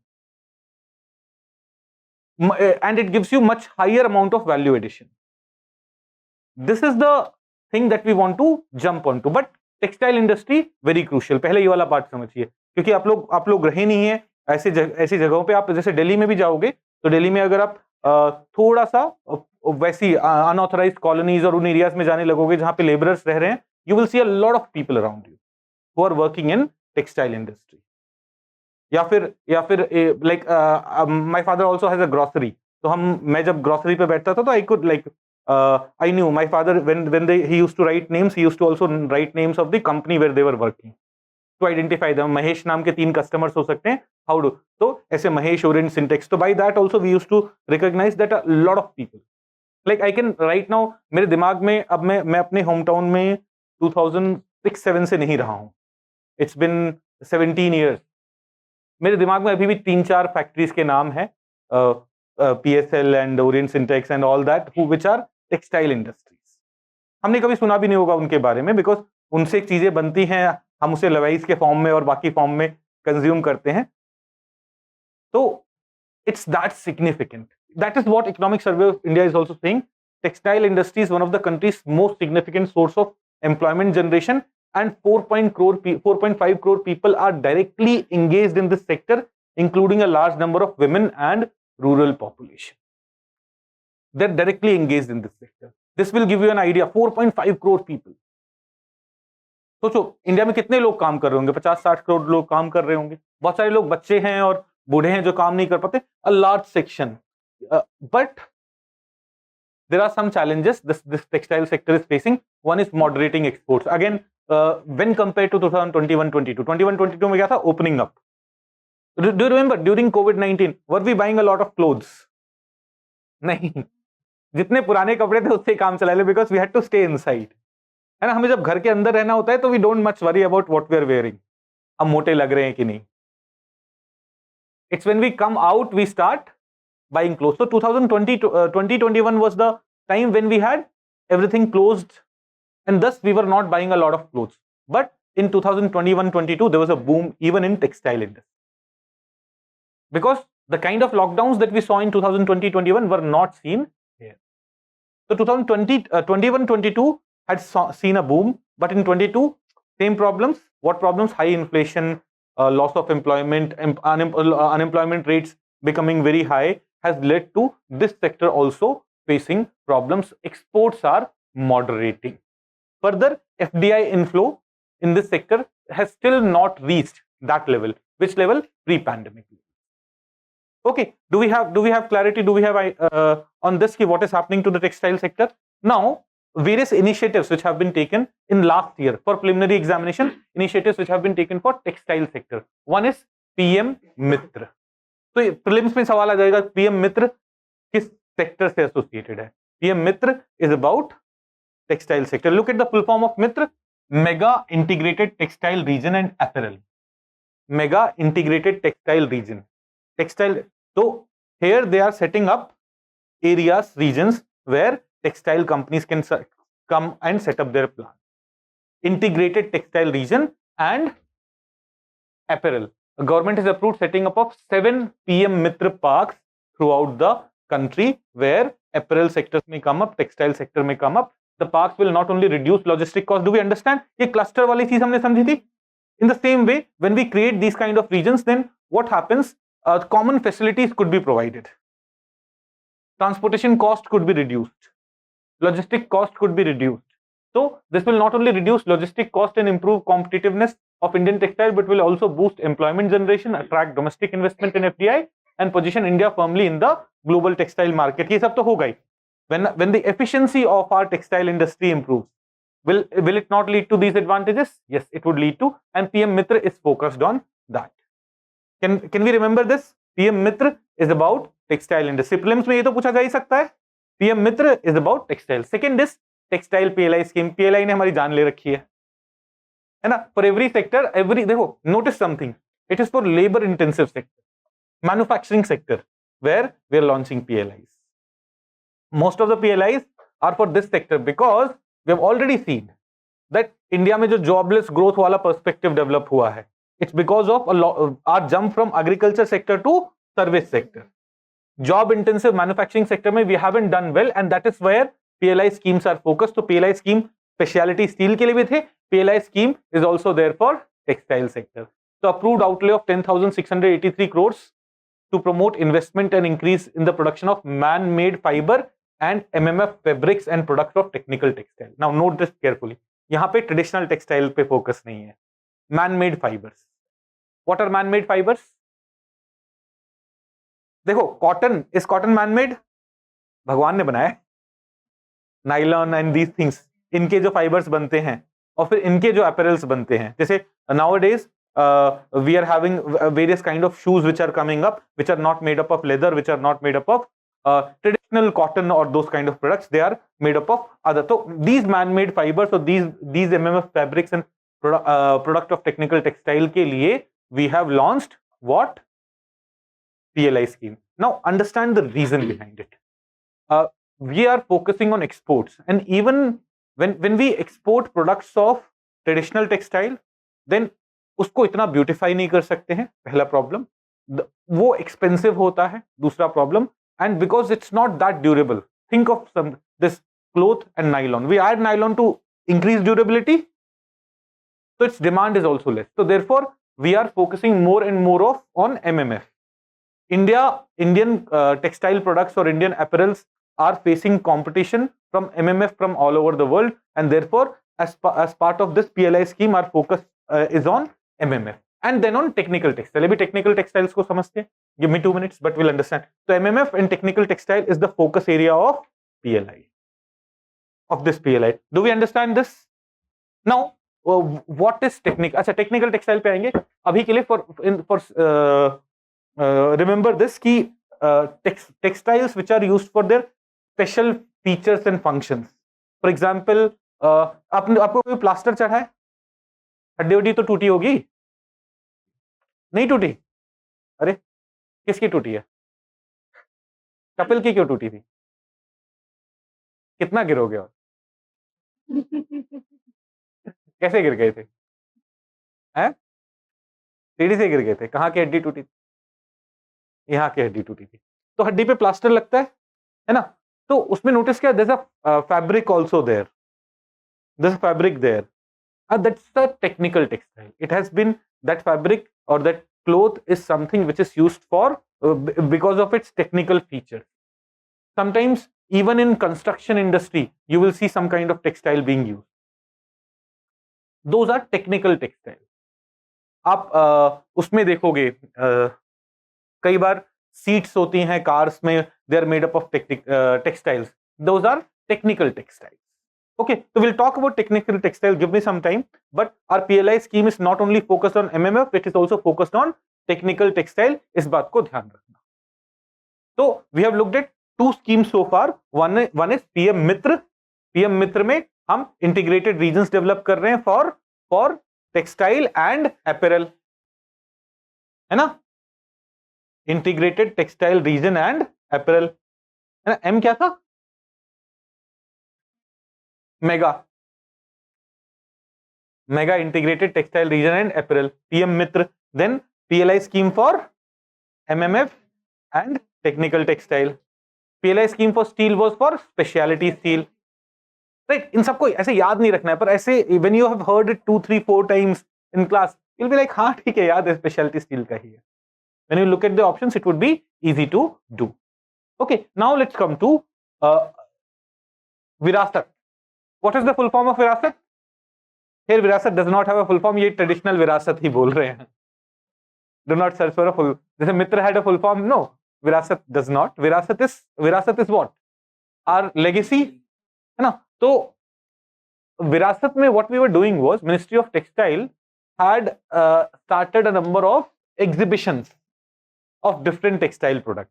जैसे for example Virasat celebrating handloom home decor 20 जनवरी टू 30 जनवरी 2020, तो 10 दिन के लिए इन्होंने हैंडलूम होम डेकोर प्रोडक्ट्स का exhibition किया था। उससे पहले Virasat celebrating handloom sari exhibition from 16 दिसंबर टू 30 दिसंबर एंड फ्रॉम 3 दिसंबर टू 3 जनवरी टू 17 जनवरी, ये मैंने पीक लिख दिया, सॉरी, नहीं, हाँ, 3 जनवरी टू 17 जनवरी in the second phase, 2 phases में था, it is that. Okay, so this was exhibition to promote more of this product. Virasat initiative was launched by Ministry of Textile for promoting these products. ये economic survey of India में नहीं था, PIB में news में रहते हैं छोटी छोटी चीजें, कई बार यूपीएससी वो छोटी छोटी चीजें पूछ लेती है, तो प्रीलिम्स के लिए हमें पता होना चाहिए, right. Textile we understand. Now let's go to technical textile. You have a rough idea about what technical textile would be. Let's look at the technical definition. Textile materials and products used for their technical performance and functional properties. For example, automotive applications, medical textiles, implants में, geotextile, reinforcement of embankments में, agrotextile, textile for crop protection, protective clothing, example heat and radiative protection for firefighter clothing. Firefighters के जो cloth बनेंगे, those would be made up of technical textile. अभी अपने इस वाले कपड़े से बन गए फायर से नहीं बन सकते. Okay, so this is technical textile. Now technical textile has a lot of scope. Technical with development, अब कंट्री डेवलप होगा, क्या ज्यादा ऑटोमोटिव प्रोडक्ट्स यूज होंगे, है ना, ज्यादा कंस्ट्रक्शन होगा, तो technical textile also has a lot of scope, and that is why we are focused not only on increasing the technical textile production in the country but also its exports, and therefore there's a national technical textile mission. Purpose क्या है? Technical textile का production बढ़ाओ, उसका awareness बढ़ाओ, उसका use बढ़ाओ, export बढ़ाओ, right. Look at it. Objective, the mission aims to increase the use of technical textile in various sectors such as healthcare, agriculture, transportation, construction, among others. Budget for between 2020 and 2024, 1480 crore rupees have been allocated here. Focus areas: research and development, promotion and market development, export promotion, skill development in this particular field. So ये broadly these are the areas. और implement कौन कर रहा है? Ministry of Textile. All these initiatives that we have talked about are by Ministry of Textile only. Fine. Broadly, do we understand what technical textile is? कहाँ use होते हैं? And the initiative that is being implemented by Ministry of Textile, National Technical Textile Mission. वो आपका schemes का भूख कम हुआ कि और स्कीम्स, देखो कितने सारे स्कीम्स हम कर रहे हैं, वही ना, क्या होगा आपको ना 100 बुकलेट्स 100 स्कीम्स अलग से कोई लिस्ट करके देगा, and then you will be happy. We have already cover more than 100 schemes and will cover more than 200 schemes more, but you will not get to know कि आपने कर लिया. आपने साइंस पढ़ा, उसमें स्कीम किया, आप इकोनॉमी पढ़ रहे हो, उसमें स्कीम कर रहे हो, आप एनवायरमेंट पढ़ोगे, उसमें स्कीम करोगे, आप आगे जो मिसलेनियस टॉपिक्स पढ़ोगे, सोशल इश्यूज वाले टॉपिक्स पढ़ोगे, विमेन चिल्ड्रन के अलग से इश्यूज जो पढ़ोगे उसमें स्कीम्स करोगे, पॉलिटी पढ़ोगे, थोड़े बहुत स्कीम्स वगैरह उसमें भी करोगे. तो already we are doing a lot of schemes. सोचो कितने सारे टॉपिक्स है, सब में हम थोड़ा थोड़ा थोड़ा थोड़ा पढ़ते आए हैं, है ना? तो in the end do not jump on to some random book. See, UPSC has not asked a question on scheme over the last 3-4 years. It has not. पिछले 3-4 साल में किसी स्कीम पे सवाल आया है? नहीं आया। फिर भी ना एक कोई बुकलेट आ जाएगी मार्केट में, वो क्या करेंगे, मिनिस्ट्री की वेबसाइट पे जाके ऐसी रैंडमली कॉपी कर करके डाल देते हैं, and you will waste your time. But if you'll study like this, even if this doesn't get asked in the preliminary examination, mains examination में मिनिस्ट्री और स्टील के लिए गवर्नमेंट क्या क्या इनिशिएटिव्स ले रही है, एक कंस्ट्रक्टिव वे में पता रहेगा ना. टेक्सटाइल सेक्टर में गवर्नमेंट क्या कर रही है, वो कंस्ट्रक्टिव वे में पता रहेगा ना. तो this will not be a loss for you. But जो ट्रेडिशनल वाला मैकेनिज्म है, जब वहां जहां पे आप 100 स्कीम्स बस बैठ के रट रहे और 2 दिन लगा दिए और फिर you feel like that doesn't serve any purpose, that wastes your 2-3 days. Study schemes in the context why it is needed, है ना? Why did we focus on when we launched PLI for steel sector, why did we focus on specialty steel? Why when we launched PLI for textile sector, why did we focus on MMF? and phone बजते रहते हैं, अपने आप तो नहीं बज रहा, सब लोग दो म्यूट कर लो, तुम्हारा खत्म. क्या होगा भाई? वो उसकी हिम्मत नहीं हो रही है, काट दे. किसका है भाई? अपने आप. किसी भूतनी से प्यार कर लिया है क्या? भूतनी मतलब डेड डेड, और वो उसकी भूत कॉल कर रही है तुम्हें. मुझे कोई नहीं करता यार. क्या क्या बोला तुमने?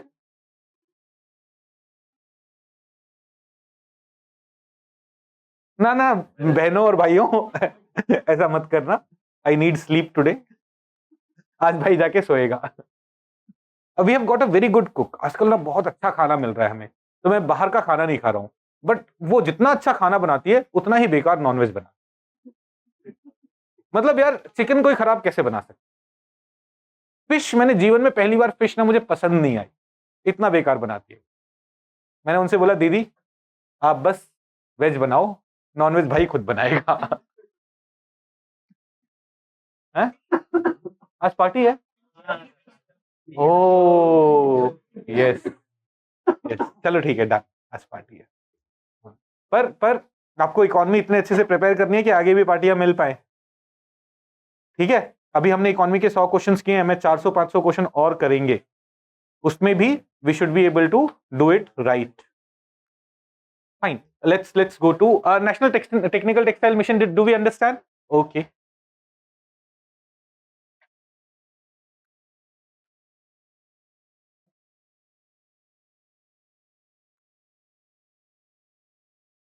हाँ देखो, under national technical textile mission ministry of textile ने 20 स्ट्रेटेजिक रिसर्च प्रोजेक्ट भी अप्रूव किए थे, वो भी न्यूज में था recently. Now let's come to pharmaceutical industry. Pharmaceutical industry, what is economic survey of India saying about situation in India? मतलब pharmaceutical में हम कितना ग्रो करते हैं, कितना प्रोड्यूस करते हैं. तो economic survey of India says that market size in India, India's domestic pharma market, like medicines that we are consuming domestically, is of $41 billion in 2021. It is likely to grow to $65 billion by 2024 and $130 billion by 2030. Growth देख रहे हो? 3-4 गुना ज्यादा दवाइयां खाएंगे. There are two reasons for it. One, right now people are not getting medicines. अभी reach medicine की कम है, बहुत सारे लोग बीमार रहते हैं, उन्हें पता भी नहीं रहता कि वो बीमार हैं और दे नीड मेडिसिन. एंड तो as health facilities improve, the health sector improve. Then बहुत सारे हमारे जैसे लोग हैं जो पता है कि फिजिकल एक्टिविटी करनी चाहिए, फिर भी नहीं कर रहे हैं, पढ़ाई में लगे हुए हैं. I am talking about both of us, है ना? तो मैं तो जा रहा हूँ सुबह भागने, कौन चलेगा? अकेले जा रहा हूँ. अबे पार्क में चक्कर लगाने जा रहा हूँ. नहीं नहीं, कहा नहीं, ये तुम्हारे साथ नहीं जा रहा मैं, मतलब तुम भी लगा लेना सुबह सुबह अपने, जहां भी तुम्हारा पार्क हो.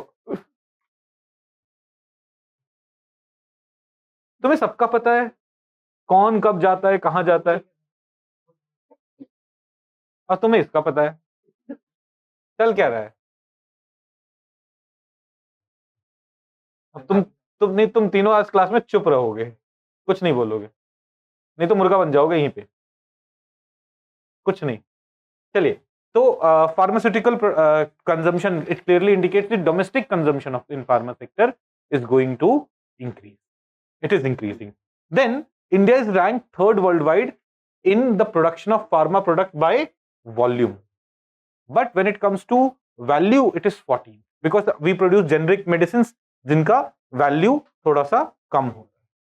तो value में we are the 14th largest pharma producer, and in terms of volume we are the third largest one. So note it carefully.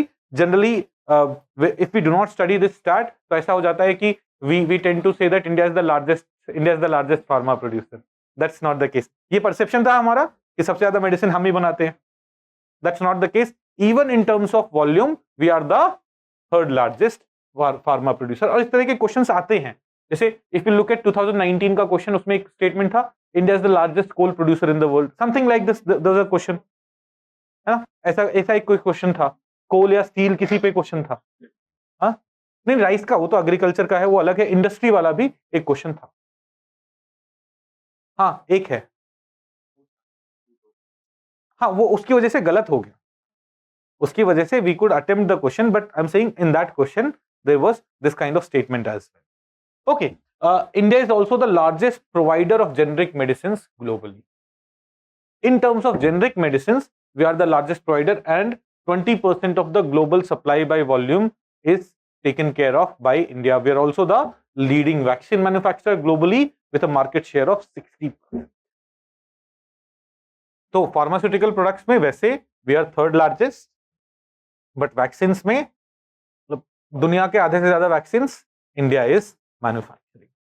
Now, pharma exports you would see has kept on increasing. 19, 20, 20 और 21 में तो you'll see बहुत ज्यादा jump है, फिर as COVID goes down jump थोड़ा सा कम होता है। Similarly, inflow of GDI in pharma sector, ये FDI को ही बोल रहे हैं, है ना, in pharma sector. You'll see pharma sector में FDI has also kept on increasing in India. तो pharmaceutical sector is also doing well. तो pharma sector को promote करने के लिए भी we have three PLI schemes, three different PLI schemes. Three PLI schemes to boost manufacturing capacity in the pharmaceutical sector. These three measures have taken from Economic Survey of India. There is PLI for KSM, DIs and APIs. So what is KSM? Key starting material. DI, drug intermediaries. API, active pharmaceutical ingredients. So these are basically, जैसे API क्या होता है? When you take a medicine, let's say you're taking paracetamol, not all of it is the chemical which is the active ingredient in your medicine, right? तो जो उसका core active ingredient होता है उसे हम बोलते हैं API. ऐसे ही these drug intermediaries or key starting materials, all these things play a role in making medicines. तो क्या होता है? A pharmaceutical company tends to import these things. Pharmaceutical company brings these things together and makes medicine. So India, though it is the largest pharma producer in the world, third largest pharma producer, largest generic medicine maker, but APIs हम China से import कर रहे हैं, है ना? In a way, here also we are doing assembly work. Assembly में क्या करते थे? Components बाहर से आते हैं, we assemble them, right? That also adds to value addition, but it's not a good thing. Even the core thing should be made in India, manufactured in India, right? ये होना चाहिए. So to support that, a PLI scheme for critical KSMs, DIs and APIs was launched. Tenure FY21 to FY30, around 6,000 crore rupees have been allocated for it. By December 2022, 51 applicants were approved who committed an investment of 4,000 crore rupees in this sector. Similarly, in medical devices wala field mein 3,420 crore rupees have been allocated, and in pharmaceuticals you'll see 50. Pharmaceutical sector बहुत सबसे बड़ा होगा, 15,000 crore rupees have been allocated in their PLI. Do we understand this? Okay. एक और scheme है strengthening of pharmaceutical industry scheme. Strengthening of pharmaceutical industry scheme. Now, what is this strengthening of pharmaceutical industries. पहले नाम देखो ध्यान से, pharmaceutical industries को strengthen करना है। Now how will we strengthen them? One is by ensuring infrastructure अच्छा हो फार्मास्यूटिकल इंडस्ट्री का। Then further how can we strengthen them? उनका मार्केट बढ़ा के, है ना, उनका cost of making, cost of production कम करके। These are the ways by which we will strengthen pharmaceutical industry, right? Common sense से ये हमें समझ में आ रहा है। Let us look at what it is doing. First, it aims to strengthen the existing infrastructure facilities by providing financial assistance to pharma clusters. Infrastructure improve कर रहे हैं। Second, it upgrades the production facilities of MSMEs to meet the national and international regulatory standards by providing interest subvention or capital subsidy on their capital loans. MSMEs, they are taking loans for these purposes, for upgradation of their production facilities so that they can match international standards. उसमें interest subvention जैसे initiatives दिए जा रहे हैं। Then third, it also promotes knowledge and awareness about the pharmaceutical and medical device industry by undertaking studies, building databases and bringing industry leaders, academia and policymakers together to share their knowledge experience so that our pharmaceutical companies would be known more and our pharmaceutical company would know more about what is the demand, where is the demand coming from, and the same way the demand for these products would also increase. When we about them we would spread awareness. Okay, now there are some other updates, but before that there's a question by Imtiaz. Sir, are APIs naturally available or laboratory made? भाई depend करेगा ना कौन सी medicine है। some APIs may be made in factories, वो chemical होगा किसी तरीके का, है ना। some API आयुर्वेदिक मेडिसिन के जो कंपोनेंट्स होंगे वो नेचुरली आते होंगे, उनको भी हम फैक्ट्री में एक्सट्रैक्ट कर रहे होंगे, कुछ कर रहे होंगे, right. Now let's come to some other updates are there. You will see एक सितंबर 2022 में parliamentary standing committee has given a report, medical devices regulation and control. This report has been given by whom? Parliamentary Standing Committee. It submitted this report to Rajya Sabha, and what is it saying? It's saying that Central Drug Standard Control Organization, CDSCO, is failing or is falling short, failing or falling short in effectively regulating the medical devices. तो इससे एक चीज ये समझो कि it is Central Drug Standard Control Organization only which is regulating medical devices sector. And the committee is saying it's not working properly, it's not being, it is not able to regulate it properly, regulate it effectively. Fine. और उस पे उन्होंने कुछ recommendations भी दिए हैं. We need to create more certified medical devices testing labs. How would this body regulate it properly? If they have more labs to test the devices, if they have more robust IT-enabled feedback-driven post-market surveillance system, when people are buying these devices, they should be able to provide feedback, online feedback, etc., about how the devices are functioning. So these are some of the suggestions that this committee has given on how Central Drug Standard Control Organization can improve surveillance or can improve regulation of medical device sector. ये अभी news में था सितंबर में, and that's why we have taken it here. Okay, this was it. Now we'll go to the next booklet that has been given to you.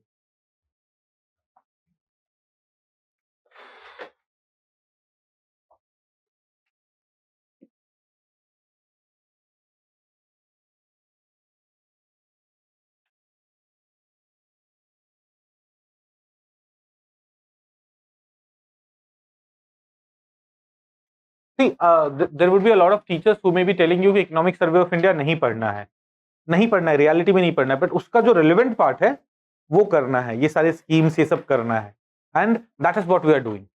We are not unnecessarily getting into their research methodologies. कई बार economic survey of India ये भी बताता है कि उसने कैसे method use करके डेटा निकाला है, वो सब किया है. That is relevant for economy students, economic optional students और इंडियन इकोनॉमिक सर्विसेज स्टूडेंट्स. हम वो सब तो नहीं पढ़ रहे ना, हम तो पैटर्न देख रहे हैं और स्कीम्स प्रोग्राम्स की बात कर रहे हैं.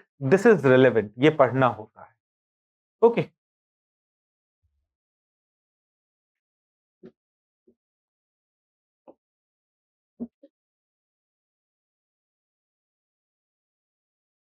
Automobile sector.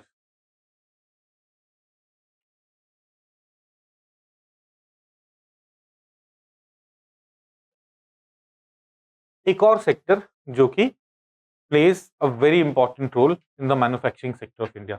In fact, the biggest contributor. The automobile sector is key driver of India economic growth. इसका कॉन्ट्रीब्यूशन देखोगे, the sector contributes to 7.1% of India GDP and 49% in manufacturing GDP. 49% in manufacturing GDP. Another area जहां पे you will if you have lived in industrial areas, you'll find automobile companies होने के chances भी होते हैं। not every place would have plants of, but बैठना allowed नहीं है ना सर, बैठो मत, ऐसे कुछ और का ऑर्डर आ गया, सर बैठो मत, मैं हाथ में लेके बैठ सकता हूँ यार, कुछ करवा दो इसका। वायरलेस वाला ना इस यहाँ के सिस्टम में काम नहीं करता वो। हाँ नहीं, वो एक्चुअली द वायरलेस वाला है ना, it it either connects to the system और कनेक्ट्स टू द स्पीकर। तो उस वाले क्लास में तो वायरलेस लगा लेता हूँ, बिकॉज वहाँ स्पीकर नहीं लगाने हैं, वहाँ सिस्टम से कनेक्ट होना होता है। तो उस वाले क्लास में, छोटे वाले क्लास में आई यूज द वो छोटा wireless one. Here we have to use it,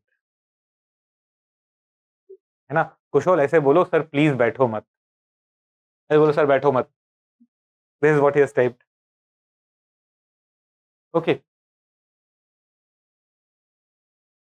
note one में क्या लिखा है? नोट वन में कुछ, अरे यार सिर्फ इकोनॉमिक सर्वे ऑफ इंडिया नहीं है इसमें, बाकी करंट अफेयर्स भी ये लिख रहे हैं। तो आप परेशान ना हो जाओ कि इकोनॉमिक सर्वे ऑफ इंडिया के इतने 3 बुकलेट्स दे दिए, आप लोग परेशान हो जाते हो ना, ये तो बेकार है। सिर्फ इकोनॉमिक सर्वे ऑफ इंडिया नहीं है, इंडस्ट्री के बाकी करंट अफेयर्स भी हैं।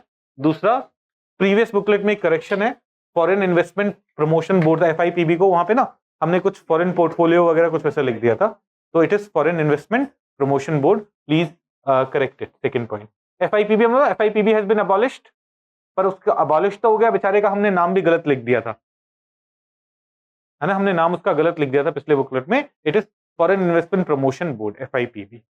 Okay, now automobile sector. So you are saying automobile sector, another very significant. In fact, when it comes to manufacturing sector, so most significant sector is automobile sector. Industrial areas में कौन कौन रहा है? Like industrial area, जिसके घर के पास industrial area हो, आप लोग रहे हैं, आप कहाँ पे रहे हो? एक तो च्युइंगम चबा रहे हो, शर्म नहीं आ रही है? कहाँ पे रही हो?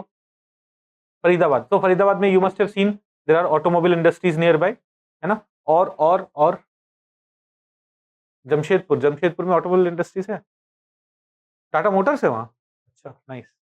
टाटा स्टील वगैरह तो है, वो समझ में आता है। और भिलाई में क्या है? सेल मतलब, बट ऑटोमोबाइल इंडस्ट्री नहीं है, ठीक है। देखो, when we talk about these places no, जैसे बड़ी बड़ी जगहों के नाम लिए, वहां पे यू विल हैव, जैसे if you go to Gurgaon, वहां पे एक होंडा चौक आता है, वहां पे होंडा का बहुत बड़ा प्लांट है। अब थोड़ा सा आगे चले जाओ, भिवाड़ी, और there is a place called Khushkhera, वहां पे होंडा का again, many of my childhood friends जिन्होंने ये आईटीआई और ये डिप्लोमा किया है, many of them are working in Khushkhera in the Honda plant. There is a place very near by, Dharuhera. अगर आप दिल्ली से जयपुर जाते हो, यहाँ से 70 किलोमीटर दूर पे एक प्लेस है Dharuhera, even that place has a lot of these big industry. तो ये तो बड़ी इंडस्ट्रीज होगी, होंडा का प्लांट है, हीरो का प्लांट है, Hero is a different company than Honda now, I must be knowing. Maruti का प्लांट है। तो these are big industries, but these are not the only automobile industry, there are smaller industries which provide component to them. जैसे जो हमारा पहले वाला घर था, उससे 200 मीटर्स की दूर पे एक कंपनी थी, Hitech Gears. Now for those of you who have मतलब कोई मेरा स्टूडेंट अगर भिवाड़ी से है तो वो बहुत कनेक्ट कर पाएगा इन चीजों को, because I am giving those examples. That Hitech Gear was an automobile company. It was not making bike or it was not making cars the way Maruti or Honda was doing, but it was making components for them. तो ऐसे बहुत सारे component manufacturing companies भी हैं, and thus the overall result is such that in manufacturing sector they contribute to almost 50%. See, 49% of the manufacturing GDP. Now, what was the contribution of industry in India's GDP? 30%, around 30%। Industry 30%, industry में manufacturing कितना था? 16-17%, है ना। अब देखो, उसमें से हम बोल रहे हैं 7.1% इज ऑटोमोबाइल ओनली, तो रफली एग्जैक्ट फिगर्स मैच नहीं हो रहे, अब एएसआई में बहुत सारा प्रॉब्लम है, बट रफली 50% के आसपास you see a huge contribution in India's GDP is that of automobile sector. Why am I telling you these stories? So that these figures do not just remain, these figures do not just remain some number for you. You understand its context. When you hear the stories ki not only these big industries, Honda and all, there are a number of smaller industries associated with them who also contribute to automobile sector. You will be able to understand that. Are we getting this? Okay. So this sector is doing well. The sector contributes to this much, and in 2021, India was already the largest manufacturer of two-wheeler and three-wheeler vehicles, and world's fourth largest manufacturer of passenger car. This was 2021. In coming times, it may improve. It may improve. Now we see that even Indian companies like Tata Motors or Mahindra and Mahindra, they are able to come up with cars which are attractive for the rich class, which wasn't the case earlier. Earlier बहुत कम ऐसी cars थे, जैसे Tata Motors की car की बात करेंगे कि जो थोड़ा अपर स्टार्टअप पसंद करे, people were going for Audi and Mercedes and those kind of cars. Now Tata also have cars in upper ranges and is becoming better and better. Similarly, Tata cars के safety features आप देखोगे, they are able to pass the NCAP test. Same is the case with Mahindra and Mahindra. अभी Maruti Suzuki का नहीं हुआ है. they are still very risky to drive.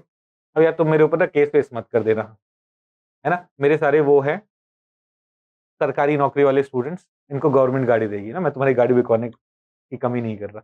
Maruti वाले बोल दे तुम कैसे बोल रहे हो हमारी गाड़ी की क्वालिटी खराब है. हाँ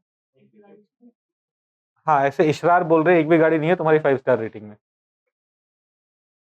कल वो पीछे झंडा लगा के ना स्पीच देने आ जाएंगे, तो तुम देश के अगेंस्ट जा रहे हो. अभी अदानी के केस में ऐसा हुआ था ना, उन्होंने वो भाई पीछे झंडा लगा के खड़ा हो गया है कि अदानी पे अटैक नहीं, देश पे अटैक है. उनका अलग बकचोदी है इनकी. मतलब कोई भी चीज हो देश को ले आओ. एक हम एक पॉलिटिशियन को क्रिटिसाइज करें, वो बोलेगा पूरे स्टेट पे अटैक है ये. उनका अबे तेरे को क्रिटिसाइज किया है. It is not attack on Bihar और यूपी और गुजरात और Maharashtra, it is attack on you. तू आंसर करना. पूरे देश पे अटैक है, पूरे स्टेट पे, पूरे कास्ट पे अटैक है, ऐसा करता है. ये ब्राह्मण समाज के अगेंस्ट आ गया. अबे तेरे अगेंस्ट है, तूने किया है. अभी देयर वाज दिस लोकल गुंडा ऑफ नोएडा जिसने तमाशा किया था, मतलब पूरे त्यागी समाज कि भाई यू वर द गुंडा, तुम्हारे अगेंस्ट पुलिस ने एक्शन लिया है, ओके पूरा समाज आ जाना, है ना. तो वैसा हो जाता है. तो मैं नहीं बोल रहा ऐसा, ये इशरार बोल रहा है. तो anyways we have a lot of cars, जैसे महिंद्रा एंड महिंद्रा की कार्स हैं, या फिर टाटा मोटर्स की कार है which have very high rating in terms of safety also. Luxury wise भी अभी they still need to do a lot, but when you if you have driven or seen cars like XUV 700, they're very beautiful, they're very well designed, and even the younger generation is very like, I can buy, if I given an option of buying XUV 700 or a version of Mercedes, perhaps I'll go for XUV 700. This kind of thing is going on. So automobile sector in India is still doing well. Balbir is like, sir कैसी बात कर रहे हो, तो Mercedes लूंगा, है ना. ठीक है, ठीक है. मतलब जब आप कॉस्ट वगैरह एनालाइज करोगे ना, you will realise that it's also good, it's very good. चलिए, anyways we are talking about, we are doing very well in automobile sector. Two wheelers largest producers, three wheelers largest producers. Cars की जब बात करते हैं हम, we are the fourth largest manufacturer of passenger cars in the world. But future of automotive industry is expected to be run by electrical vehicles. Future of this sector is going to be run by electrical vehicles. Is there anyone who's invested in Tata Motors? जिसने Tata Motors के shares खरीद रखे? जयेश ने खरीद रखे, तुमने भी? आपका नाम क्या है? गौरव? आदित्य? आदित्य ने भी टाटा मोटर्स के शेयर्स बेच दिए, खरीदे कब थे? ओके, एनीवेज, तो since when are you invest, if you are okay in telling? अच्छा, तो आप अगर टाटा मोटर्स के शेयर्स 2018-19 में जाके देखोगे ना, it was going down like anything. वैसे तो सारे ऑटोमोबाइल सेक्टर के शेयर्स वर गोइंग डाउन, पर टाटा मोटर्स तो लॉस में भी, it was a loss making company. But 2019 के बाद their focus on electric vehicles have increased a lot. Today in India, around 80% of all the electric vehicles that are coming up are from Tata Motors, and see their share prices. From around 70-80 rupees, they're at 400 rupees. Sorry? अब इतना इतना मेरे, I am not invested, तो मुझे नहीं पता exact numbers. This indicates the why Tata Motors शायद अभी प्रॉफिट में आ पाया, शायद अभी recently, but it was in loss over the last 2-3 years. Still share prices were going up. Why? Because they were focused on electric vehicles, and investors knew कि अभी सस्ते में मिल रहा है, शेयर ले लो, because they have market share of electric vehicles, and as electric vehicles coverage goes up, their prices would increase a lot. तो जो ये 300 रुपए में खरीद के 400 रुपए में बेच देने वाले लोग हैं, देर, हाँ गया था, पता है, फिर बेच क्यों दिया? Be a investor, not, don't be a trader, है ना? जो आप लोग कभी भी इन्वेस्टमेंट करना स्टॉक मार्केट में, डोंट बिकम अ ट्रेडर. लोग क्या करते हैं ना, 1 लाख रुपए लेते हैं, सुबह से शाम तक लगे रहते हैं, खरीदते बेचते. You will hardly see traders making profit. तो ट्रेडर्स सक्सेसफुल नहीं होते हैं unless you are that exceptional one. Be a long term investor, अच्छी कंपनीज आइडेंटिफाई करो और लॉन्ग टर्म के लिए वही पैसा लगाना which you are not going to need for next 10 years, है ना? तो if you are investing in Tata Motors, invest it only that money which you are not going to need. If you think that you will need that money 1 year later, invest in FD, जो आपको 5-6% का return 1 साल बाद दे देगा, है ना? क्योंकि यहाँ पे ये it may be on the lower side only. तो invest in a good company, and good, don't be greedy and invest in some stupid company जो अभी आई है, जो आपको दोस्त सजेस्ट कर रहा है कि ये 1 रुपए का 100 रुपए हो जाएगा 10 साल में. नहीं, दोज आर रिस्की कंपनीज जहां पे हम लोग अभी वहां नहीं जा सकते, है ना? तो anyways, why am I talking about stock market?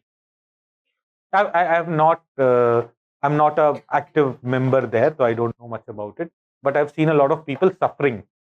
वो क्या करते हैं, किसी स्टॉक में इन्वेस्ट कर देते हैं, फिर रोज देखते रहते हैं, 1 महीने बाद देखेंगे यार प्राइस इतना गिर गया, बेच दो, निकल जाओ, फटने लगती है ना? तो स्टॉक मार्केट में वैसे नहीं होता.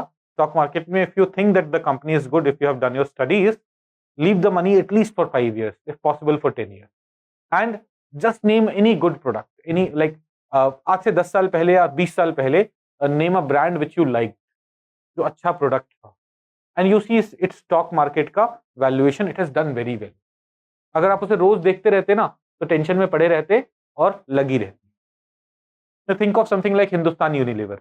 हम सब हिंदुस्तान यूनिलीवर का कोई ना कोई प्रोडक्ट यूज करे होंगे, सोप और शैम्पू और any other product, all these products, जैसे सनसिल्क है, हेड एंड शोल्डर्स है. पिडिलाइट तुम क्यों खाते हो? नहीं, पिडिलाइट तो वो है ना फेविकॉल, वो HUL का थोड़ी है. अच्छा, पिडिलाइट कंपनी है, ओके ओके. तो या Fevicol you like the product, Fevicol तो उसका कंपनी है पिडिलाइट. या फिर पेंट्स में एशियन पेंट्स, बर्जर पेंट्स, कोई भी चीज आप आज से 15-20 साल पहले यूज कर रहे थे which you knew were of good quality, if you had invested there and not touch that for 10-20 years, you would have got huge return. But ऐसे बीच में बेचते रहोगे तो दिक्कत रहेगा, है ना? तो don't go into that. Anyways, we're coming back to Tata Motors has jumped like anything. Mahindra cars में अच्छा भी कर रहा था, but its jump only started 1.5 years back when it announced electric vehicle. अभी Mahindra has also given huge returns. 2 साल पहले जो स्टॉक 600-700 रुपए का था, अभी 1300-1400 रुपए का, because they have announced electric vehicle, they are also coming with electric vehicle. Maruti, Tata Motors, Mahindra बढ़े थे, मारुति नहीं बढ़ा था, but Maruti has also now announced electric vehicles. They will soon be coming. So electric vehicle is the future. Through this story, what I'm trying to tell you is electric vehicle is the future of automobile industry, and therefore in India also we are focusing a lot on electric vehicle. They say that Economic Survey of India is saying that electric vehicle में India में growth 50% रहेगा हर साल. Right now in 2021-22 you would see that India में 4.29 lakh electric vehicles बिके थे in 21-22. This is going to go to 1 CR by 2030. By 2030 we'll be selling 1 crore electric vehicles in the country. तो हर साल 50% का growth है, हर साल 50% और ज्यादा इलेक्ट्रिक व्हीकल्स बिकेंगे. This is what Economic Survey of India says. So electric vehicle has a lot of future in the country or all over the world. All over the world, it has a lot of future. देखो, अब जैसे when we look at the richest person on earth, who's the richest person? Elon Musk. Elon Musk did not become rich because of SpaceX.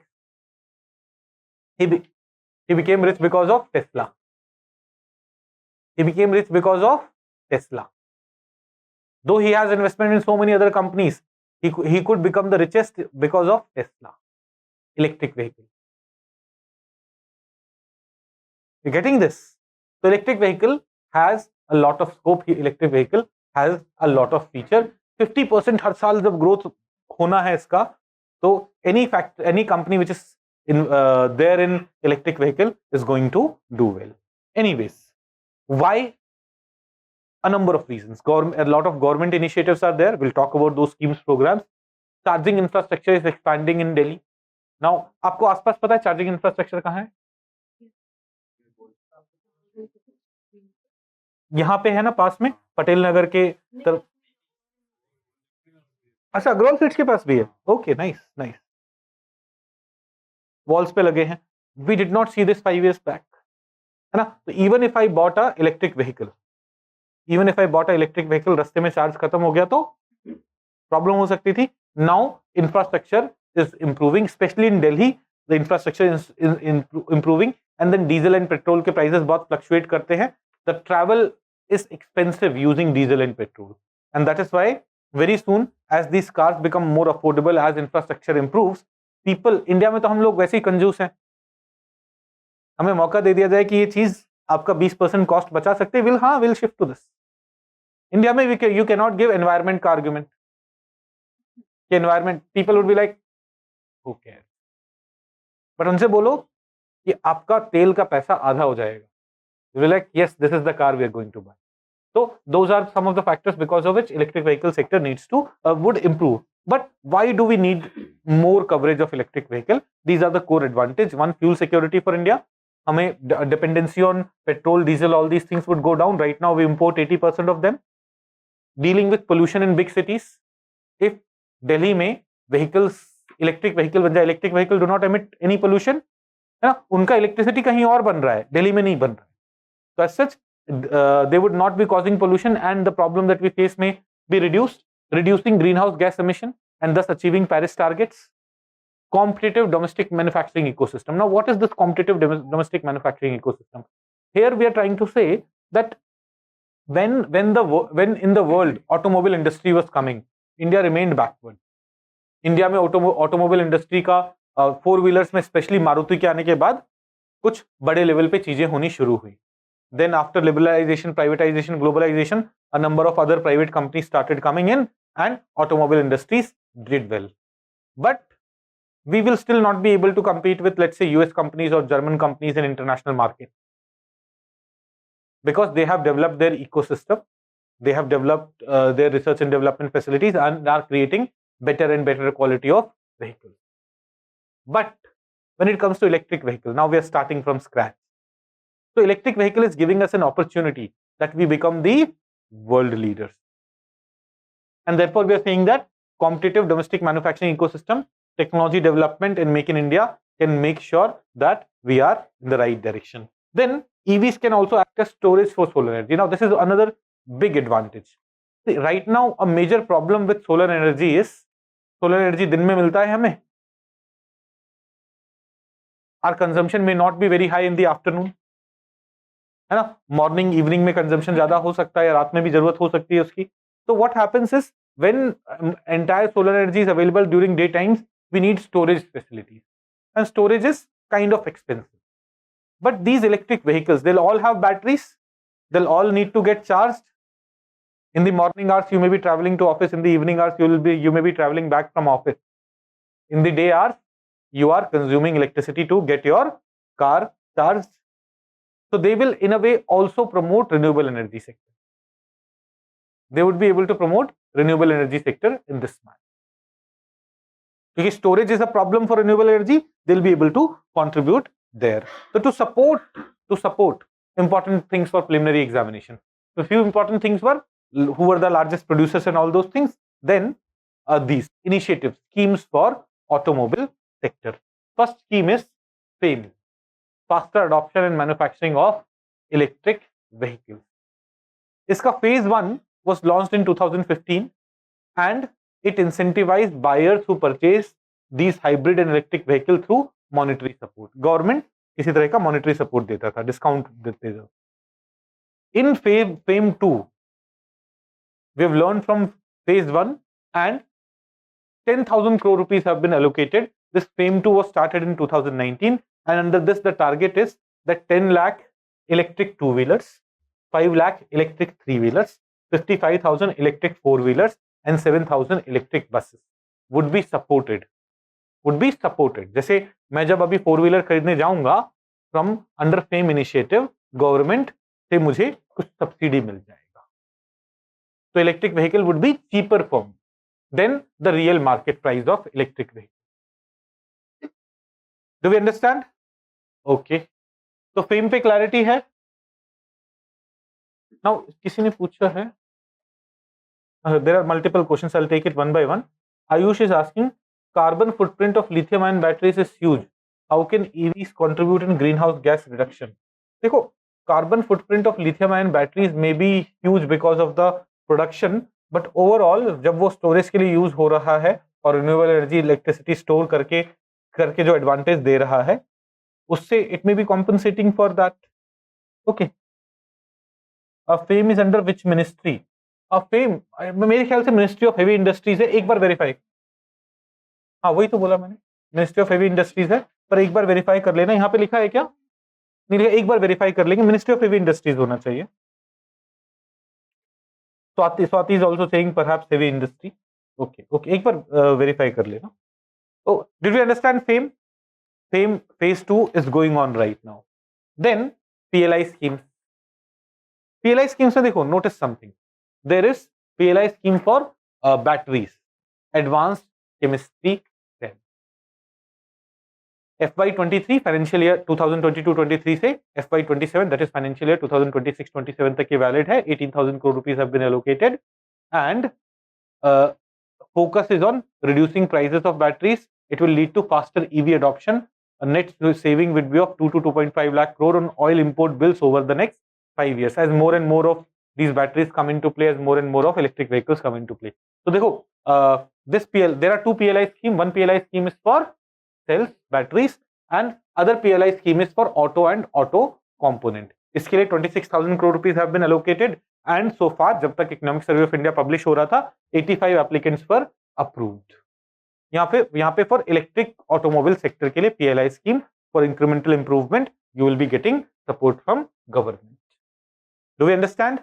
PLI scheme पे clarity है. Now there are some older initiatives also, बस नाम और ministry याद रख लो. National E-Mobility Program of Ministry of Power.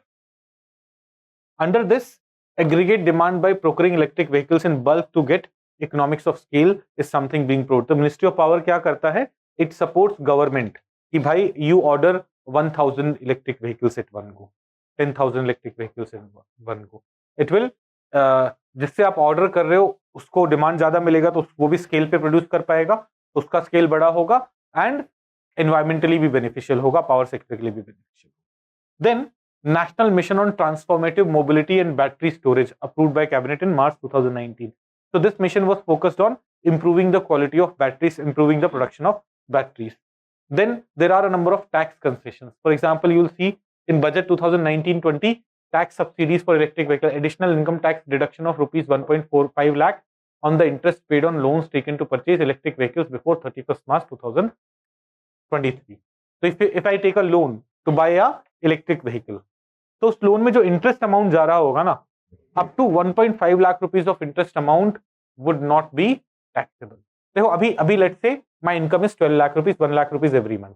So if my income is 1 lakh rupees every month, I pay let's say 10-15,000 rupees every month as interest. Oh sorry, 10-15,000 rupees every month as tax. है ना, इतना 10,000 rupees every, तो 10,000 मुझे tax भरना पड़ रहा है. Now what I will be able to do is, if I am paying let's say 10,000 rupees every month on interest for my electric vehicle, तो ये जो 10,000 rupees है ना, मेरा इनकम फिर 1 नहीं माना जाएगा, मेरा इनकम सिर्फ 90,000 माना जाएगा और उस पे टैक्स कैलकुलेट होगा, because this amount will not be taxable. तो an amount of up to 1.5 lakh rupees will not be taxable. Did I make myself clear? कितने लोग टैक्स भरते हैं, कभी आईटीआर फाइल किया है? बाकियों को समझ में नहीं आया होगा ना. let me explain it to you in this manner. Let's say simple tax regime की बात करते हैं कि tax rates are 10%. I'm not going into the complex tax regime that we have. Simple कि tax rates are 10%. Okay, so my monthly income let's say is 1 lakh rupees. So what is the tax rate, that I'll have to pay? 10,000 rupees I'll have to pay tax because my taxable income is 1 lakh rupees every month or 12 lakh rupees. Reality में ऐसा नहीं होता. Reality में tax rates are complex. इतने से इतने income तक इतना है, फिर इतना है, but for I am simplifying it, है ना. तो if my annual income is 12 lakh rupees, what is the tax that I have to pay? 1,20,000. Government को इनकम टैक्स देना पड़ेगा 1,20,000 का, because my taxable income is 12 lakh rupees. But now when I am buying a car, तो उस car को मैं पैसे दे रहा हूं कार खरीदने के लिए. Suppose I have taken loan to give that money, तो I'll be paying bank the money because bank has paid for the car. I'll be paying bank the money. I'll not only be paying the core money or the principal money, but I'll also be paying some interest. तो जो interest में पे कर रहा हूं ना, वो भी मेरी इनकम से ही जाएगा. जो 12 लाख रुपीस जो मैं अर्न कर रहा हूं, it will be going from there only. तो the interest that I pay, let's say in the entire year I return some principal amount and I also give some interest. तो up to 1.5 lakh rupees, let's say my interest payment is 1 lakh rupees, तो it is non taxable. ये पैसा तो इसी 12 लाख में से मैं दे रहा हूँ ना उनको इंटरेस्ट.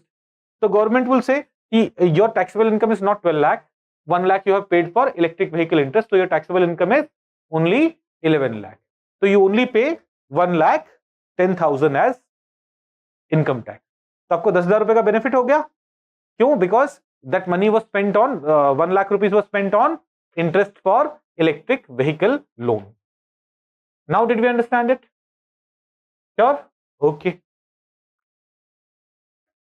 टैक्स कंसेशन, तो 2019-20 में इलेक्ट्रिक व्हीकल्स पे टैक्स कंसेशन अनाउंस हुआ था. It's going on even now. Then GST rates were reduced on all electric vehicles. GST rates were reduced from 12% to 5%, and on charging station, chargers and charging station, it was reduced from 18% to 5%. देखो जो luxury vehicles आती है उस पर तो GST rate 28% और उसके भी बियॉन्ड होता है, सरचार्ज वगैरह. तो government is charging a lot of taxes from those vehicles, but from for all electric vehicles the tax rates are only 5%. So these are also methods by which government is promoting electric vehicles. Then several states have also come up with their policies. For example, government of Delhi has launched its e-vehicle policy, which aims to replace existing fleet of auto rickshaws with e-autos and state-run buses with e-buses. एक e-amrit portal था that was announced in 2021 during the Glasgow Climate Change Summit. E-amrit portal क्या है? Everything about electric vehicles, every initiatives about electric vehicles, you'll be able to come and get on this portal. E-amrit portal. It's a one-stop solution for all the information on electric vehicles, busting myths around adoption of EVs, their purchase, investment opportunities, policies, subsidies, everything related to electric vehicles you'll be able to get on this e-amrit portal. It intends to complement initiative of government on raising awareness on EVs and sensitizing consumers on the benefit of switching to electric vehicles. So if you have doubts whether you should buy Tata Nexon का electric version, Nexon का electric version आता है क्या? आता है? Okay, Tata Nexon का electric version या Tata Tiago, दोनों का इलेक्ट्रिक वर्जन आता है, ओके, और टाटा नेक्सॉन का petrol version. You have this confusion, you can go to this portal and understand ki what would be the advantages of electric vehicles. Do we have clarity? Do we have understanding? Okay. Then there is a draft battery swapping policy. Now, what is this battery swapping policy? Let's understand. See,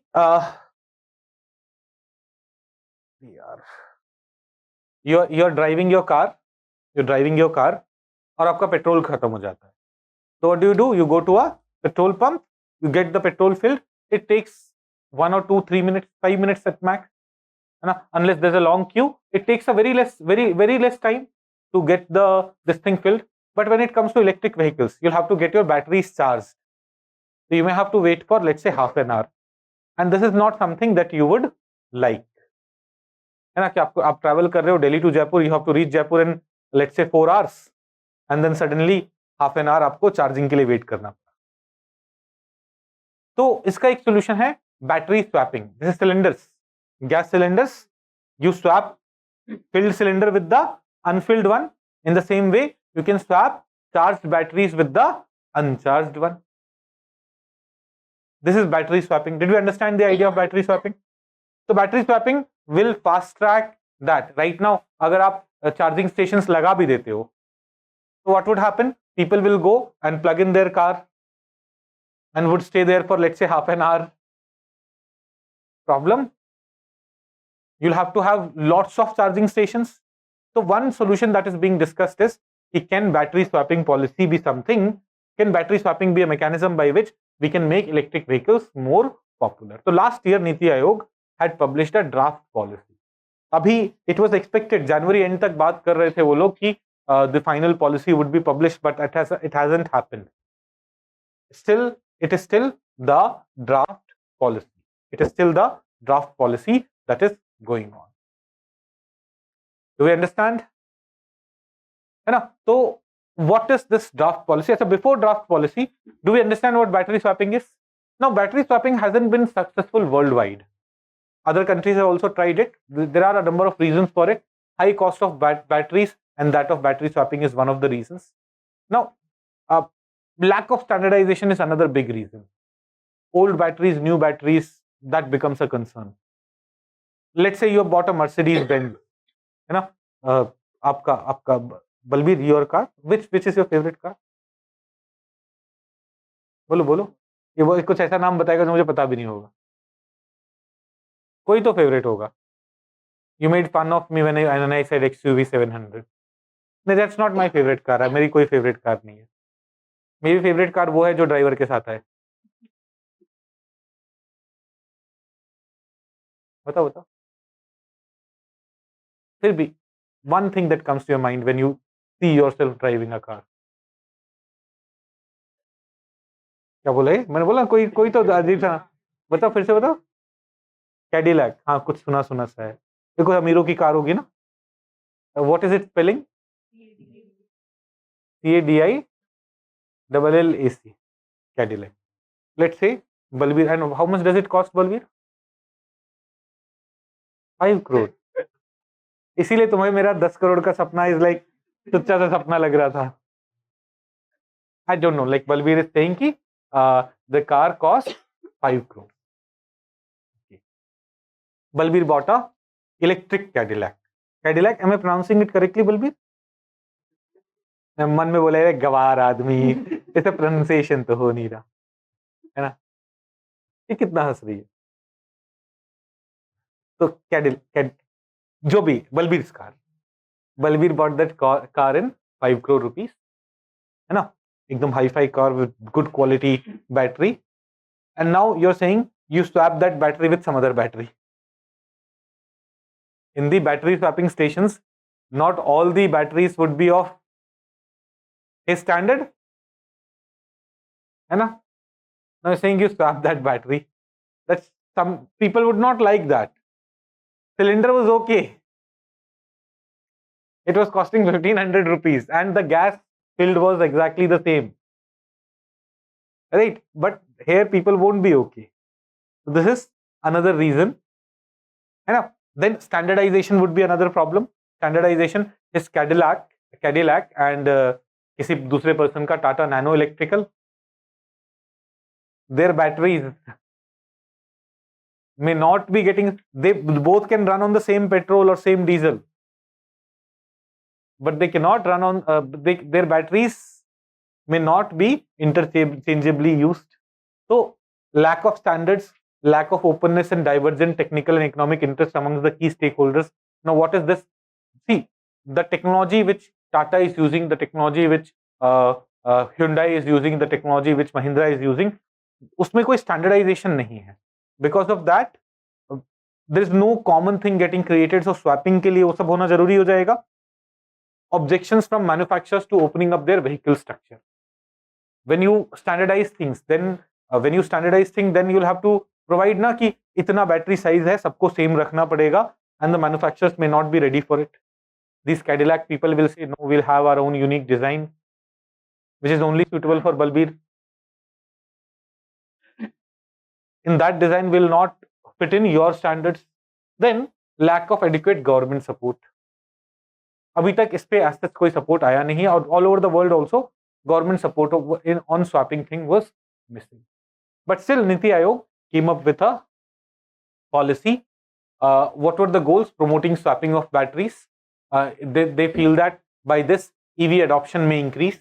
Second, offering flexibility to EV users by promoting the development of battery swapping as an alternative to charging facilities, establishing principle behind technical standards so that battery swap could be easy, leveraging policy and regulatory levers to de-risk battery swapping ecosystem to unlock access to competitive financing, encourage partnership among battery providers, battery OEMs and other relevant partners, promoting better lifestyle management of batteries. Basically what would happen is, if you are coming up with something like this, जैसे ये जो cylinder companies है ना, LPG cylinder के अलग अलग providers है, batteries have to become common in the sense, इसको कैडिलैक वाले बैटरी प्रोवाइड कर रहे हैं, आपको टाटा मोटर्स वाले बैटरी प्रोवाइड कर रहे हैं, no, they will be providing you cars and then you will have to go to a battery provider to get a standard battery, है ना, और वो भी आपको ऐसे एनुअल रेंट पे मिले, ताकि जब आप स्वैप कर रहे हो तो as such other swapped battery, those people should be able to accept that also. So we'll have to get into those complications, but this is also a system. You should understand what swapping is and what are the problems and what are the solutions that may come and emerge from it. We should have an idea about that as well.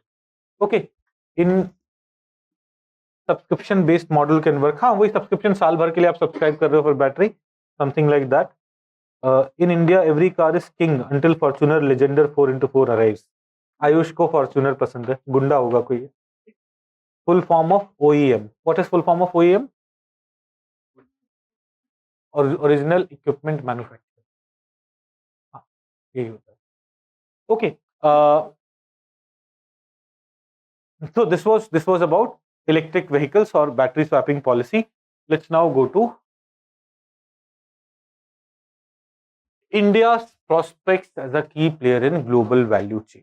देखो, when it comes to global supply chain, India manufacturing sector में has lagged behind. India is never seen as a hub for manufacturing, है ना? The Southeast Asia और China, they are considered factories of the world. World में बहुत सारा export in areas से होता है. In fact, till a few, अगर if you go back by one and a half decade, उस टाइम जब साउथ ईस्ट एशिया कोई जाता था आपका फ्रेंड, तो आप उससे बोलते थे मेरे लिए टीवी ले आना, बिकॉज वहां पे मैन्युफैक्चरिंग होगी and good quality products were available at much cheaper rate. This was the scenario. India is still not the manufacturing hub, but in recent years some problems have happened in the global supply chain. पहले वो was that US president Trump बाबा Trump आए, उन्होंने China से लड़ाई करी, trade war, it created certain problems, then covid occurred, then Russia Ukraine war is going on, so it has impacted global supply chain. it has created turbulence there. An economic survey of India is saying that this may bring opportunity for India. In these circumstances, when these manufacturing companies have to adapt to the changing geopolitical conditions, it may bring an opportunity where we become an important player in global supply chain. India has a unique opportunity to become a global manufacturing hub this decade.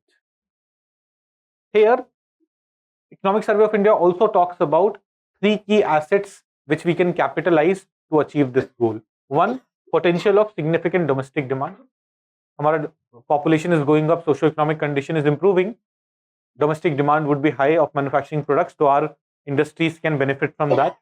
Governments strive to encourage manufacturing. We have already seen various PLI schemes, and distinct demographic edge, including considerable proportion of young workforce. Not only our population is high, but in our population there are more working age population. We are going through the phase of demographic dividend, where our working age population is higher than non-working age. And when this happens, when working age people are higher in number, their consumption is also higher. So like when you were not working, the number of phones that you could buy were much lesser. है ना, एक साल पहले आपने phone लिया, पापा से जाके बोलोगे दूसरा फोन चाहिए, 2 जूते पड़ेंगे. But when you start working, your consumption, your expense increase. So in a country, if there are more working age people, their consumption is higher. And all these things are providing opportunity to India. We can become manufacturing hub of the world. And there are various initiatives for it. Make in India, government करने Make in India 1.0 तो उसी time लाया था 2014 के बाद. अभी 2.0 is going on to further enhance India's integration into global value chain. Make in India 2.0 is now focusing on 27 different sectors, which include 15 manufacturing sectors as well. So यहाँ पे we're talking about 24 subsectors under Make in India 2.0: furniture, air conditioner, leather and footwear, ready to eat, fisheries, agri produce, auto component, aluminium, electronics, agrochemical, steel, textile, EV components and integrated circuit, ethanol, ceramics, set-top boxes, robotics, television, closed circuit cameras, toys, drones, medical devices, sporting goods, gym equipments. These are the core areas which is the focus of Make in India 2.0. Then PLI schemes के बारे में हम अलग-अलग sectors में already बात कर चुके हैं. Here in general we are talking about PLI schemes. So to make in India successful, government has come up with PLI scheme. The scheme is expected to attract a capital expenditure of around 3 lakh crore in next 5 years. In every different sectors we had seen different kind of targets are there. So through all these PLI scheme we are expecting a capital expenditure of 3 lakh crore, and this is the advantages that Economic Survey of India says may happen because of these PLI schemes. One, more employment. It says that because of these PLI schemes 60 lakh more employment may be created. Increased share of manufacturing sector in our GDP. Right now manufacturing sector का share 16-17% है. It may further go up. Reduce trade deficit by domestic production as our manufacturing goes up. हमने external sector तो basic से पढ़ा है ना इस class में. So we understand trade deficit. We already understand trade deficit. So as manufacturing sector share go up, will trade deficit be reduced? Yes. Service पे तो we are net exporter. It was in manufactured products that we have to import things. So make India manufacturing sector globally, attract investment in the areas of core competency, ensure efficiencies, create economies of scale. All these things would be possible because of the various PLI schemes which are going on. Oh yeah, okay. Do we understand? तो इसमें कोई problem तो नहीं है. देखो prelims में ना PLI scheme से इनमें से क्या क्या एडवांटेजेस हो सकते हैं, ऐसे 3-4 पॉइंट्स आ जाएंगे. तो उसमें ना बस हमें we have to have common understanding of if manufacturing sector grows, which are the advantages that we will have. You should be able to answer that. In mains, so definitely these are the advantages we talk about. As of December 2022, 717 applications have been approved in 14 different schemes. PLI के अलग-अलग sectors में 14 schemes, under 14 schemes, 717 applications are there, and of them, more than 100 MSME sectors are also there, indicating that even the smaller businesses are benefiting from it. In 2022 also there were two important PLI schemes which were launched. जैसे जून 2022 में we launched a PLI scheme for telecom and networking product. Purpose of this PLI scheme is to promote entire value chain in telecom manufacturing and to build strong ecosystem for 5G. ऐसे ही सितंबर 2022 में cabinet approved PLI scheme tranche 2 on national programme on high efficiency solar PV modules. तो solar PV modules के लिए पहले भी PLI scheme था. That's why it is called the part 2 of it with an outlay of 19,500 crore to build an ecosystem for manufacturing high efficiency solar PV modules in India, thus reducing important dependence in renewable energy. तो देखो एक सवाल जो आने के chances कम है, but if something like this is asked, for which of the following sectors has PLI schemes been launched? We have more or less gone through all these sectors, है ना. फार्मा के लिए भी है, ऑटो के लिए भी है, स्टील के लिए भी है, टेक्सटाइल के लिए भी है, इसके लिए भी है. तो you will be able to attempt those kind of questions more confidently. Okay, now let's come to the next topic, the topic of shipbuilding. Shipbuilding.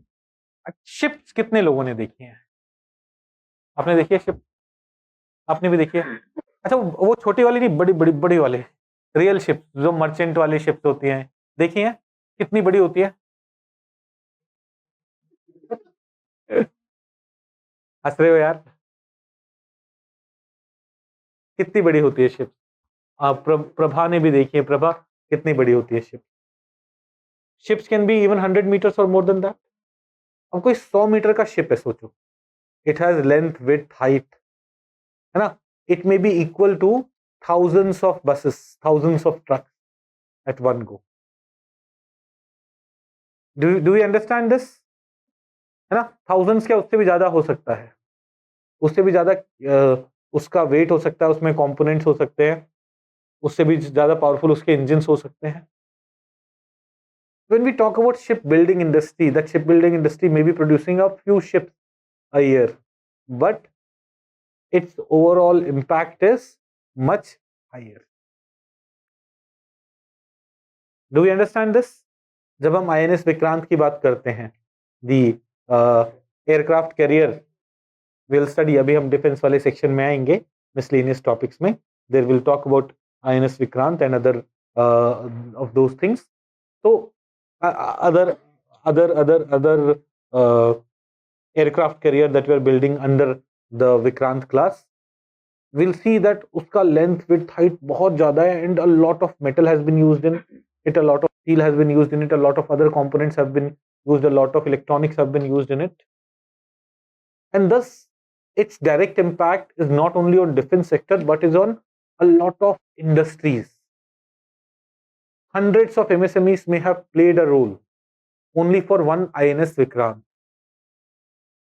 अलग components may have come from अलग aspect.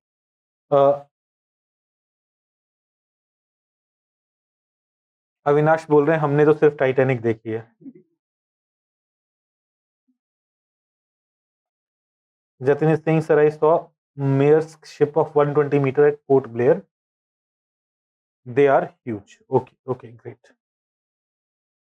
टाइटैनिक शिप भी आपने अगर movie में देखा था, it was something that was there in 1920s, and तब it was so huge.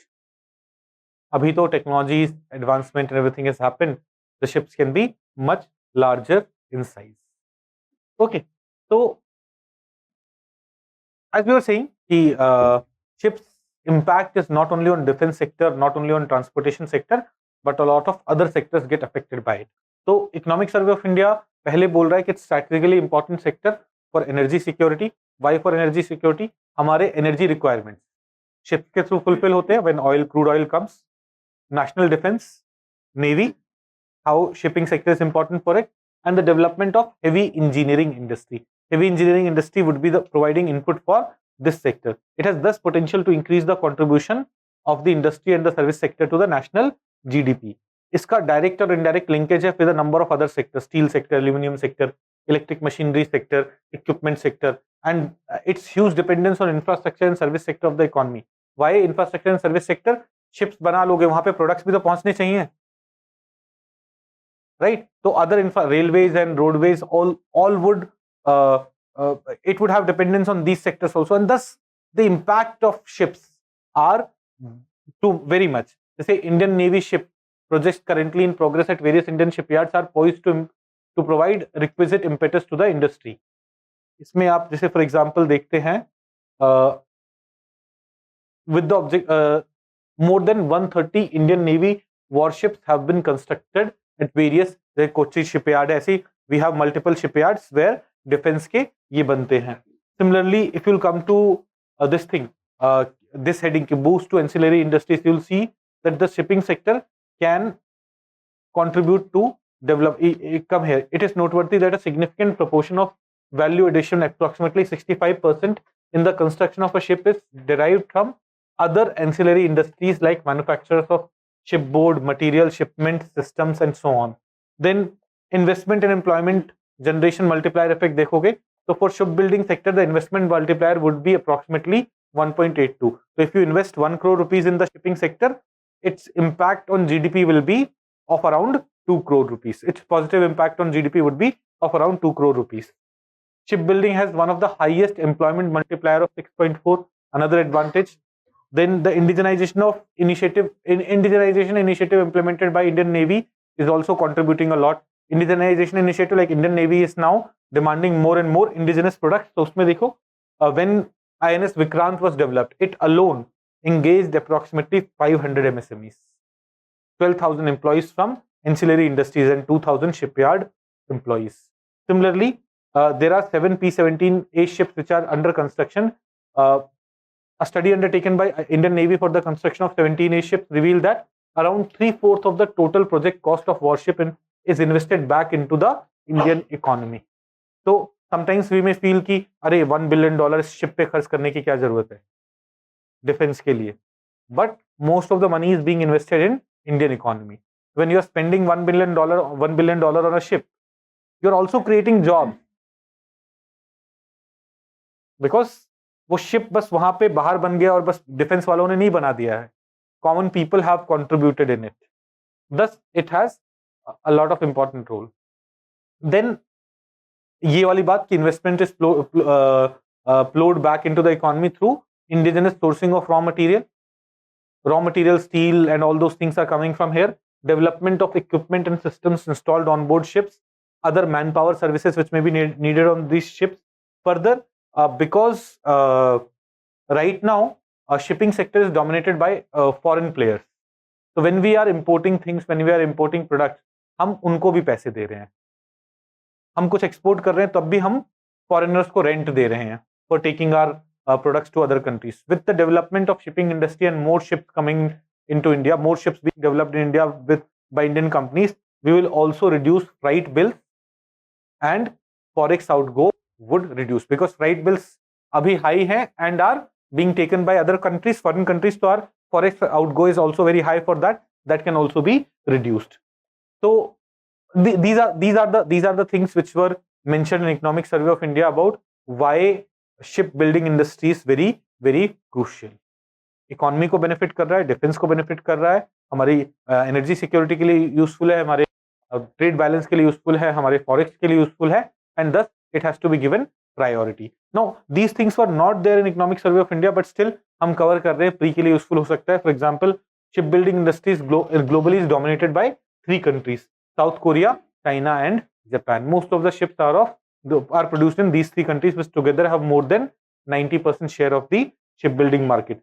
Indian shipbuilding industry has continued to concentrate on defense, coastal and inland vessels, and has not focused a lot on merchant ships, जिनको exports imports के लिए use करें. The fleet expansion plan of Indian Navy and the vessels for Indian Coast Guards are 2 prime segments which were targeted by Indian shipyards. But with more focus on shipbuilding and merchant ships being built in India, we can improve the overall performance and overall advantages for Indian economy. Okay, now innovation promote करने के लिए certain initiative. देखो, we have already talked about Startup India, है ना. निधि के बारे में भी हमने पढ़ लिया है. Nidhi, Atal innovation mission, funds for startup, credit guarantee scheme for startups. These are all the mechanism by which we are ensuring easy money for startups, है ना, and credit guarantee also to banks. Then there are some R&D platforms. R&D platforms जैसे आप देखोगे Mighty Startup Hub MSH, Technology Incubation and Development of Entrepreneurship Tide 2.0. These are some R&D platforms through which our startups can get help, get support. Then internationally also, to promote international exposure of our startups and to ensure that they get international support, there is support for international patent protection in electronics and information technology. So patents of our startups are support protected internationally. उसके लिए भी schemes हैं. So these schemes we more or less know, but startups right now in India are creating some problems. That problem is called flipping. Now what is flipping? Flipping is this. Let's say हमने LevelUp IS शुरू किया, ठीक है? LevelUp IS is functioning in India, is focused in India, but then we see that LevelUp IS का initial capital था 1 lakh rupees, but tomorrow let's say its value becomes 100 crore rupees. Its value becomes 100 crore rupees, and let's say I have 50% of the shares. ऐसे ही मान लेते हैं. अब जब इसका value 100 crore हो गया, मैं डिसाइड करता हूँ 50 करोड़ बेचना. मेरे 50% share I will sell and I will go and settle in Himachal, है ना? बट मैं जब 50 करोड़ का बेचूंगा ना, तो I have to give a lot of capital gain tax. India में कैपिटल गेन टैक्स है, वो उस तरह की चीजें है. तो ऐसे ही कोई और भी इन्वेस्टर होता जो इन्वेस्ट करना चाहता है. Let's say tomorrow we raise investment, some investor who would come, foreign investor who wants to invest, he would say कि यार I'll invest in India, but India में ना tax rates are very high. Why don't you do this? You headquarter your company in Singapore. So you must have seen a number of our startups are headquartered in Singapore. So what they do is they create a main company in Singapore. सारे shares, patent उनको transfer कर देते हैं, and they'll keep working in India. And that Indian company becomes a subsidiary of the main company in Singapore. और वो share holders क्या है? वो शेयर होल्डर सारे सिंगापुर कंपनी के शेयर होल्डर्स हैं. So when they sell their shares, Singapore laws would be applicable on them, and Singapore is not charging any capital gain tax. So this change in the geography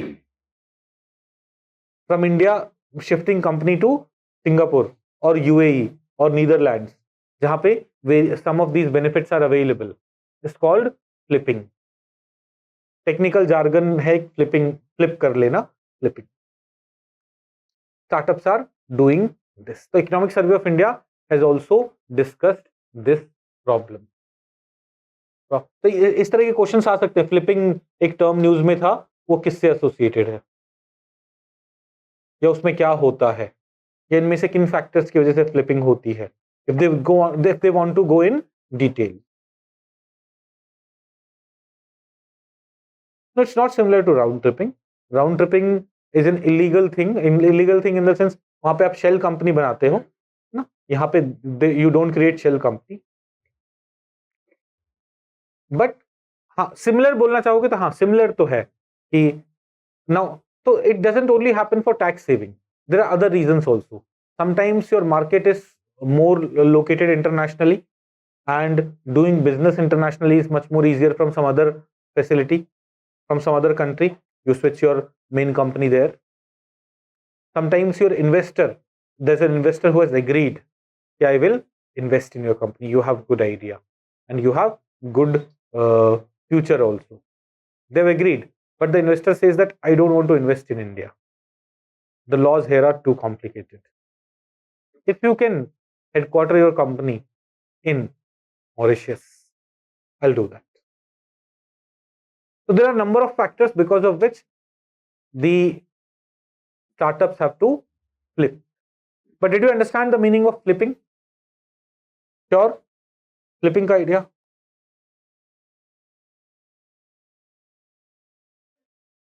हाँ, तो यहाँ पे देखो, business जो लोग कर रहे हैं वो गवर्नमेंट की चिंता थोड़ी करते हैं, वो तो टैक्स बचाने की कोशिश करते हैं ना.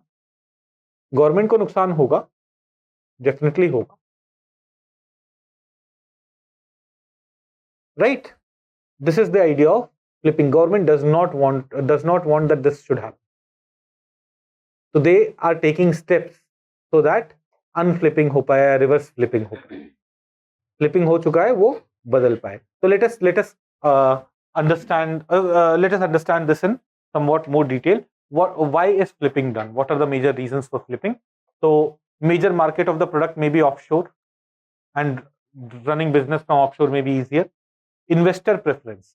Someone who's investing in your company, like access to incubator, drive the companies to flip as they insist on particular domicile. Sometimes investor may say, I'll not invest it in India, I'll be able to give you more support if you are domiciled in some other country. Then some companies prefer to domicile in countries where they would like to access capital market later for better valuation. That is, अगर मुझे IPO करना है तो I think that IPO India में करने से अच्छा Singapore में करना अच्छा होगा या न्यूयॉर्क में करना अच्छा होगा, तो I will switch my company there. Then better protection and enforcement of IP, intellectual property. India में intellectual property, western countries have made a perception that intellectual property is at risk, which may not be the case there. Then tax regime also remains very big factor. Tax regime generally remains very big factor for greedy people. Right. तो देखो, अब जब ये companies are switching to foreign countries and still they will keep saying कि हम Indian company है, हमें invest करो. वो इंडिया में टैक्स नहीं भरना चाहते हैं, बट स्टिल दैट हैपेंस. तो Singapore, it's a popular holding company jurisdiction. तो मेन कंपनी, होल्डिंग कंपनी वो सिंगापुर में शिफ्ट कर लेंगे. Generally not only from India but from other parts of the world also they are shifting their holding company to Singapore. Why? In Singapore dividend received from Singaporean company are not taxed. Now what is dividend? Let's say साल के and में LevelUp IAS को 10 लाख का profit होता है ना. तो and the company decides कि हम जो ये प्रॉफिट है ये शेयर होल्डर्स के बीच में बांटेंगे. This is the dividend. Now 10 lakh का प्रॉफिट हुआ after everything, they are distributing it to shareholders. Let's say I get 5 lakh rupees. When I get 5 lakh rupees, what happens? Government इस पे tax लगा 10%, 15%, 20%, depending on जो भी regime चल रहा होगा अलग अलग कंट्रीज में. तो I will get less money if this company was in Singapore. Singapore में डिविडेंड पे टैक्स नहीं लगता if the country is based in Singapore. So though we were doing everything in India, but the holding company was in Singapore. And तब हमें dividend मिलता तो कोई tax नहीं. This is one core reason. Now यहां तो मैंने 10 लाख रुपए की बात करी, but let's say this company becomes huge. This company becomes a $50 billion का कंपनी जहां पे profit is also $10 billion. Dividend पूरे $10 billion को डिविडेंड के फॉर्म में नहीं दिया रहा, but let's say $1 billion is being given in the form of dividend. And let's say I have 20% of the shares. तो मुझे $200 million मिल रहे हैं. $200 million का 10% which government may charge as dividend or 20% which government may charge as dividend is 10 million or 20 million or 30 million or 40 million. तो बड़े जो investors हैं उनको तो ये दिखे ना 10 साल बाद this is the vision that I have for the company and I'll have to pay this much $40 million as tax in India. What is the point? Let's go to Singapore. So Singapore is one of the popular destination. Dividend tax is one aspect. There is also no withholding tax when distributing dividends to residents and non-resident shareholders. तो जैसे TDS वगैरह कटता है ना, इस तरह की चीज यहाँ पे नहीं होगी. UAE, there are no withholding tax in UAE under current legislation. So people also shift their companies to UAE. Netherlands, it provides for participation exemption on dividends and capital gain. So because of these factors also companies flip their main headquarters. Fine, समझ में आ रही है चीजें. देखो again I am telling you this thing, ये चीजें हम economy में पढ़ रहे हैं क्योंकि आप लोगों को इकोनॉमी करंट अफेयर्स पढ़ने की बहुत चुल है, but most of the questions would still be from those 5 core topics. Out of 20 questions 15 questions would be from the 5 core topics: national income, inflation, physical policy, monetary policy, या monetary policy में capital market भी डाल दो, money market, capital market and external sector. जो 5 core areas है ना, out of 20 questions 15 questions would be from there. एक आधा क्वेश्चन, मतलब 3-4 क्वेश्चन ये budget economic survey of India से आ जाएंगे और 1-2 क्वेश्चन बाकी इधर उधर से आएगा. ओके, तो फ्लिपिंग पे क्वेश्चन आ सकता है, पर उससे ज्यादा प्रोबेबिलिटी है कि मॉनेटरी पॉलिसी पे या नेशनल इनकम पे या उस पे क्वेश्चन आएगा, तो you should never ignore your core basic question. Okay, while we are teaching a lot of current affairs in economic survey of India के सारे schemes programs हम discuss कर रहे हैं, but I have kept on emphasizing that in economy do not ignore your basic portion. And that is why even when we were doing RTFQ, you saw that most of the questions that we covered were from the basics. There was hardly a few things from economic survey of India. Now most of the questions would be from basics. तो अगर आपके अगर basics clear नहीं है, do not spend time on these things. I hope basics clear होंगे क्योंकि हम already test ले चुके हैं, सब कर चुके हैं. फाइन. नाउ रिवर्स, तो देखो what is the impact of और effect of flipping. Indian company, there is resident shareholder, there is non resident shareholder, there is foreign shareholder. वो इंडियन कंपनी में थी, but फिर वो क्या करेंगे, वो एक मेन कंपनी बना लेंगे सिंगापुर में, और सिंगापुर की कंपनी का एक सब्सिडरी होगा Indian company, and they will be investor in Singaporean company. This is the impact of flipping, effect of flipping on the ownership. यहाँ पे they were directly owning the Indian company.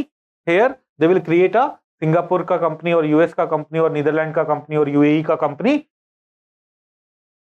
and that company's subsidiary would be the Indian company, and they will be holding shares in the main company. Fine. This image also taken from Economic Survey of India only. Do we have clear picture on what is flipping? पक्का समझ में आ रही है चीजें? Okay. Now, in recent times, some changes are taking place. जैसे India में भी capital में एक्सेस इंप्रूव हो रहा है ना, तो रिवर्स फ्लिपिंग जैसे फिनोमेना होने के चांसेस भी हैं. अभी हो नहीं रहे हैं, होने के चांसेस हैं. अभी भी इंडिया में tax system and all is complicated and high, and that's why people prefer other locations. So Economic Survey of India has given some suggestions, measures by which we may make reverse flipping. हम क्या कर सकते हैं जिससे reverse flipping? So what are they saying? Simplifying the process for grant of interministerial board certification for startup. Startups को जो certification मिलता है, उस process को simplify करो, so that once you are declared a startup, you get a number of benefits in India. Now, but getting that certification, interministerial board certification as startup, is complicated. And when it is complicated, not many companies are able to get it. For us, getting registered as an MSME was very easy, but getting registered as a startup is complicated. And a lot of my friends are running startups, and all of them have more or less faced these kind of issues. आपने razor पे use किया है कभी? Razor पे, तो razor पे has been started by my room बच्चा. तो रुड़की में there was this concept, first year के रूम में, जो आपके फर्स्ट ईयर के रूम में कोई जो आएगा ना, तो मेरे रूम में मेरा एक कंप्यूटर साइंस का बच्चा आएगा, तो Shashank Kumar, there was who is the CTO of the company, who is also the founder of the company. It has been started by him. Then there is another company in Gurgaon, if you know this, मैं उसका नाम भूल गया, blue mobility नहीं, there is this electric vehicle का उबर बनाने की कोशिश कर रहे हैं वो. It has also been started by one of my seniors, Puneet Singh Jaggi, और मेरा like one of my best friends, Rishabh Sood, is the CTO there. So when I speak to these people also, they are also like, यार दिक्कत है, तो मतलब getting registration as startup is a huge challenge. मैं आपको बता रहा था ना कि मेरा एक दोस्त था जो कुछ इलेक्ट्रॉनिक डिवाइस, जो IIM अहमदाबाद गया, फिर उसने इलेक्ट्रॉनिक्स की company, it was Rishabh Sood, जो चाइना जाता था for various components. Now he has moved to this company as CTO, which is also a company owned by one of my seniors. तो what I am trying to tell you is, all these people eventually realise कि यार registration से फायदे तो हैं, but let's not do it, it's very complicated. We have to simplify that. We have to simplify registration process. It should be easy to get registered as startup. Then further simplification of taxation of employee stock option. हम ESOPs देते हैं, employees को stock options दे रहे हैं, उसमें taxation mechanism is very complicated. What is the value? How will be? So that has to be simplified. Simplifying the multiple layers of tax and uncertainty due to litigation. simplifying procedure for capital flows, facilitating improved collaboration and partnership with established private entities to develop best practices and state-of-art startup mentorship platforms, and exploring the incubation and funding landscape for startups in emerging fields like social innovation, impact investment, etc. So all these things are roughly telling us that the complicated legal tax mechanisms are there. No, it becomes a factor. In Singapore, you'll go there, they'll say, okay, we won't touch you. अब करो अपना काम chill मार के. Dividend tax भी नहीं, आप indirect taxes देते रहो, है ना, डिविडेंड टैक्स नहीं है. आप कंपनी इनकम टैक्स दे रही है ना. देखो अभी क्या है ना, अभी व्हाट हैपेंस इज, जैसे हमें मान लो साल के एंड में 10 लाख प्रॉफिट हुआ, तो पहले company will pay income tax 25% corporate tax, and then a part of that money will be, जो प्रॉफिट बचता है it will be given to share holders, तो वहां पे डिविडेंड टैक्स भी लगे. तो ऐसा नहीं है जो कंपनीज डिविडेंड टैक्स को इग्नोर कर रही है, जो कंट्रीज डिविडेंड टैक्स को इग्नोर कर रही है, they are not getting any tax.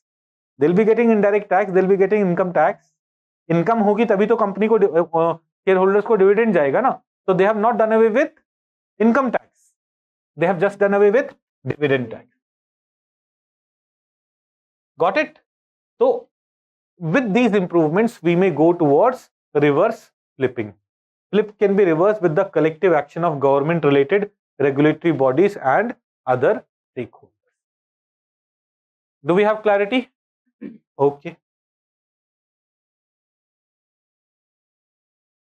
Ease of doing business. We have already talked about lots of initiatives through Economic Survey of India only. By the way, आपने एक चीज और notice करी होगी, through Economic Survey of India, अगर हमें core of the economy, basics of the economy पता है, national income, repo, reverse monetary policy and banking के core areas, through economic survey of India we have come to understand the entire economy, है ना. External level पे क्या चल रहा है, इंपोर्ट एक्सपोर्ट में क्या चल रहा है, अलग अलग इंडस्ट्रीज में क्या चल रहा है, एग्रीकल्चर में क्या चल रहा है. तो economic survey of India, the name, what is the name? Economic survey of India. Indian economy में जो भी हुआ है पिछले एक साल में उसका सर्वे है. तो if you understand the basics of the economy, this will give you the picture of the economy in details. You are getting to know कि मैन्युफैक्चर इंडस्ट्रियल सेक्टर का कंट्रीब्यूशन कितना है, you are getting to know agriculture sector का contribution कितना है. इसका next chapter service sector का है, you will get to know service sector का कंट्रीब्यूशन कितना है. You are getting to no in industrial sector manufacturing sector का कंट्रीब्यूशन कितना है. मैन्युफैक्चरिंग में भी you didn't realize we have gone even under this कि मैन्युफैक्चरिंग के अंदर भी ऑटोमोबाइल सेक्टर का कंट्रीब्यूशन कितना है, राइट. तो we are getting to know a lot about India's economy through this economic survey of India. Are we understanding this? Okay. So ease of doing business, structural reforms. So we have already covered a lot of things about ease of doing business. For example, we said कि GST regime लाना, it has simplified tax regime.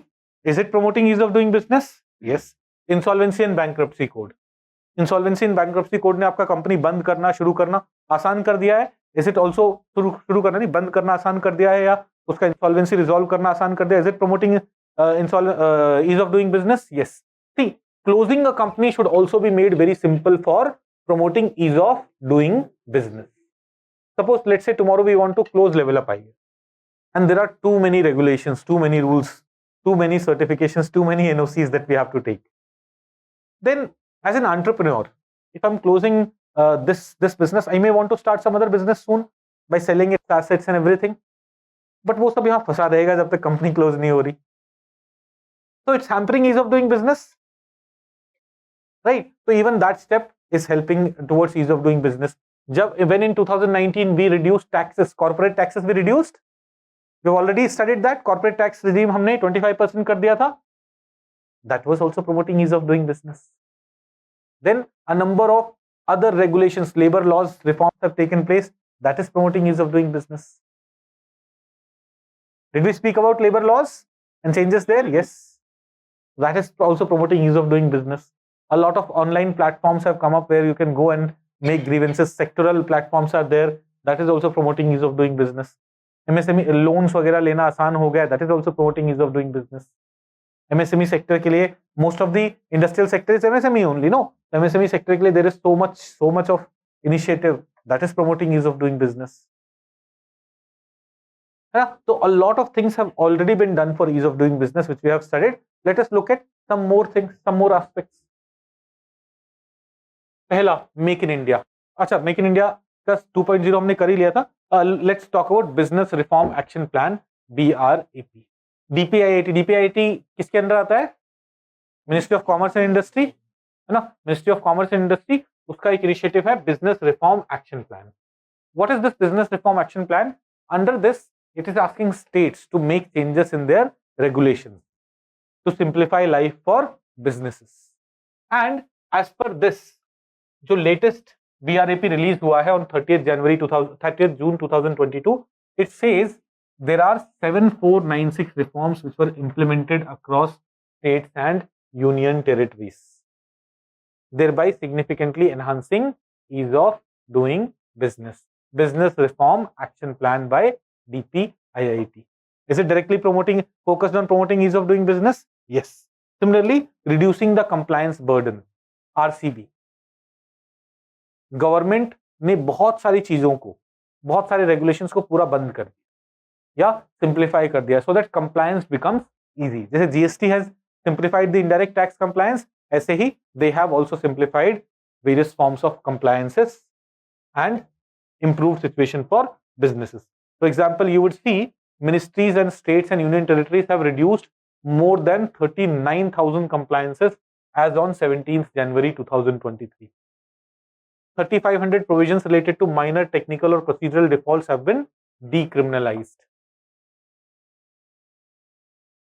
Okay, then there is also a national single window system for business, NSWS. It is also by DPIIT. It was soft launched in September 2021 to improve ease of doing business by providing a single digital platform to investor for approvals and clearances. Any investor would be able to, through this national single window system for business, would be able to get approvals from various ministries through this platform. This is another step towards promoting ease of doing business. Okay, so ये दो तीन DPIIT के specific steps है, but we have already talked about a number of other initiatives which are promoting ease of doing business. Let's go to India and industry 4. Do we understand industry 4.0? है ना. Industry 4.0 में ये जो we go for integration of cyber physical world, cyber world, internet of things, machine learning, artificial intelligence. इससे कैसे हम physical world का productivity बढ़ा सकते हैं. Revolution is that only, right. जब फर्स्ट इंडस्ट्रियल रेवोल्यूशन आया, फर्स्ट इंडस्ट्रियल रेवोल्यूशन में what came? Steam engine came. Steam engine changed the way production used to happen. पहले मैनुअल लेबर या एनिमल लेबर से प्रोडक्शन होता था, स्टीम इंजन चेंज्ड इट. ऐसे ही second revolution में a number of changes were made. Third industrial revolution में digital technologies came into play. Fourth industrial revolution with the integration of cyber and physical world, because we have already spoken about it in science and technology. I'm not going into the details here, but this also is going to play a very important role in India to promote India's development, to promote India's efficiency, productivity in the economic sector. And a number of things have happened which is taking us towards it. For example, internet penetration has improved. A lot of focus on electronic manufacturing. हमने already semiconductors से related initiatives जो हैं पढ़े हैं. Other initiatives like Samarth, Smart Advanced Manufacturing and Rapid Transformation Hubs, उद्योग Bharat 4.0, Samarth उद्योग Bharat 4.0 under Ministry of Heavy Industries and Public Enterprises. It aims to encourage technological solution to Indian manufacturing units. तो India का जो physical manufacturing units है उसकी efficiency improve करने के लिए technological solution is something that is being focused upon by this Samarth Udyog Bharat 4.0. Do we understand? Do we understand this? It is by Ministry of Heavy Industries. Then another initiative is the establishment of Center for Fourth Industrial Revolution in India in 2018. This is also by Ministry of Heavy Industries, Center for Fourth Industrial Revolution. Through this, we are promoting Industrial Revolution 4.0 in the country. Got it? Other industries. Let's talk about crude oil. छोटे छोटे दो तीन topics है, खत्म कर लेते हैं, वरना ब्रेक लोगे आधे घंटे में तो खत्म हो जाएगा. ये कर लेना खत्म, पक्का. crude oil. When we talk about crude oil, so we say that Brent crude oil का price इतना है. You must have heard this word Brent crude oil. So the Brent क्या है? Brent is a sea. Brent is name of a sea. वहां से जो oil निकलता था ना, Brent crude basically characterize that oil. इसका थिकनेस इतना है, इसमें इतना सल्फर कंटेंट होगा. तो जब when we extract crude oil, when we mine crude oil, extract crude oil from crude oil reserves, we want that crude oil should be not very thick. Thin रहेगा मतलब it doesn't have a lot of pollutants, a lot of things that we don't have to remove. We also want that it should not have a lot of sulfur. High sulfur crude oil would lead to high sulfur in our petrol, diesel, and we'll have to desulfurize it. So from when we mine crude oil from different parts of the world, अब हर part of the world से तो हम पानी निकालते हैं तो अलग अलग तरह का पानी आ जाता है with different salt content and all. So crude oil can also come of different types. So various standards have been created. जैसे एक Brent crude oil वाला standard. So we want to briefly understand those standards. Let's talk about them. तो देखो we were saying कि crude oil के जो different types होते हैं वो उसके thickness पे unprocessed liquid and drillers extract.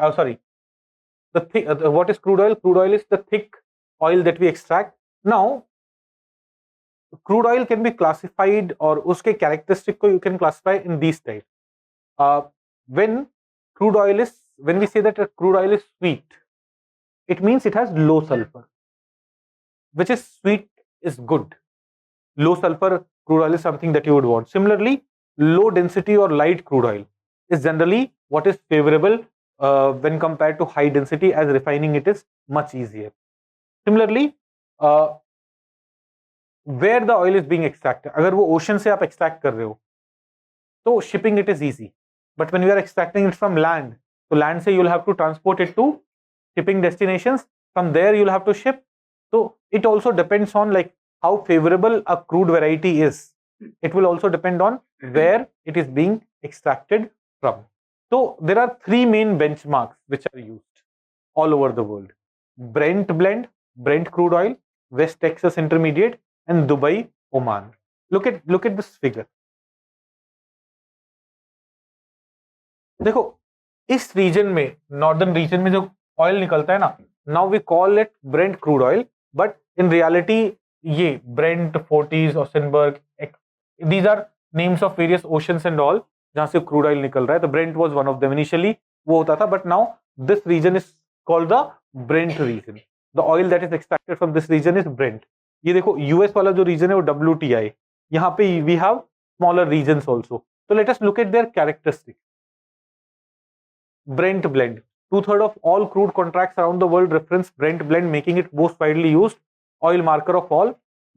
These days, Brent actually referred to oil from 4 different fields in North Sea: Brent field, Forties field, Ostenburg field, and Ekofisk field. The oil that we extract from here is this. Crude oil from this region is light and sweet. Light, not very dense. Sweet, not a lot of sulfur, making it ideal for refining of diesel fuel, gasoline, and other demand products. Also because supply is waterborne, transportation is easy. This is Brent crude oil. Then West Texas Intermediate. It is extracted from the wells in the United States and sent via pipeline to Cushing, Oklahoma. The fact that supplies are landlocked is a drawback. Landlocked supply, so transportation becomes expensive, but this is also sweet and light. So it continues to be, WTI continues to be the benchmark for oil consumed in US. Then there is Dubai, Oman. The Middle Eastern crude is useful reference for oil of a slightly lower grade than WTI or Brent. Here you will see a basket product consisting of crude oil from Dubai, Oman, Abu Dhabi. It's somewhat heavier and have higher sulfur content, putting it in the SAR category. Dubai, Oman is the main reference for Persian Gulf oil delivered to the Asian market. So from Persian Gulf, the oil that is delivered to oil market it is Dubai Oman type का. So we mostly get the Dubai. We also get a lot of oil from Russia. तो वहां से we have the other version, Brent वाला version, but this is here. But when we talk about international prices, we say कि Brent crude oil का इतना price है. Now some other oil may have higher or lower price, but Brent crude oil is a mechanism that we use. In 2020 they had asked the question, WTI news में रहता है, वो क्या है? मैं हर साल इसे पढ़ाता था, उस साल नहीं पढ़ा है. मैंने कहा बहुत हो गए नोट. लॉकडाउन में बहुत इकोनॉमी पढ़ा दी थी. मैंने कहा चलो let's remove this, and they asked. जब लॉकडाउन लगा मैंने इकोनॉमी पढ़ाना शुरू ही किया था, तो जितना टाइम मिलता था इकोनॉमी पढ़ता था, इकोनॉमी पढ़ा रहा था. तो by the time I came to this topic I was like बहुत पढ़ा दिया economy, let me shorten it, and I removed WTI and Brent and all these things from the notes, and उन्होंने पूछ लिया. तो कुछ पता नहीं होता ना क्या पूछेंगे, इसलिए थोड़ा ज्यादा ही पढ़ लो कम पढ़ने की वजह. Did we understand this? Okay, now rising crude oil prices and its impact on economy. हमने एक्सटर्नल सेक्टर पढ़ लिया है ना. देखो oil is mostly imported. India में 80% क्रूड हमारा इंपोर्ट होता है. अगर इंपोर्ट बढ़ रहा है तो हमारा रुपी डिप्रिशिएट होगा, है ना. इंपोर्ट एक्सपेंसिव होगा, उससे ट्रेड बैलेंस भी अफेक्ट होगा, करंट अकाउंट डेफिसिट भी अफेक्ट होगा, रुपी डिप्रिशिएट हो रहा है, बाकी सारे सेक्टर्स भी अफेक्ट होंगे. We have already studied it, तो यू रीड इट वंस. अगर कुछ समझ में नहीं आता है तो पूछेगा. I hope you will be able to understand every aspect of it. Okay, now will go to reserve, strategic oil reserve.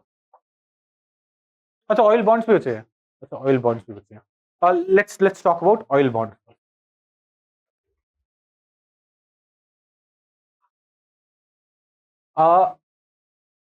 Oil bonds, when government does not have money to give some subsidy, government issues oil bonds. तो oil bonds बहुत अलग अलग government ने issue किए हैं. जैसे अभी जो ऑयल बॉन्ड जिस वजह से 2022 में कंट्रोवर्सी चल रहा था, those were the oil bonds issued at the time of Manmohan Singh regime. तो at that time oil prices had increased a lot. जो अपना ब्रेंट क्रूड ऑयल के प्राइसेस बहुत बढ़ गए थे, but government could not afford कि वो सिटीजन्स के लिए भी ऑयल के प्राइसेस बहुत बढ़ा दे. They had to give a lot of subsidy. They could not afford to increase oil prices for government, तो they had to give a lot of subsidy. ना उनके पास पैसा तो है नहीं इतना सब्सिडी देने का. तो what did they do? They gave these oil companies oil bond. I cannot give you 1000 crore rupees of subsidy right now, right? I'll give you this 1000 crore rupees ka bond, and on this I'll pay you interest also, 7% interest every year, something like that, जो भी bond का interest rate रहा. So that is a way by which you give the benefit to current generation but put the burden on the next generation. समझ में आया कैसे? You had to pay 1000 crore rupee to the oil company for the subsidy. You didn't do that. You gave them bonds and you said that we'll pay you interest, and 10 years later the bond amount would be given to you. And 10 years later तो time आ गया मोदी जी का. So when now in 2021-22 government was asking, or government was being asked, why are you not reducing taxes? Why are you letting the oil prices increase so much?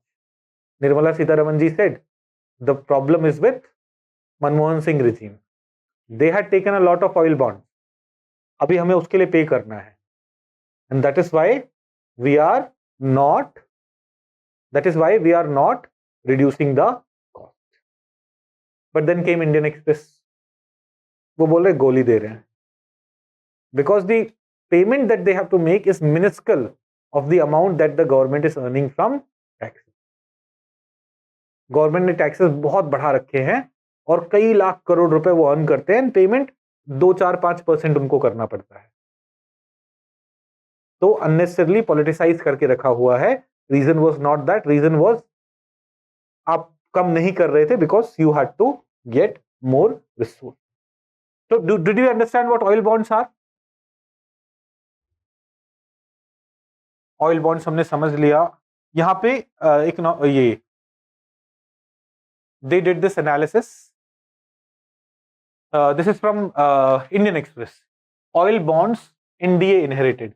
NDA government को जो oil bond देना था, interest rate, date of maturity, तो 7.61 interest rate, date of maturity 2015, 7.59 interest rate, date of maturity 2015, और principal amount 1750 crores and so on. So basically through this they said that the oil bonds that they have inherited is of 1,34,000 and annual interest payment on oil bond that they have to give is 10,000 crore, 9,000 crore and so on.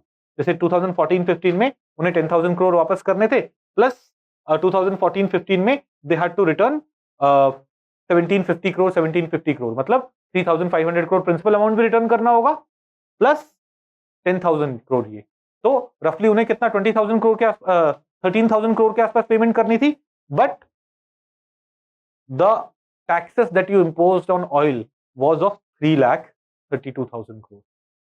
तो 3,32,000 crore का 10% होता है 30,000 crore, 5% होता है 15,000 crore. You had to pay less than that in the form of bonds because of oil bonds of the Manmohan Singh government. Similarly, आगे भी आप आओगे तो जैसे 2021-22 में आओगे तो 9,990 crore was the interest, whereas the money that you were collecting from oil was 6,72,000 crore rupees because of high taxes.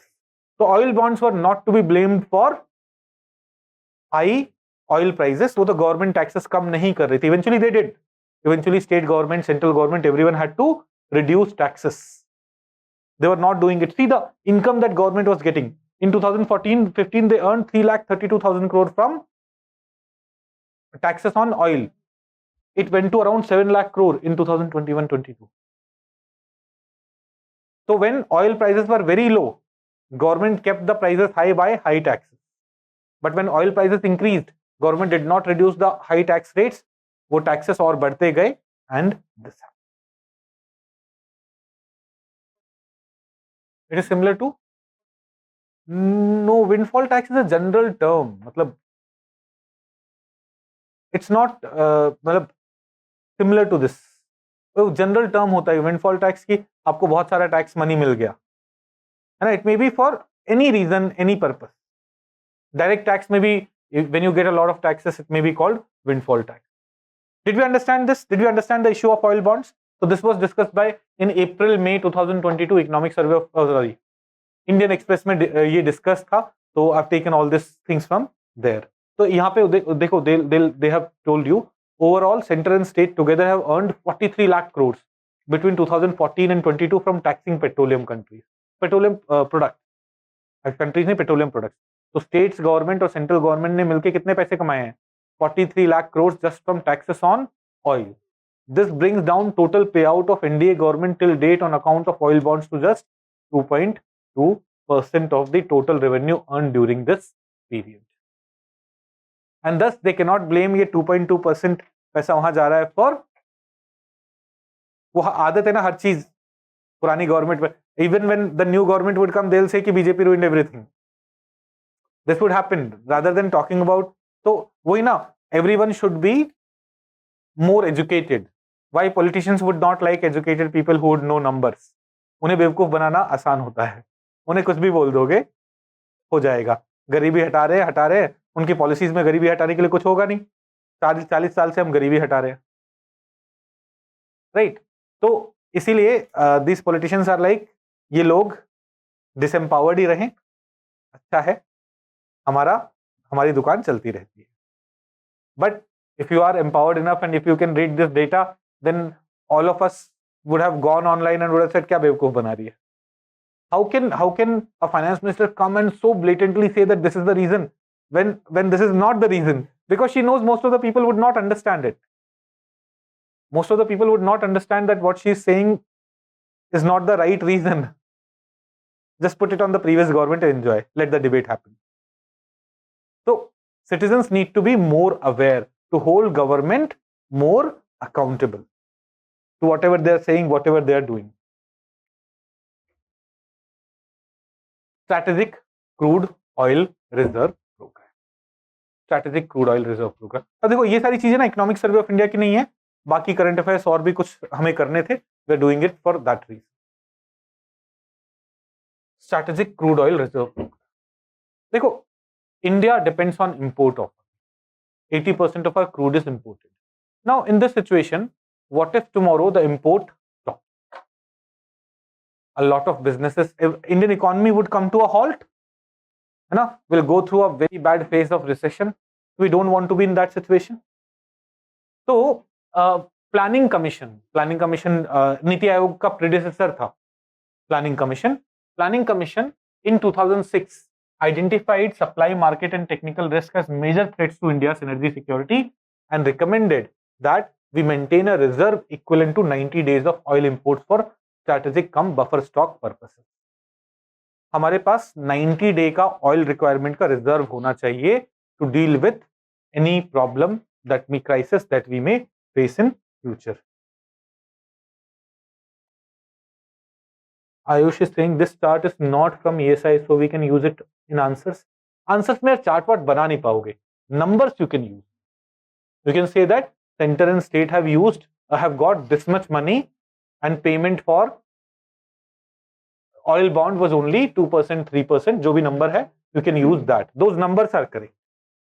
Yes, you can use those numbers. You can use those numbers. Okay. कहाँ थे हम?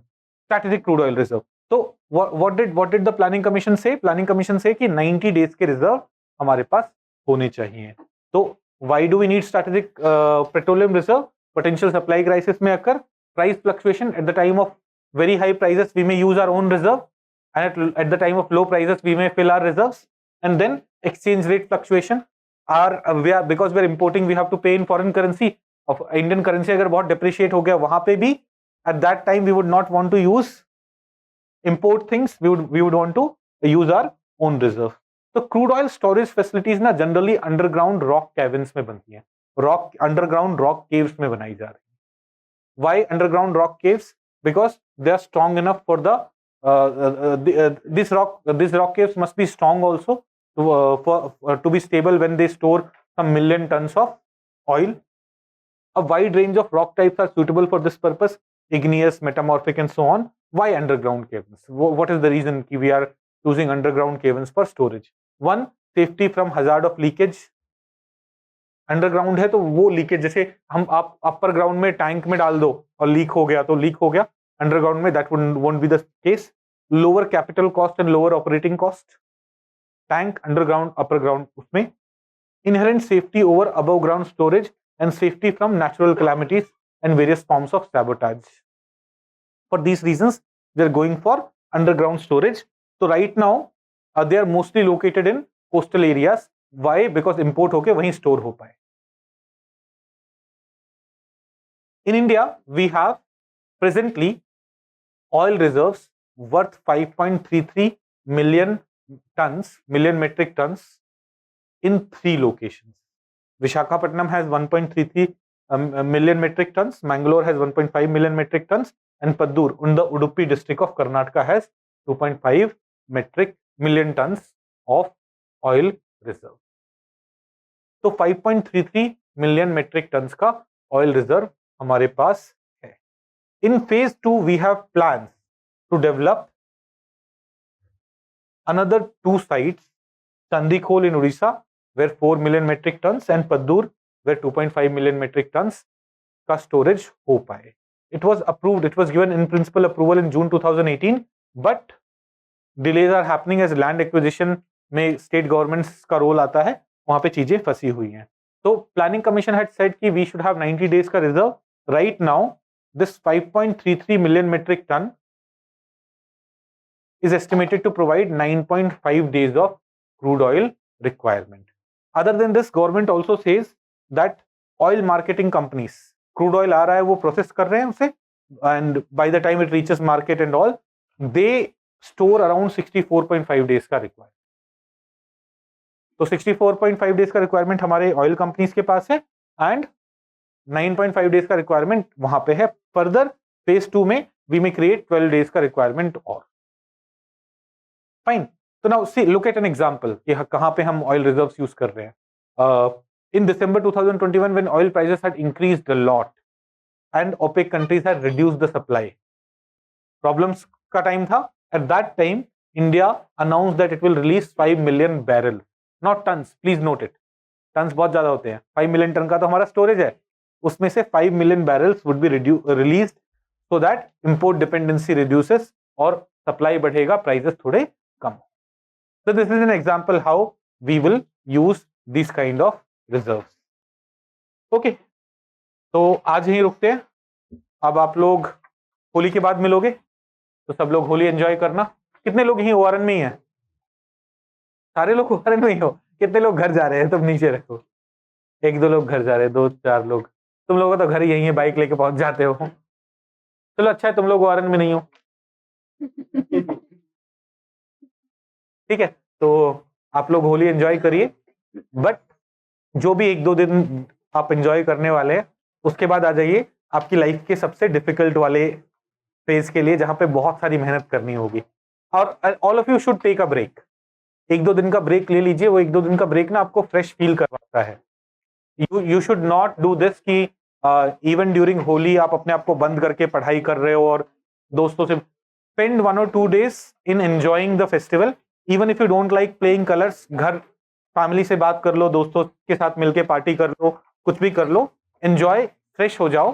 और फिर उसके बाद prelims तक there would be no break. हम हर रोज पढ़ेंगे, हर रोज. मैं क्लास नहीं लूंगा, बट पढ़ाई तो आप लोग रोज करोगे ही, बहुत मेहनत से करोगे. तो ये ऑप्टिमल टाइम है 2 महीने पहले का. आप आराम से एक बार होली एंजॉय कर लो. 2-2.5 महीने पहले. हाँ, ऐसे 2 महीने. कितना टाइम बचा है? 3 महीने बचे हैं. अच्छा, ट्रीट रुकोगे ट्रीट के लिए? डन, चलो ठीक है. फिर गिव मी 5 minutes, मैं पांडे जी को ऑर्डर करके आता हूँ और फिर अपन बातें करते जब तक ट्रीट के लिए चीजें आ जाती हैं. डन, चलिए ठीक है. तो आपके कोई भी डाउट्स हो तो वो पूछ लेना. बस मुझे 5 मिनट दे दो. हाँ हाँ, है ना. एक लेक्चर और होगा. एक लेक्चर इकोनॉमिक सर्वे का, एक लेक्चर बैंकिंग का. Thursday, Friday, Saturday, Sunday economic, वो आपका एनवायरनमेंट है. अब से Thursday, Friday, Saturday, Sunday this week and next week for 6 hours we will do environment. तो वी हैव 48 hours. 48 hours में हमें अपना एनवायरनमेंट खत्म करना है. 2 बजे एक्स्ट्रा क्लास फॉर अभी नॉट दिस वीक. ओके, चलिए. ऑनलाइन वाले बच्चों को हैप्पी होली गाइस. हाँ, इकोनॉमी मॉड्यूल में देखता हूं, कल ही अनाउंस करते हैं. एनवायरनमेंट 2 वीक में खत्म होगा, नेक्स्ट वीक और उससे नेक्स्ट वीक. ओके, चलिए, थैंक यू.